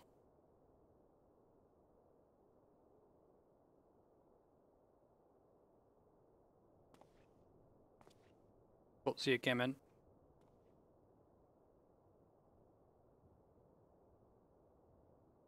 Well, that's inspiring. I looked up Magic Duels. We're experiencing unexpected downtime. We're resolving the issue. That's Hearthstone doesn't have that magic. Get your shit together. Part of the problem, this has always been a problem with Wizards, is they are not a software company. They are really good at writing rules and writing rule books and printing magic cards and making good card interactions. They don't know how to do software, and they need to stop. They need to like contract a third-party company that's all they do, and have oversight over it. Because they've had this problem with Dungeons and Dragons, where like as soon as 4th edition was announced, they announced this big comprehensive. There's supposed to be this online dungeon builder like Roll20 and all this other crazy crap, and just none of it got deployed, and the stuff that got deployed was really messy. Magic Online has always been pretty bad, and it's just because they've tried to do it all in-house, and they really shouldn't be.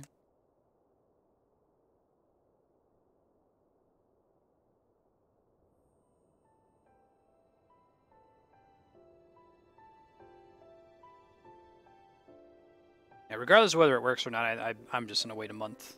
You know, let Microsoft send out some patches. I was having the longest dream. Need to try to get an answer on whether or not, if I have to flash my hard drive, if I can reinstall Windows 10 for free, or then I have to buy a new copy, because that'll influence whether I do it. That will happen to me eventually. I've had to reformat every computer I've ever owned at some point.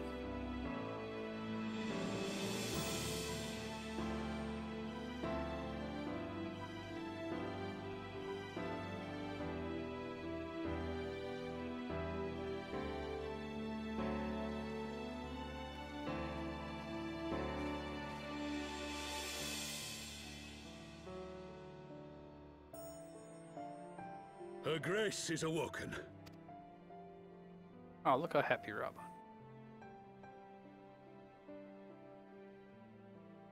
That's the table we just got.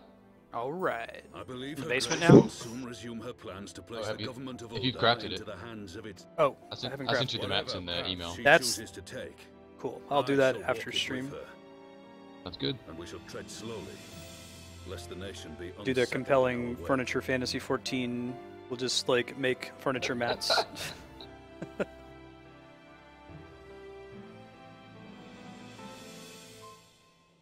Her Grace's compassion is a shining beacon to us all. 'Tis in the struggle against our rivals that opportunities are seized and fortunes made. Are you privy to new intelligence, my lord?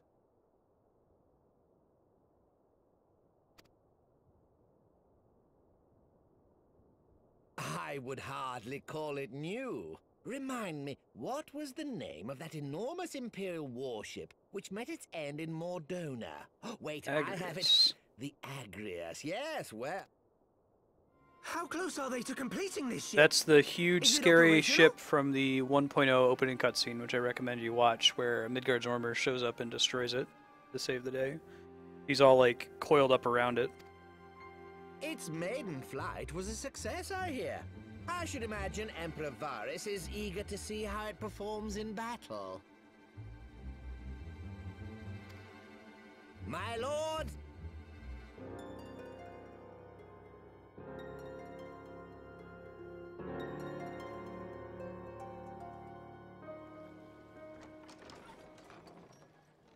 Hey, I just got an email from Hitbox saying, hey, if you want to use our platform to multi-stream and, you know, let people partner and Tis pay well or that the subscribe and Sultana pay has money to you, awoken. go for it. Just The know that syndicate yet needs to eventually put its Twitch house in might order, want you to sign an but 'twould exclusivity seem the clause. worst of the confusion So if they has do that, you'd have passed. to stop. But do whatever you want with us. We don't care. More money for us. So I might actually do that as of this upcoming week. I'll send out details to people if I get it set up in Ul'dah time. has taken control of its future, and I must do the same. If the Sounds like a latency plan. really is significantly slower, I might be able to use that for like host shows if someone wants to hop in TeamSpeak and comment on stuff while I'm playing it. We'll see. I don't know if it's actually as low. It would need to be in like the 1 to 2 seconds of latency range I for have decided to disband commenting to the actually Crystal work. Braves. Among the recruits, there were those who supported our order's goals and convictions with all sincerity. 'Tis my hope that these loyal men and women will choose to remain our allies in the battles to come. As for those who sided with the traitor, Ilberd, they shall be hunted down and held to account for their crimes. It is my earnest hope that they will surrender themselves peaceably when the time comes, though I think it unlikely. Ah, my all-conquering Crystal Braves. The model army meant to pave the way for a single, unified, grand company. Your avatar's sad face is kind of funny looking. Yeah, So right. high an ideal should be brought so low. I wish when you set an expression, it would just stay on your character until you changed it, so you could run around looking like upset all the time. I need not tell you how deeply the betrayal stung me. Yet I see now that it was Nice my own comment. naivety and pride which allowed the braves to fall prey to corruption. Cool, come in. Take me down. You got a really good Ness, man. As ever, Alright, by Ness I mean it is Mario. to your own shining example that I turn for inspiration. Let us resume the search for our missing comrades, that we might come together to shine the light of dawn across the realm once more. The role of They were Crystal saying Brave it, Commander suited me ill. Oh, and I that shall Mario's play a it no legit longer. character. Apparently he's not used Henceforth, as much because I shall be people no go more for or Dr. less than Mario Alphino. for some reason, but He's quite. If you're good with Mario, it shows. His cape is probably his strongest thing, because Dr. Mario has that too. It really messes people up. Even if you just use it to turn them around, people get confused when it happens. yeah, that's happened to me ever since. I guess that was Melee that got confused. Yeah.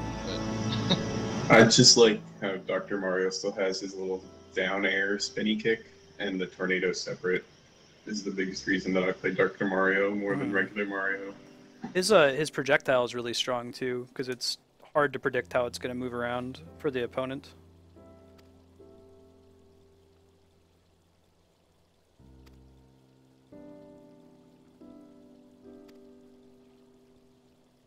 Dr. Mario is like a hard counter to DDD. If I'm playing DDD and someone picks Dr. Mario, it's just game over. I was thinking that I don't like how they made it so DDD only throws out the spike ball. I kind of miss in Brawl having All the... the Waddle Dees running around. Yeah.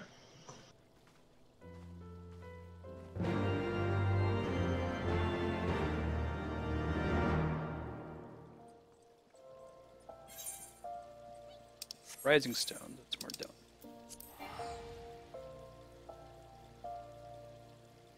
Also, Alphino was like, oh, did this ban my crystal base? Like, no, I spent 10 minutes jumping around Mordona finding these assholes. Right.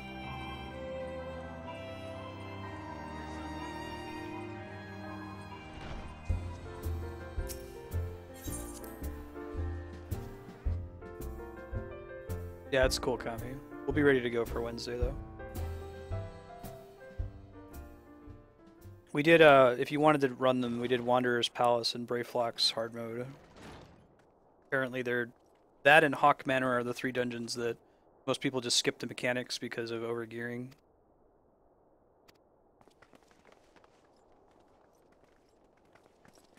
They're pretty neat, though.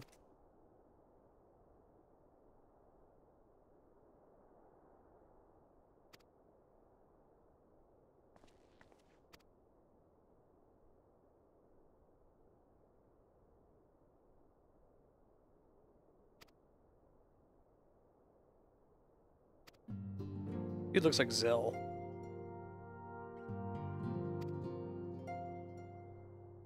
Hooray!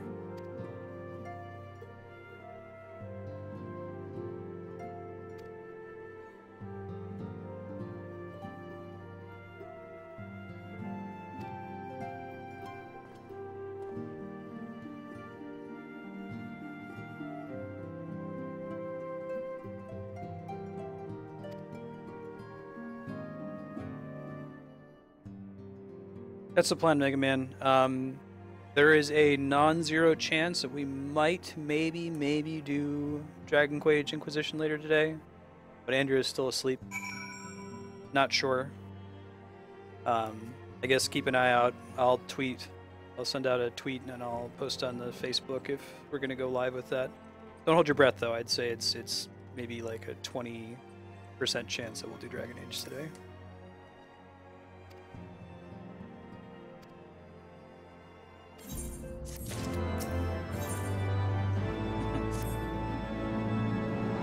Been having fun with it so far. It's a really cool game.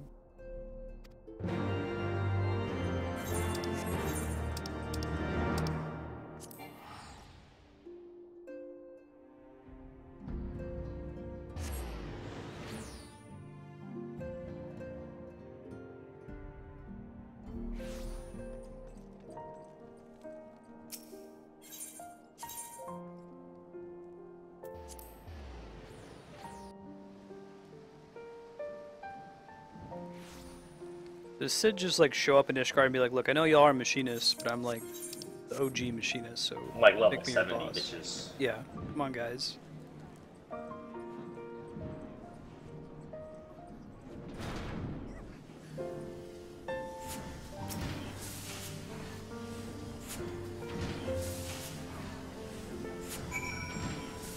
Because if they say astrologian, they don't say like machinist. Congregation. I still don't know the names for the ether shards here.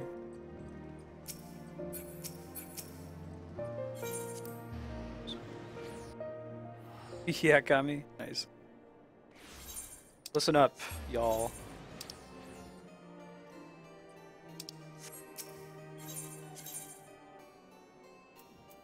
The broom, maybe?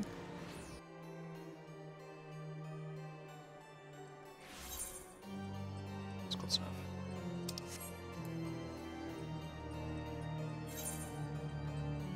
So it probably should have been Forgotten Night.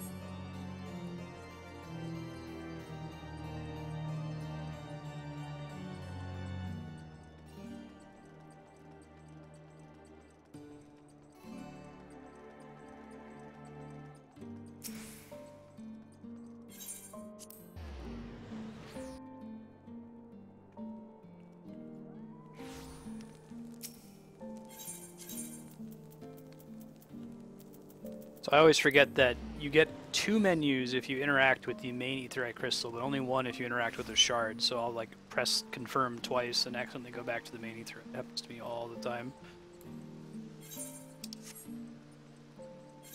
Noobish bumping around here.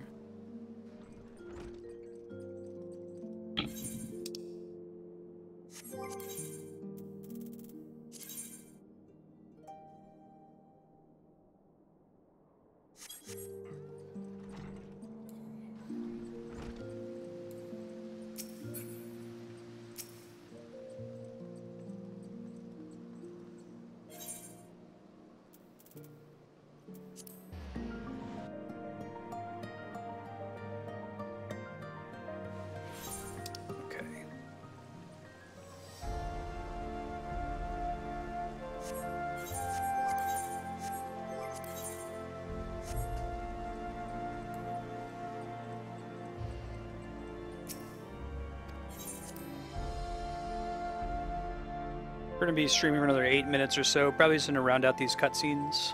Do a quick sign-off summarizing what's coming up for this upcoming week.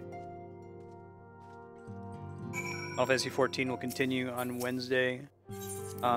Matt, I know you're going into like super hardcore thesis mode. Do you know if there'll be any Wednesdays or Saturdays you'll have to miss? If so, that's fine. Just try to plan for it. We'll see. Okay, let me know. I'm gonna be out of town for this coming Saturday. Okay, cool. I'll do Hildebrand then. I might be able to play a bit. I'm visiting Farewing, so we'll see what we're doing. Gotcha. I mean, if I can get the laptop working, then we might both be on. But I don't know. It depends on what's going on too.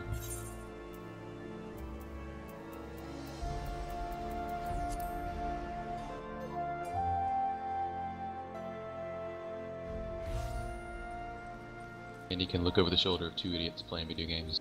Lol.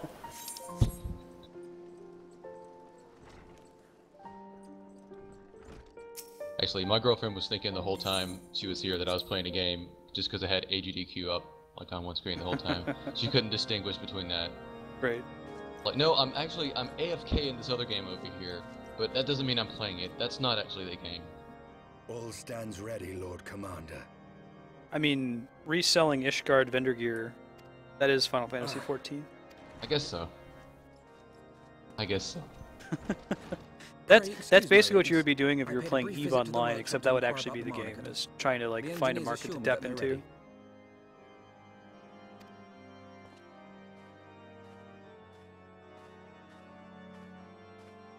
The area is now but I mean, that's the game where people will clear out your chests overnight, though, right? Proposal. Apparently it doesn't happen very often because it's already solidified. There's all these really big corporations that make it really hard to take them on, but it's happened every now and then, and it's such a big deal that it will sometimes show up in the news, like Forbes will report on it, that Yeah, you know, $200,000 worth of ships were destroyed in Eve today. Wow. Because of this big event where everybody teamed up. An unimaginable risk. I could scarce believe the tale Estinian told. Again, unbelievably valuable to someone who's like a economics professor or a grad student in economics, because you can remove all of the annoying variables of real life. 'Tis true that many of our countrymen would sooner die than join hands with the heretic's mistress. A conversation that went rather poorly, as I recall.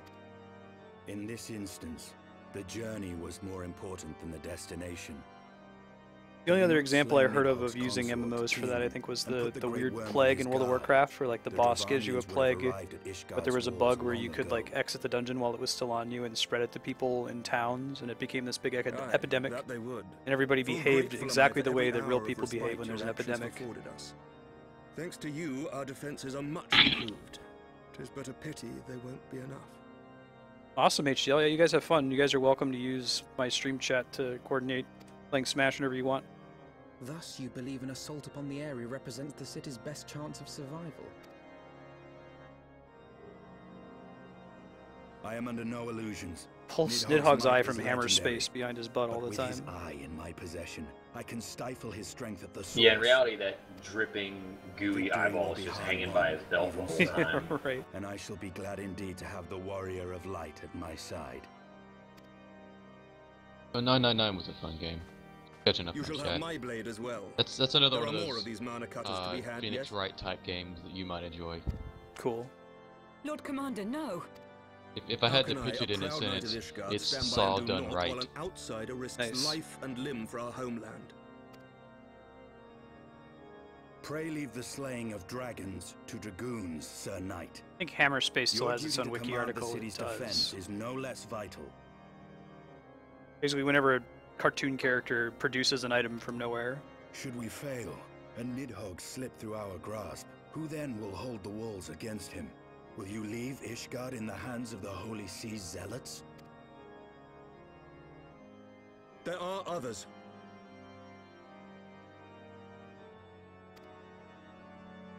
Who but you has the authority Good and shot, standing D-Rock. to I know it's got a orchestrate couple citywide sequels that I have not defense? played, but I intend to. You too, Master Alphino. By the Fury, you have shown some promise. Far beyond your skills, Alphino.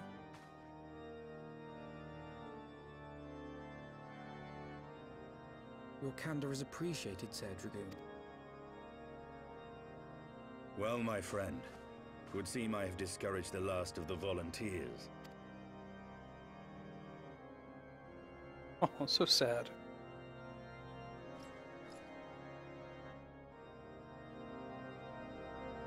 More than one 999 game? If it's like Saw, I imagine so. It's a chipper game that's like Saw. Yes. And that you're literally at risk of being put into a wood chipper.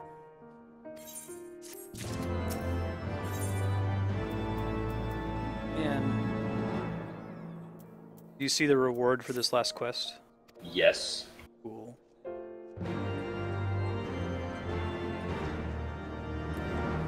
This is the quest that unlocks the dungeon, I assume? Yeah. Good timing, man. That works out perfectly. Yeah.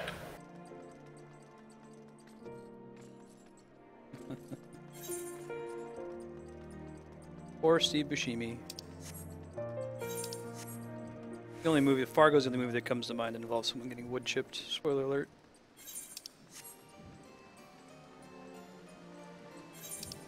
I mean...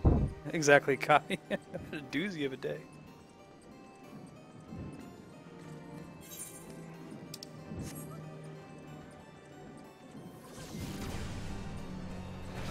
That just reminded me that the TV show Fargo existed. Maybe I'll do that over my break. Is it? I heard it's good. I That'd heard be it's really good. cool.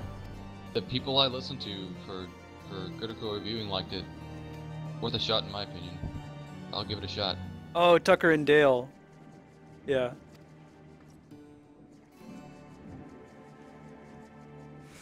Everyone should see Tucker and Dale.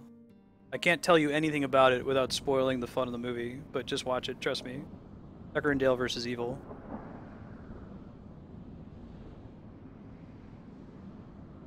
I mean, that title screams B-movie to me. Oh, you have to see it. It's so good. It's really good. It's really good. It's got a Wash from Firefly. Yeah. Alan Tudyk. Yeah. It's extremely genre savvy and very cool. Greatest horror film of all time. All right, and that at 11 o'clock, the dungeon's up unlocked, so we'll be good to go for this upcoming Wednesday. Cool, guys. I'm gonna pop out of TeamSpeak real quick. I'll be back. Okay. Channel switch. Thanks everybody for watching. Hope you have a good rest of your Sunday. There might be, maybe, Dragon Age Inquisition, but don't count on it. Keep an eye on the Facebook and the Twitter to see if we go live with that one. I'll let you know when I know. Other than that, though, for this upcoming week, the games we're playing, tomorrow, Monday, is going to be Xenoblade Chronicles 3D, Metroid Prime 2, and Final Fantasy V. Tuesday is more Focus Day. We're working through the Zelda series. We just beat Legend of Zelda Skyward Sword last week, so we'll be starting to work on Minish Cap. We're about 20% of the way through. When we beat Minish Cap, the next game is Ocarina of Time 3D Master Quest. On Wednesday, there's going to be some free play, likely a mix of Magic Duels and Super Smash Bros. For the 3DS, followed by some more Final Fantasy XIV in the evening. Next week, Thursday, is Mass Effect 2, Final Fantasy IX, and Terra Battle, and the following Friday is Secret of Monkey Island, Final Fantasy IX, and Mass Effect 2. Thanks everybody for watching. Have a good rest of your Sunday, and we'll hope to see you tomorrow. Bye.